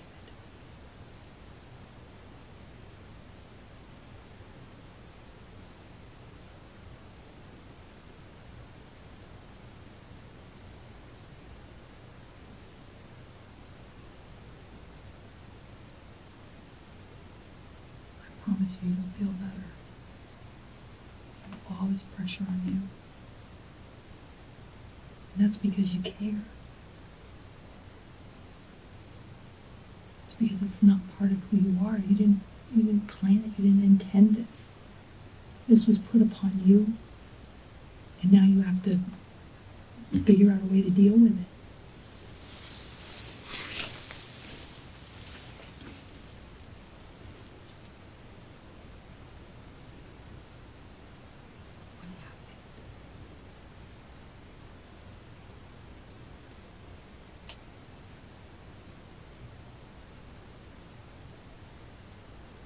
What did she say? What did she do today? It started the argument. Was it about the house? About her kid?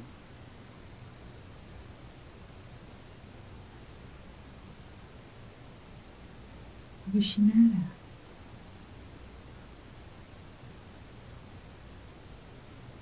What was she bitching at you about?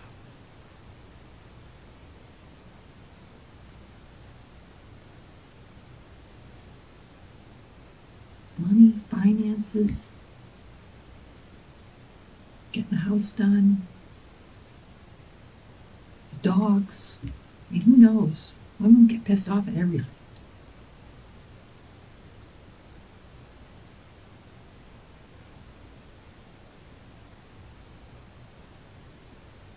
Let it out, David.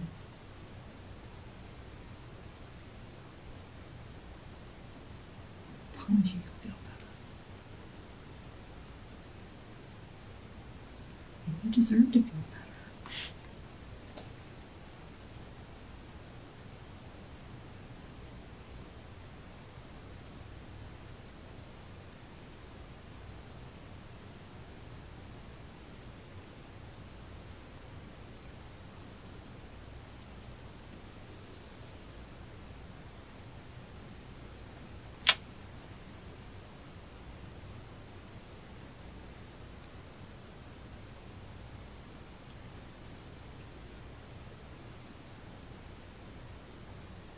Was she cheating on you?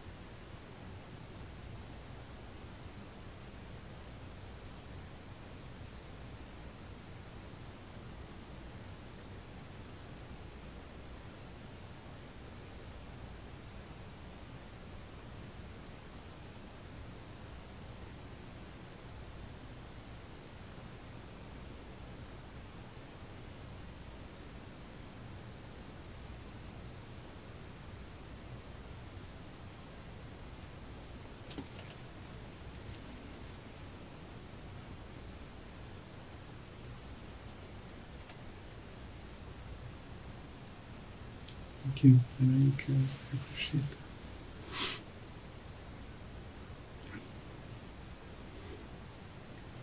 We do, David, because we just we've been around so long. We just know we can tell how people truly are, and this is not your heart. I mean, this is not who you are, and I know you hate what happened. I know you hate it, and I know you wish you could take it back, and I know you hope that you wake up and this is a nightmare. And I know you, but until we hear the truth and some sort of remorse, I'm just not convinced that this wasn't planned. And I think I'm reading you pretty good. I don't think that's who you are. I don't think you've been planning this for weeks on end. Okay? So, I don't think your intention was, financial. I hope that's not who you are.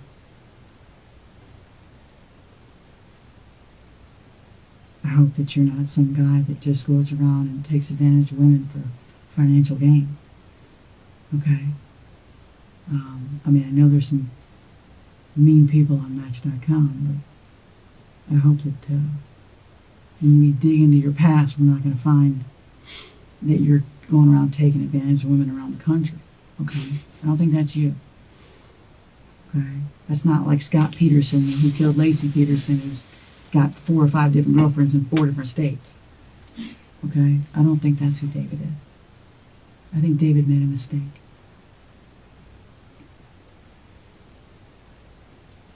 And I don't think David needs to pay as severely as someone like Scott Peterson.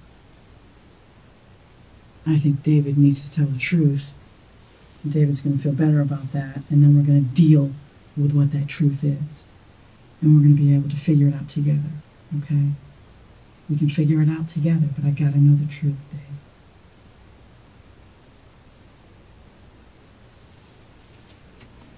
We'll figure out the next steps.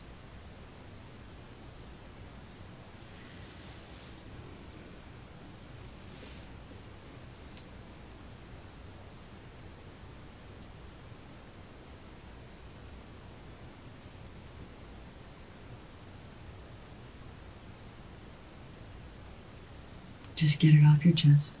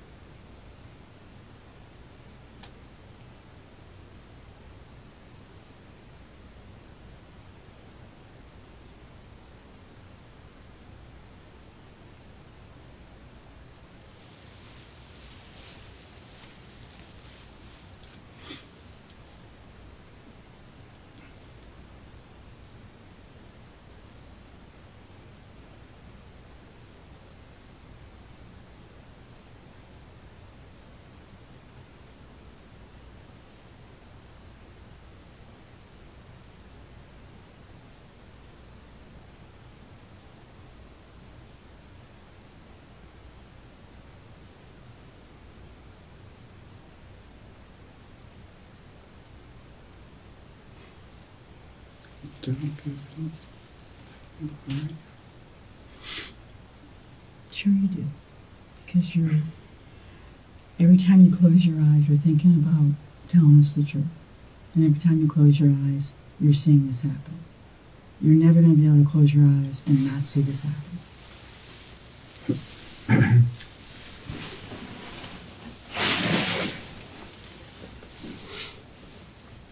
The only way that goes away is if you're honest.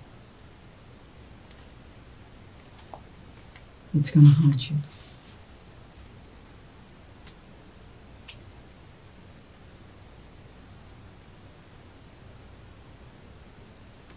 But all we have right now is what the evidence tells us, what Shanti tells us,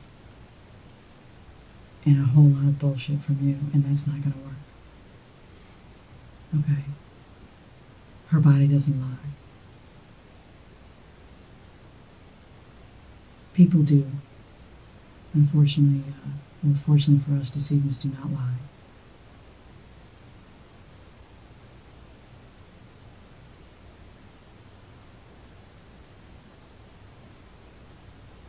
And you're going to keep reliving this over and over and over again, and it's never going to get off your conscience until you clear your conscience.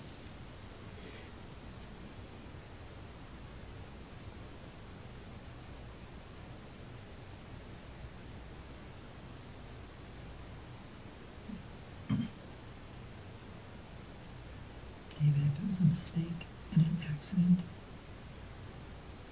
just explain that for us.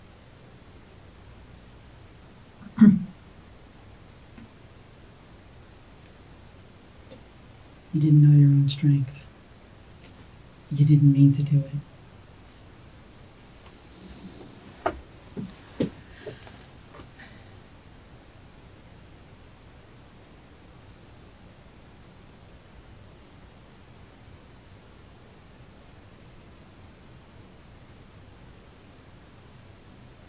You know we know. And you know we're going to prove it. I just don't want to make you out to be some cold-blooded killer, because I don't think you are. And that's the one thing that we can be in control of here, okay? We can be in control of the narrative. We can be in control of, is this first-degree murder, second-degree murder, manslaughter? What is this? Is this an accident? What is this? We can be in control of that. Okay? Her injuries are her injuries. They are what they are. Okay? I can write that as first-degree murder, second-degree murder, manslaughter, a mistake, an accident, you blacked out. I can write it however it is. Okay? I don't like to make shit up. I like the truth. And that's all anybody wants in a situation like this, is the truth. And that's what her dad deserves. That's what her son deserves. That's what her grandmother deserves. Her friends. They just want the truth. And you're close to her family. I'm sure you're close to her friends. I mean, what do we want these people thinking about you? What do you want your mom to think about you? Your mother wouldn't want you to maintain this lie. Because God forbid we paint you out to be some sort of monster. I mean, that's not fair. And she's got to sit through that? And she knows that's not her boy.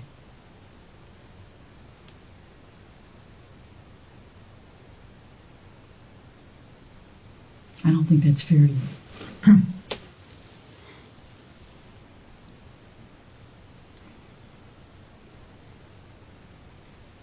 I don't think what happened to Shanti is fair either, but I don't think it's fair to you to make you some sort of cold-blooded killer monster who was out greedy for money. I don't think that's who you are. But those are your choices. You either made a mistake or you're a monster. Who didn't really care for this woman, who didn't love her, who married her because maybe she had potential to make really good money or had some money, or maybe for the life insurance. Who knows? I mean, that's what people are going to think unless we are able to say the truth.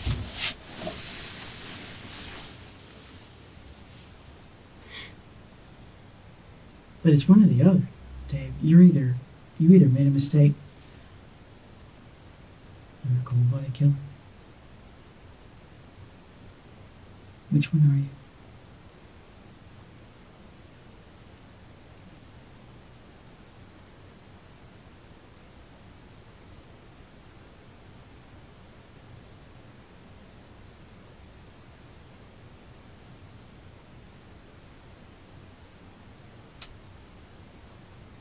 Babe,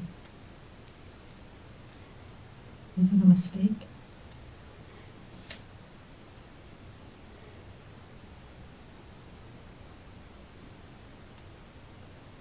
Was it an accident?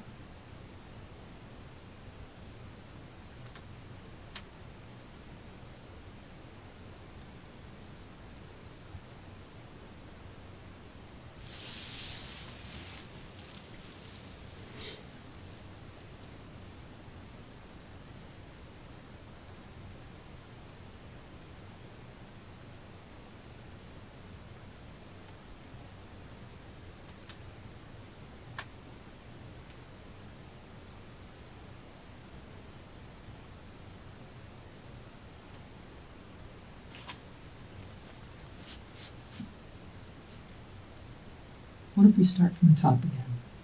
The top of today.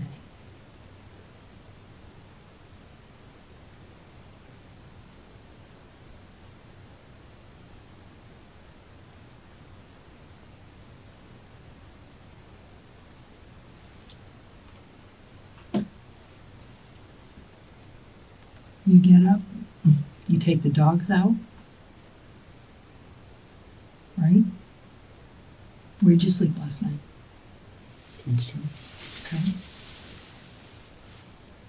And you got up, was it light out? When you got up? Did you have to pull the trash to the curb? Did that the night before. Okay. And so you're kind of milling around downstairs. She comes down at what time? You think?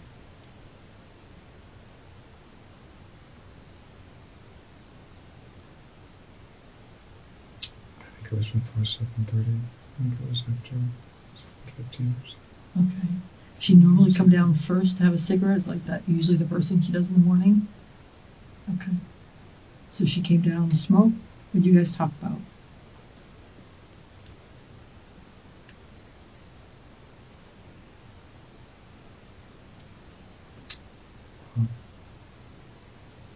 She didn't feel good.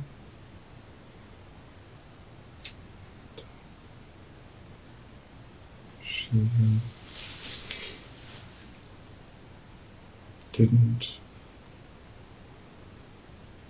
feel like going to the dentist.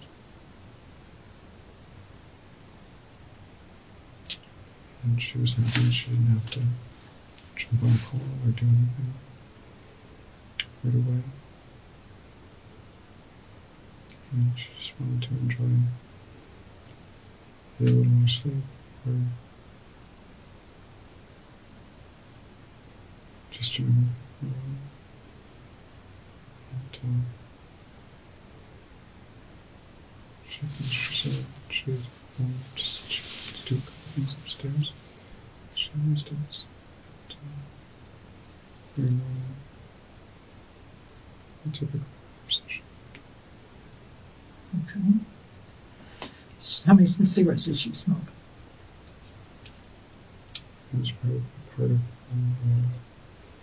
I'm sorry. one or less. Is typical. Okay. So take us from that point and tell us the truth.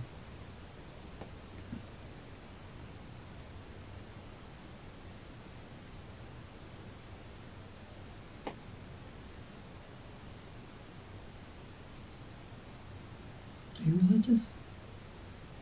Hmm? Are you religious?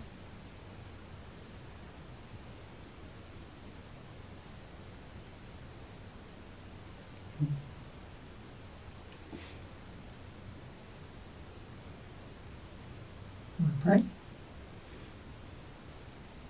Or have you been?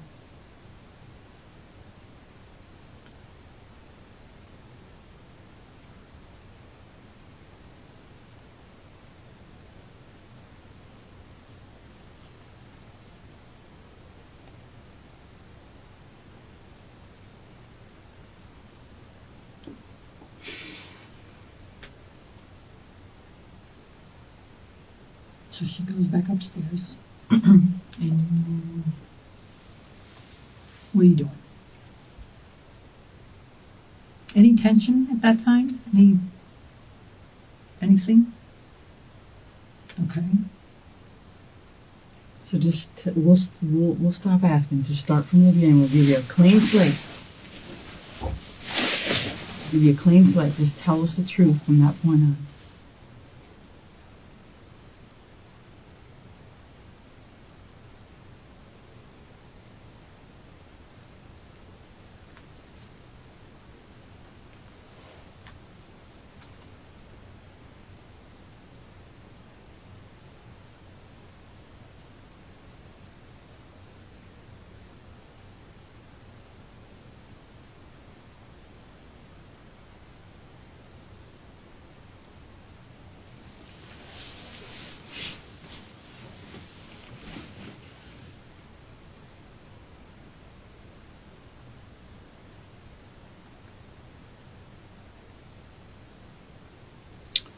The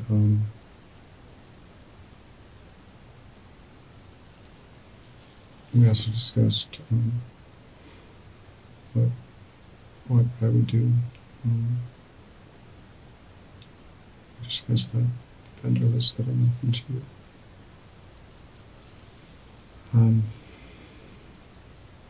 I just gotta say we're both tired and we both stayed up together late.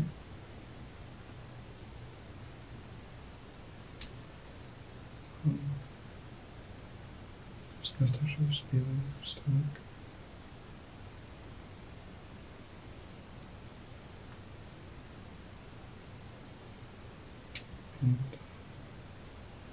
And at the same morning routine that I always do,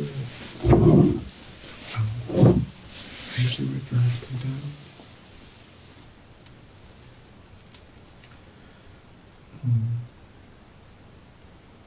Just to get a feel for what her day is going to be like. Usually check with her to see if like I said before, what we can coordinate on. In a busy week, that might be all she had the time to talk about until she's done.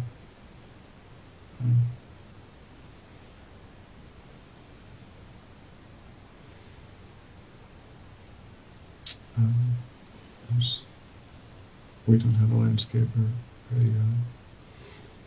or grounds crew. I do everything with the yard, do everything with the lawn.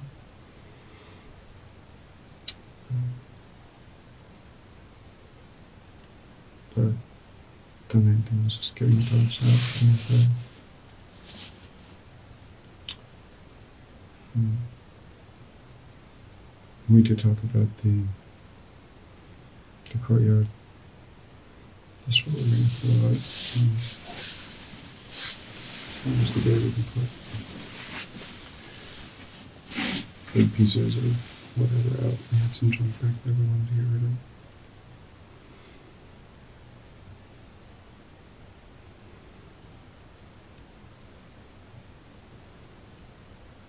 And like I said, we're also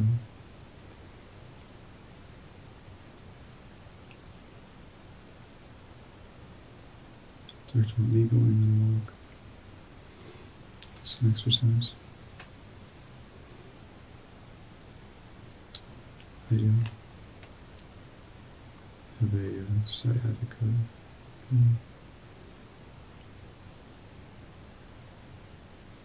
condition. It's not all the time, but when I do overdo it, it does slow me down. So usually walking is good for that. And relaxing is good for that. And that was that was pretty much the gist of it until I left.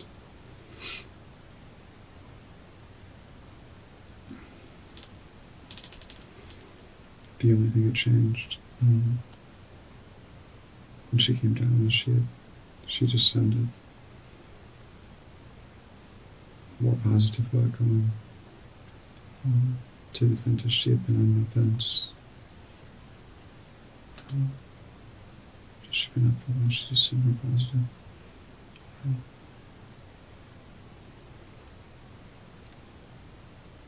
She told me to have a good walk. And so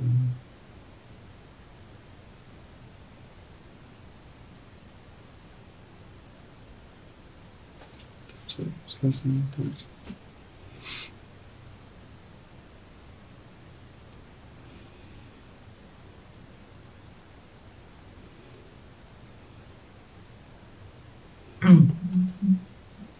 Did you just say that was the last time you talked to her?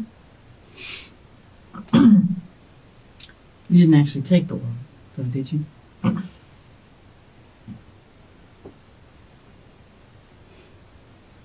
Yes or no? Yes.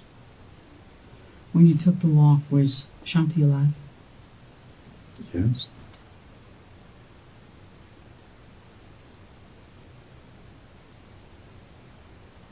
Was she alive when you went to take the dogs to the park? I don't know. From everything that I'm hearing about this. Well, before we said anything, you told us you felt like she was deceased before you left.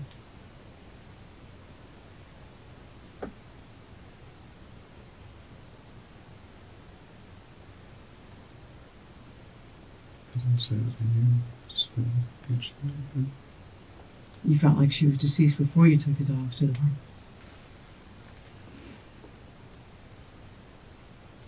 Mm-hmm. What would make you feel that way? Because she didn't go to the dentist. So someone doesn't go to the dentist and you think they're dead? No. No. She told you she might not go. The normal thinking would be she changed her mind.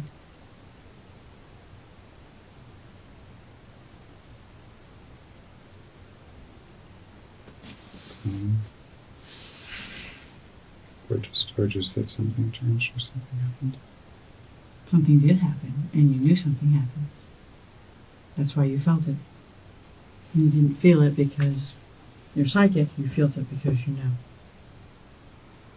Because you knew.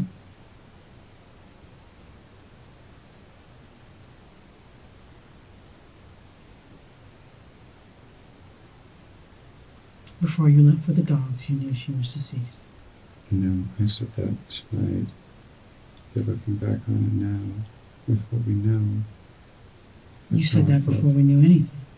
You said that before we told you anything. It's one of the first things you said when we walked in. That's not. You're trusting is what I didn't say that I knew in the morning. No, you said But I you said felt like it. You know, I feel like it now. After I knew she passed away. Not that I knew in the morning. I guess.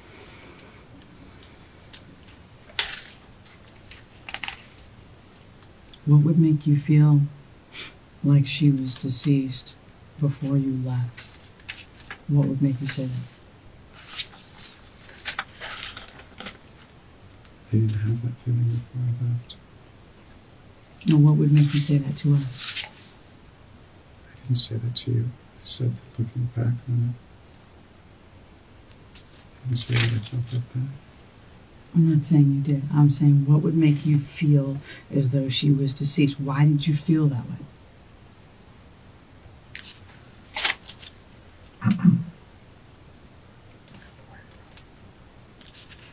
Because I thought the shower had something to do with it. And that's what I said before, that that's when she would be getting ready to go. I got the feeling that's what she was going to do. Now I'm concerned she wasn't okay when I left.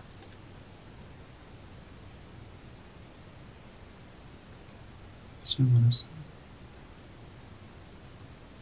It's not what you said? She wrote it down. Oh, no. I didn't say it. The context to me is not what I meant or what I said. I'm concerned that Now I'm concerned now. I'm sorry, I don't. She wasn't okay when I left. No. I would have to agree with you. I don't think she was okay when you left. Because when we got there, she should have been soaking wet.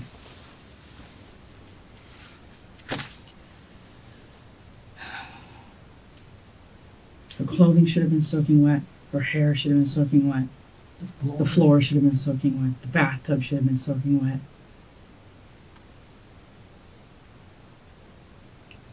David, you're a smart guy. This isn't rocket science. Don't look like you're puzzled. But you're a smart guy. And you know now. You panicked. And you panicked. Exactly, I'm sorry. And The floor was wet. no, it wasn't. No, it was not. The bathroom floor is not wet. The tub's not wet. I know that you didn't plan this because none of this makes sense. If you had planned this and this had been intentional, this all would have made much more sense and it would have been a lot more difficult for somebody to figure out. But it's so obvious. And that's why I know that it wasn't intentional on your part. And you're not a good liar. You're terrible at it. Terrible. Because none of this makes sense. Because it's not in your nature to be like that. You weren't raised like that. I'm certain that your mother instilled good values in you and did not raise you to lie and to make stuff up. And that's why you're terrible at it. It's not a bad thing. And because you know you want to do the right thing. For you and for her. It almost sounds to me like she treated you like you were the help. That's what it sounds like to me. I got to do the yard. I got to take care of the pool. I got to do the work on the house. I got to clean the pool twice a day. I got to take care of the dogs. And I'm sleeping in the garage. So it sounds like what the ex said about her being a strong bitch. Where she say goes. Yeah. You're so mild-mannered that you don't want to stir the pot. You stand up to her when it's necessary, but you pick your battles. But I think you just want it to be right and good. You don't like to fight.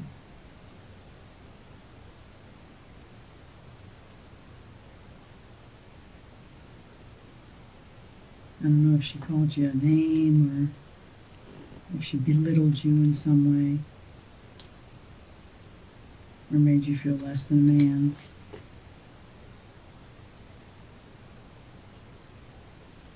But my guess is she wasn't treating you very well.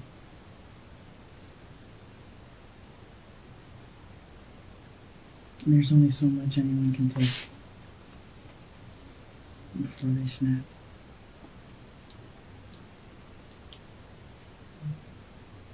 And maybe you felt like she got what was coming to her. She what? Maybe you felt like she got what was coming to her.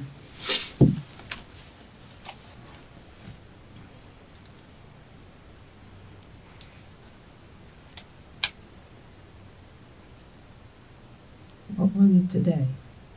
What was she upset about today?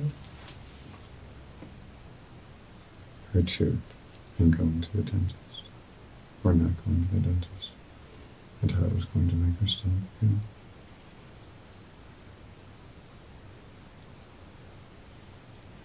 Is she constantly complaining about her health or about one thing or the other? Is she kind of always sick, or is it kind of all about her all the time? Woe is me. Everything's about me. Take care of me. Come sit with me. Come smoke with me. Stay in the bathroom with me. Stay in the bathroom with me.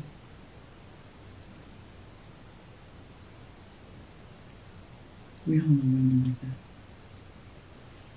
It's all about them and what you can do for them and what have you done for me lately. And where, I found it interesting when you mentioned that she could have more time with her son. A husband should come first, and then a child. Was that a suggestion of hers? Did she comment that she needed more time with her son?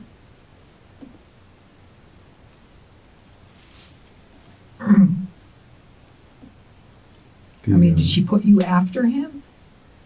No, again, the comment was pretty clear. It was picking him up early so he could be at our home. That's not the comment she's referring to. No. It was the one that you said you were sleeping downstairs, so when Jackson was there, she could have more one-on-one time with him. More personal time with him.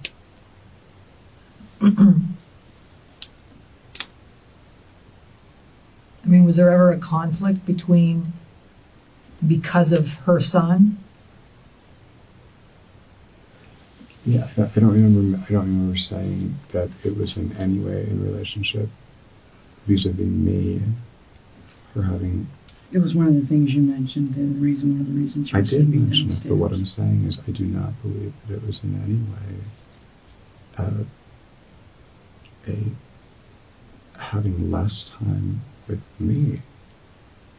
It just seems like these are all things that are made to stretch and prod into something that's not there. Just asking. You made the comment that you sleep downstairs in the garage, so that one of the reasons is so that she can have more personal time with her son. If you're going down there, we're all asleep. Okay, so I made it very clear. It's when we're all going to bed. Right, but you also made the comment very clear that so she could have more personal time with her son.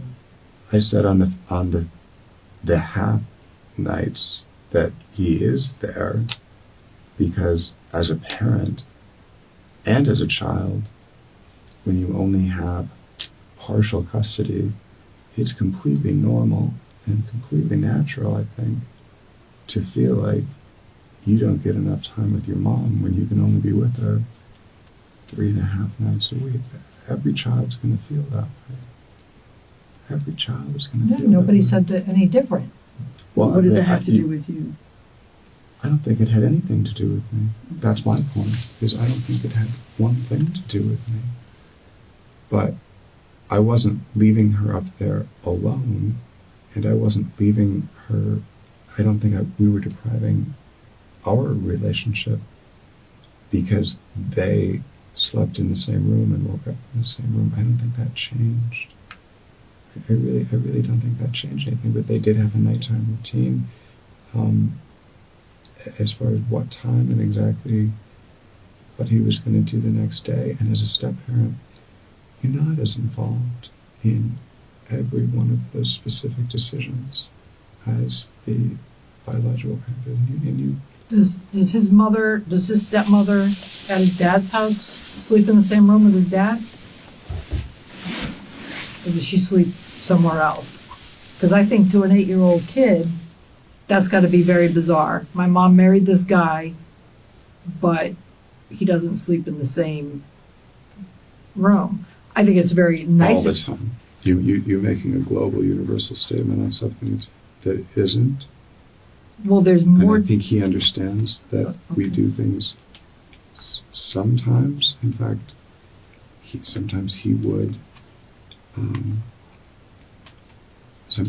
want to have a night where we stayed up watching movies and we would sleep together. We hadn't done that since the house. We had done that for about 1.5 years since the house had switched, but we were talking about doing it more. I just don't want to paint those things to be any. You're right. That's not who I am. I would never look at something that's so understandable and so benign and think something. Then what happened? But you're also not investigating someone's murder, and we are. I granted, but Okay. And I don't so- think we need to exaggerate any of the points we're- that I made and clearly or listen- say they're discrepancies. And had you walked in and told the truth several hours ago, we'd be done by now. We haven't heard it. Okay? So forgive us for grasping at straws and maybe trying to choose. I do. And not. maybe trying to choose things that mean nothing. And I think we're kind of grasping at straws because we're not hearing it, Dave. I mean, you can walk in and this could take 15 minutes and you just got to say, I screwed up, I made a mistake, and this is what happened. But we have not heard that from you in a very long time. And that's why we keep going over it and over your past statements and over everything you've told us, because there's sliver of truth in every lie you've said tonight. Sliver of truth in all of it. So maybe we're hitting on that, making it a big deal, and it's not a big deal.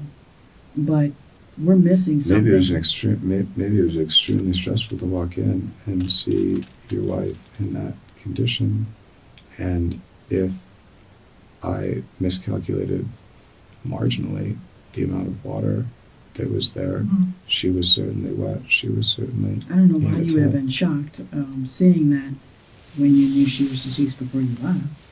I didn't say I knew she was deceased before I left. I didn't say that until tonight, but looking back on it, that I thought it was more likely she had gotten in the shower before I took the dogs than after. That's all I said. Okay, look at. So I was still Dave, surprised. when I she walked didn't in. stick her foot in the shower and slept. That didn't happen. If she did, she would have fell backwards. And you didn't find her at 3 o'clock. Didn't It didn't happen. happen. I don't know that. You don't know that? Common sense would tell you if you pull a woman soaking wet out of a tub at 3 o'clock and call the police within 6 minutes, then everything will be soaking wet when the police arrive within 3 minutes of that. Yeah. That's common sense. So how did everything dry up? That's our question. Because She wasn't pulled out at 3 o'clock. It didn't happen.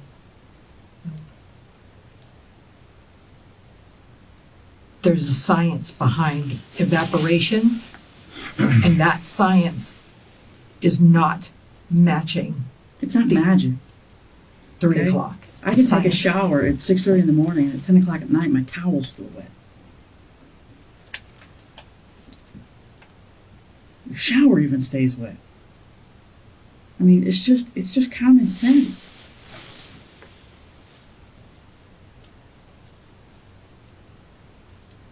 The water was definitely filled up to where you said, but not at 3 o'clock. That's the sliver of truth. There's blood in the water. There's another sliver of truth.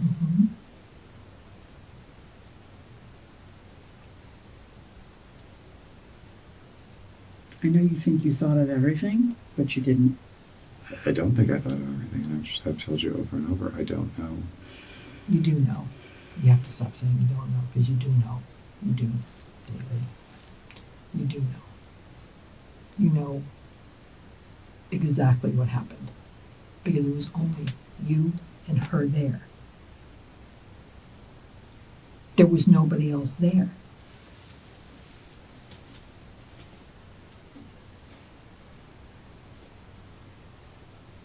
Nobody. I don't know what happened when I wasn't there. No, I'm sure. There had to have been close to well over an hour in the morning that I wasn't there, and well over 2 hours in the afternoon that I Right, wasn't there. that's very possible that you left the residence. However, when you were there, whatever happened to her happened when you were there. It didn't happen when you were gone. It happened when you were there. And I wouldn't expect you to know what happened when you were gone. Nothing happened when you were gone. She was already deceased. Talk around in circles. Trust me. The evidence and her body speak for itself. And your story is BS. So you better figure it out before it goes too far.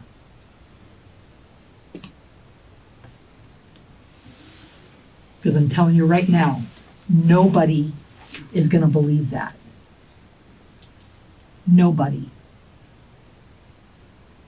If you maintain that, you're going to look like a fool.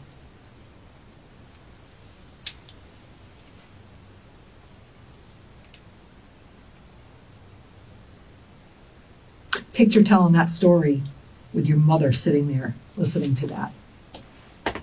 And try it. Like, As it's picked apart by as everything you told us is picked apart by everyone who testifies.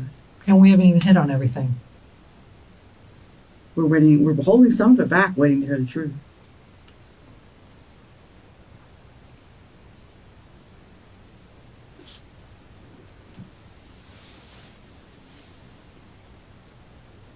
People can be sympathetic when they hear people be honest and remorseful.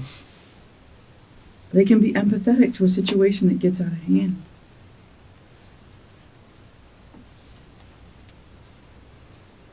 But when people lie for hours on end and say, I know nothing about nothing, I don't know how she got that way, I thought she tripped and fell, I wasn't home, I was here, I was there, conveniently you're not there.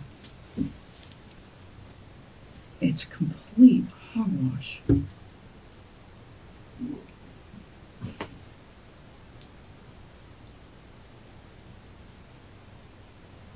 And we haven't even got the medical examiner's findings from the strangulation and all the things that go along with that. It's science. It's not guessing. It's medical science. Plus everything we've done at your home tonight.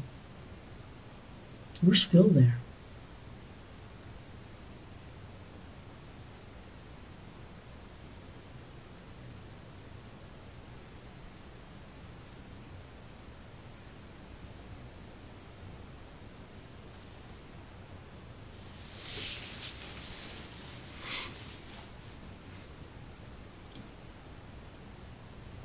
So what time did it happen? Was it before you took the dogs or when you came back? Let's start with that. What time did this argument ensue?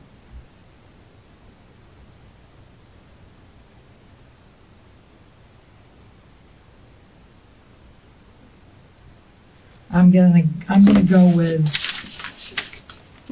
from the story that you told us, I'm going somewhere around 11:30. 11:30, 12:30-ish.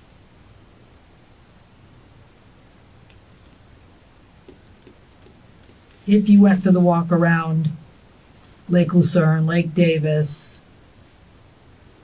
Which we'll be able to prove. yep. If you did that and came back, 10:35, 10:45 would be real close. Both cars were there, so I figured she decided not to go to the dentist.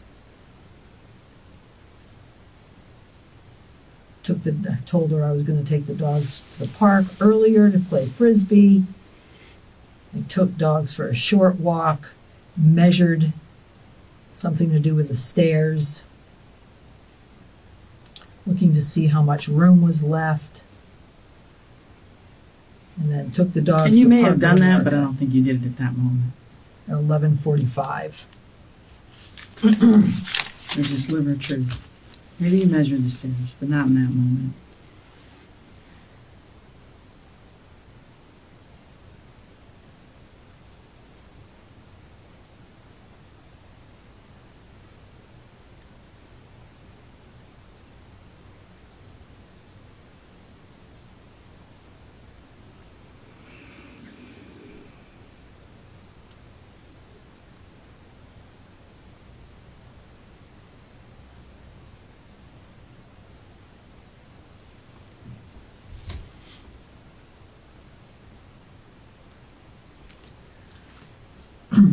Do you guys normally text each other during the day at all?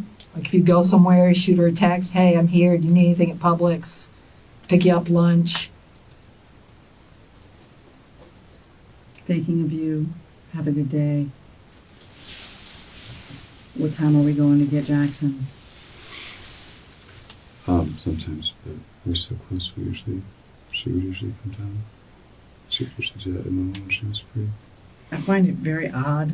We've all been in relationships in this room. That your last communication with her beyond the phone was the day before. The evening of the day before when she tells you that Jim's on his way. I find it very odd that at no time at all on Tuesday that you all communicate via phone. That you're gone on the walk for over an hour, that you're at the park for over an hour and a half, or an hour and 45 minutes, 2 hours. And there's zero communication between the two of you the entire day until you say you found her just after 3. Not a phone call, not a text. Nothing. My assumption is you don't call or text someone you know isn't going to read it. Can't read it.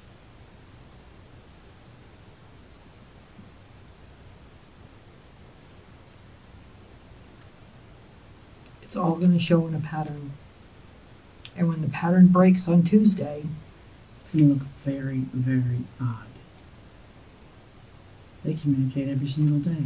But on Tuesday, her communication stops on her phone at this time, and oddly, so does his.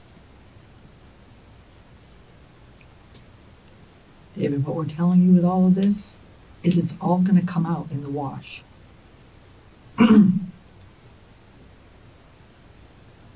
It's all going to come out. We're trying to afford you the opportunity to say what happened. And Because we know everything but that right now. We know that something happened between you and her. She's dead. She's murdered. Intentionally or otherwise. She's dead. The evidence on her is it is. The evidence in the apartment is what it is. We can't rewind. I know you wish that you could rewind today. Believe me, I've had those days. Probably not to this degree, but I've had those days. But you can't.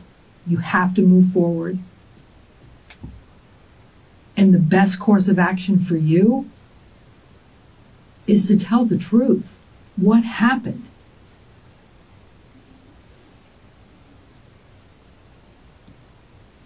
This BS about 3 o'clock in tubs and it's crap.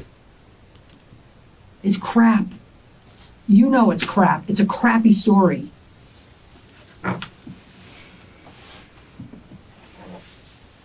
Yeah, you don't know what happened when you were gone. I get it. But you know what happened when you were there, and that's what counts.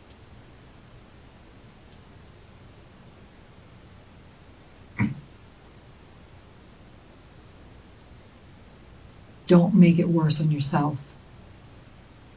You have to carry on. You still have your whole life to live. You still have your whole life. Where do you want it to go? How do you want it to proceed? You can't change the facts from today. You can't. The only thing you can do is improve on them, and that's by telling the truth. I know it seems like crazy, like holy shit. If I tell them what happened today, it's not going to be great. Who wants to admit that something happened and somebody died? Nobody wants to do that. I get it. But maintaining this crappy story is going to make it look like you don't give a crap about your dead wife.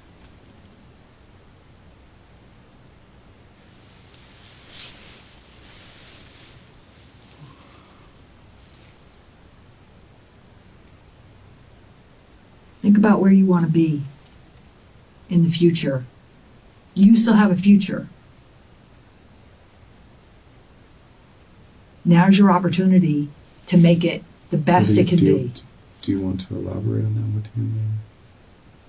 What do you mean as to the future? You still have a future. You still have a life to live. You're still breathing.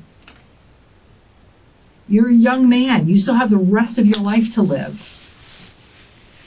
I can't tell you what's going to happen to you. I don't know because you're not telling the truth. I can tell you that she's a lead detective in this. And if you maintain this BS, she has one choice to go with.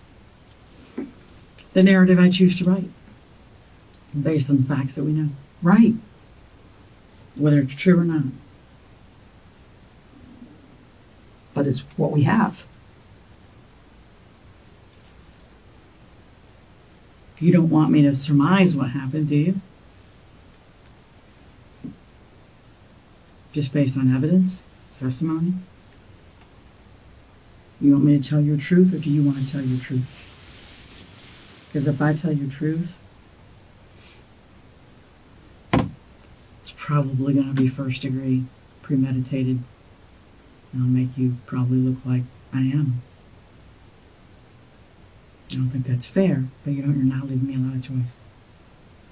And then what happens? You face the music. Which is? You face the music. You face a jury of your peers.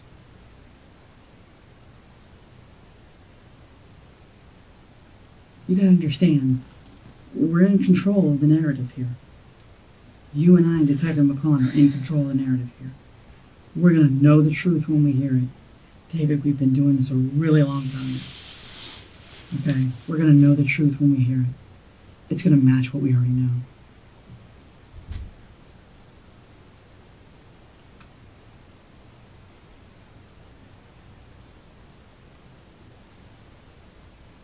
We've been extremely patient with you.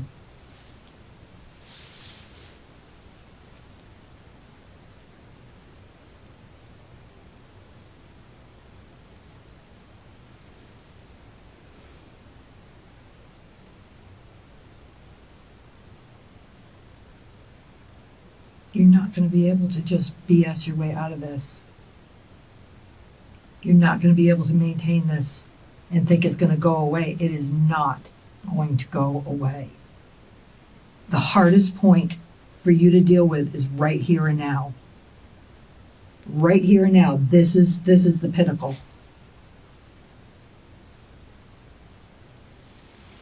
From here, you choose. I know it doesn't seem real.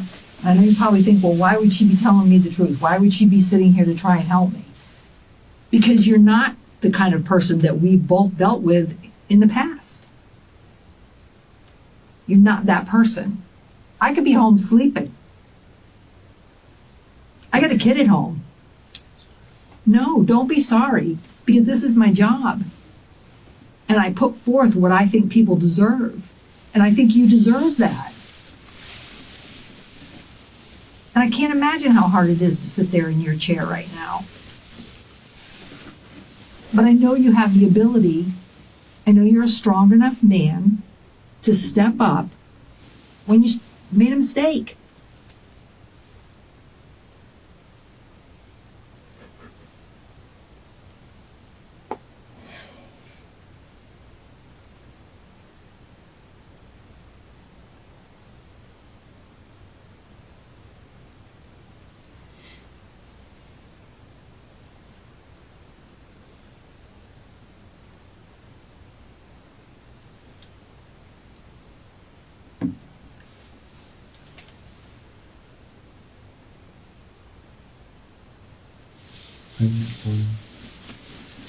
I'm overwhelmed.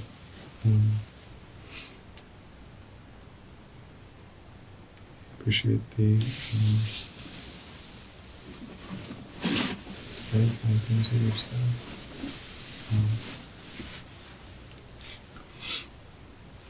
I'm missing what you're saying because of your suit that you're moving, but I'm kind of missing it. It's really loud, but I missed what you said because you're talking so loud. I'm sorry, it's falling out. I appreciate the things that you've said and the genuine consideration and thoughtfulness behind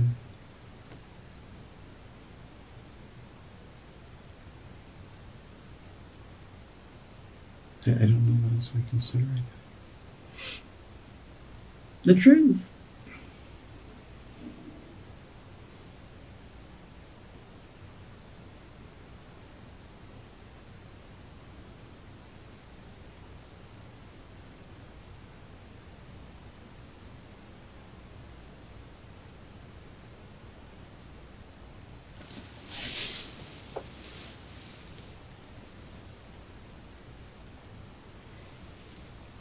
I feel like everything that I have said, and I know you don't want to hear this, you told me over and over, the things that you call discrepancies still ring true and are, if not perfectly accurate, directionally correct to everything. If not perfectly accurate, directionally correct? What? You're talking about things like evaporation, right, and how wet something was. If I miscalculated how wet. Directionally correct? I don't know if I know what that means. It's just doesn't mean anything in this context. Okay. Okay. And Well, there only seems to be one thing, and I don't have that for you. I don't have the information that you're looking for. I'm so sorry. You don't have the truth?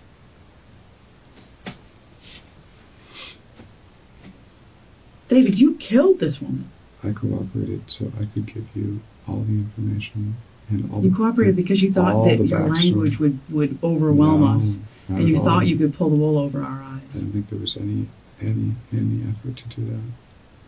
All of this, all these tangents, all this flowery, The tangents fancy were language, answers to all the questions that you asked. details. To questions that you asked. That's Many, if many. I You misinterpreted. know how many interviews I've done in 20 years? Hundreds. Hundreds. Okay. Okay? I know the truth when I hear it. Hundreds. Especially from someone who should be acting one way and is acting another. Okay? And is acting what? You know, you fake cried for about 7 or 8 hours today. Not one tear came out of your eyes. Not one. Not one. Not on scene with the officers. Not in this room. You have fake cried over this woman's death since we made contact with you. For hours. And every single time you fake cried, we wrote it down. Not one tear came out of your eyes. Not one. Nope. Okay? We've been extremely patient with you for a very long time. I am losing my patience at this point because there is not a lick of remorse for what you did to this woman. Not even a little bit.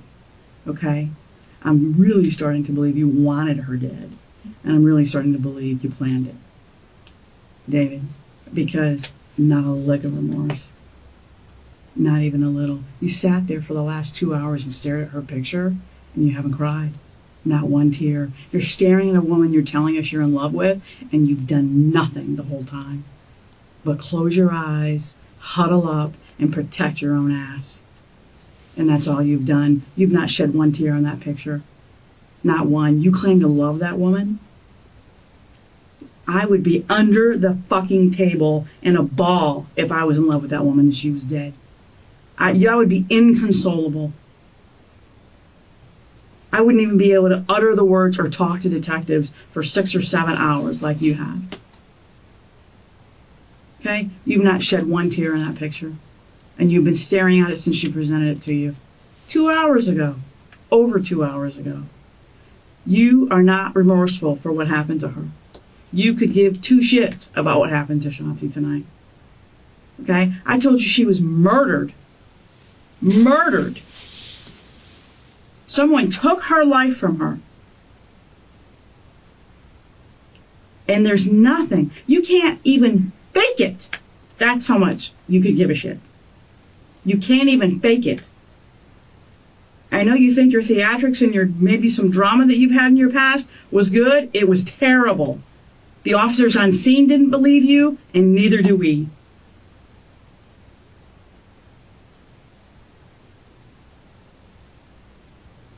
You fucked up. That's the end of it. You screwed up. You made a mistake, whatever it is. I'm starting to believe it wasn't a mistake. I'm starting to believe that David wanted this chick dead. For whatever you might gain, for control, creative control of the house, so you can direct the build. I don't know what your motivation would be, but I know you stand to benefit. I know that the show that's going to happen is now yours. That all the decisions that are made are now yours. The 250 grand you tend to inherit, you can build the house of your dreams. Maybe never work again. I know there's motivation. Is it the accurate motivation? Maybe not. Is it what I'm going to paint you as? Probably. Because there's no more arguments over the house. You have complete creative control. You get the TV show. You get the $250,000.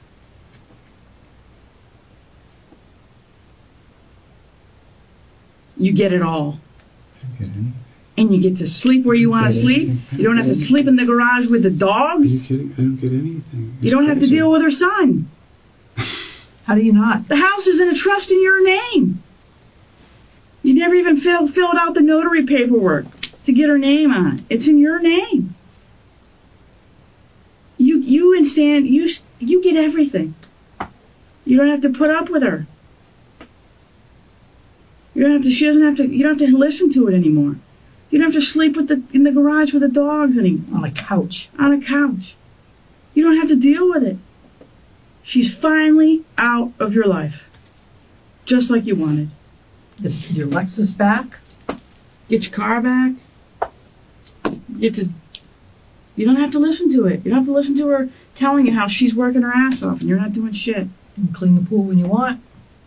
Not mow the grass. For 3 years she's been bitching about it. You know what Jackson said? If Dave would just listen to me, that's what his mom says. If Dave would just listen to me, this would get done. He even mimics her when she says your name. And he does it perfectly, just like Shanti did it. If he just listened to me. But you don't listen, apparently.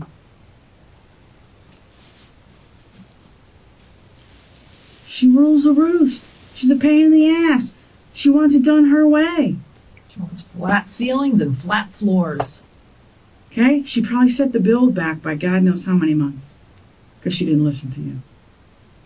And bitched about having to live in one room for 18 months. She bitched about it. Her son told us she bitched about it. His father told us she bitched about it. And she blames you.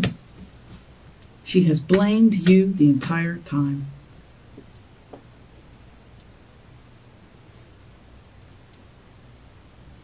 And after 2 or 3 years of hearing her bitch, or 2 years or a year and a half, however long you've been in that house, of hearing her complain every effing day about that house and blaming you, belittling you, forcing you to sleep with the dogs in the garage? Talk about being in the doghouse. Treating you like the hired help. Take out the trash, clean the pool. She treats you like a landscaper, like the pool boy. She doesn't treat you equal. Probably because she's bringing in the money. Or is it something else?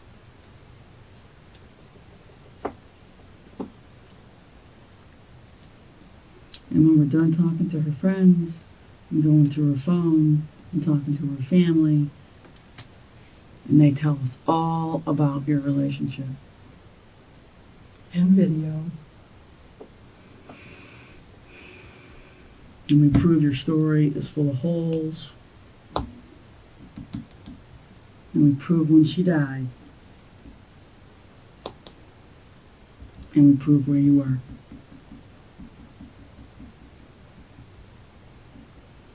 Because honestly, after today, I mean, you've had ample opportunity, David, ample opportunity to tell us the truth. Okay? No one's going to accuse us of not giving you ample opportunity to tell the truth. Because you've had it. You've had a lot of it.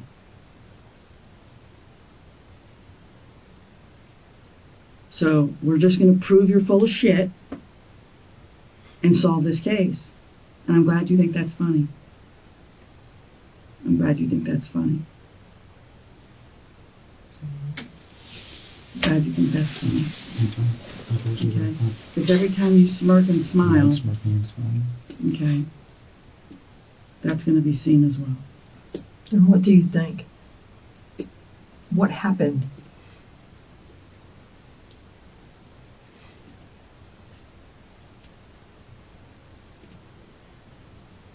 What happened between you and her today that caused it to end like this?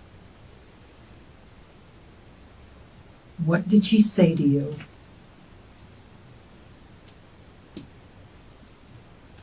David, this is your life you're talking about, that you're closing your eyes through.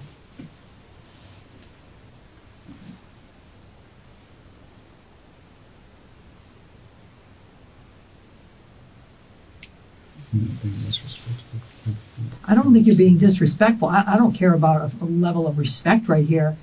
I think you're being ridiculous by closing your eyes when you have to think about what's ahead.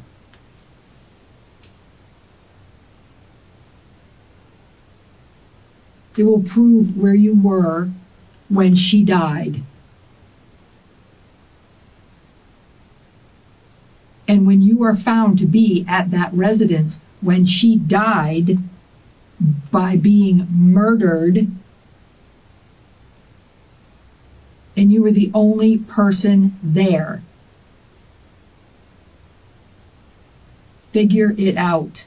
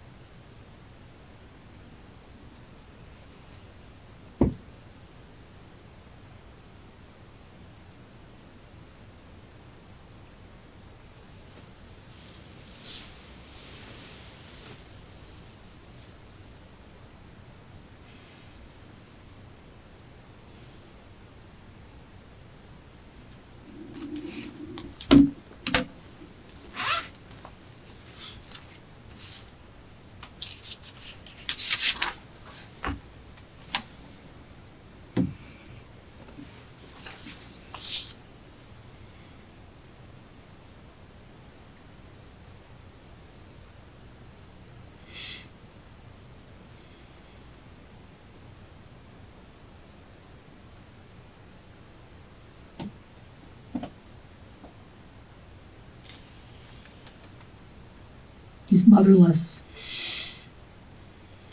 Motherless. He's 8.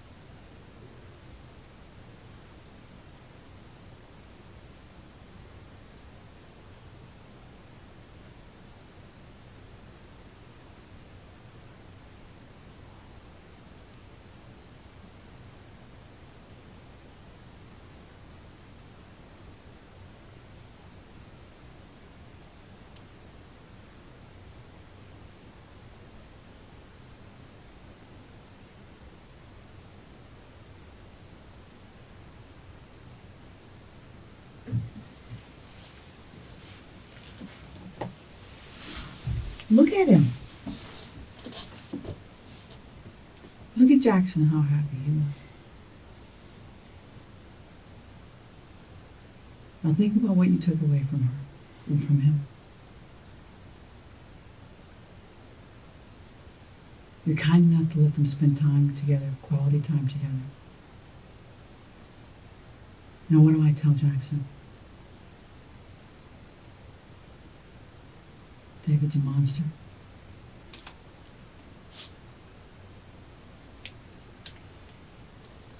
The man living with your mom, who took your mom to the courthouse, swore to love and protect, honor, who said vows in front of God to do right by his mother, lied his ass off and killed her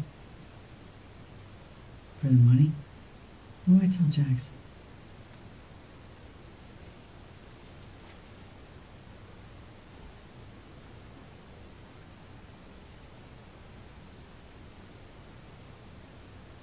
Jackson knows you guys fight. He knows you argue. He's young, but he's bright.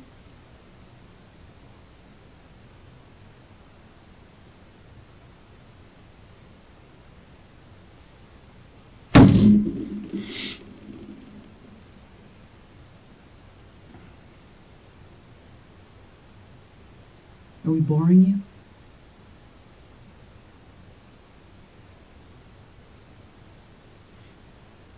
Look at his picture, David. Yeah. Mhm.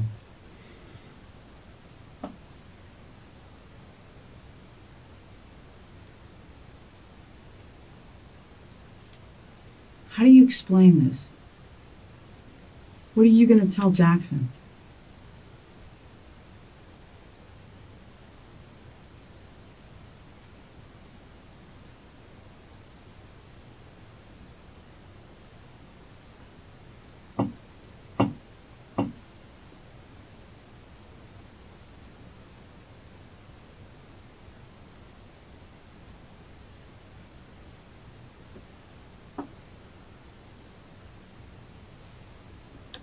If you're gonna sleep, I'm gonna start writing.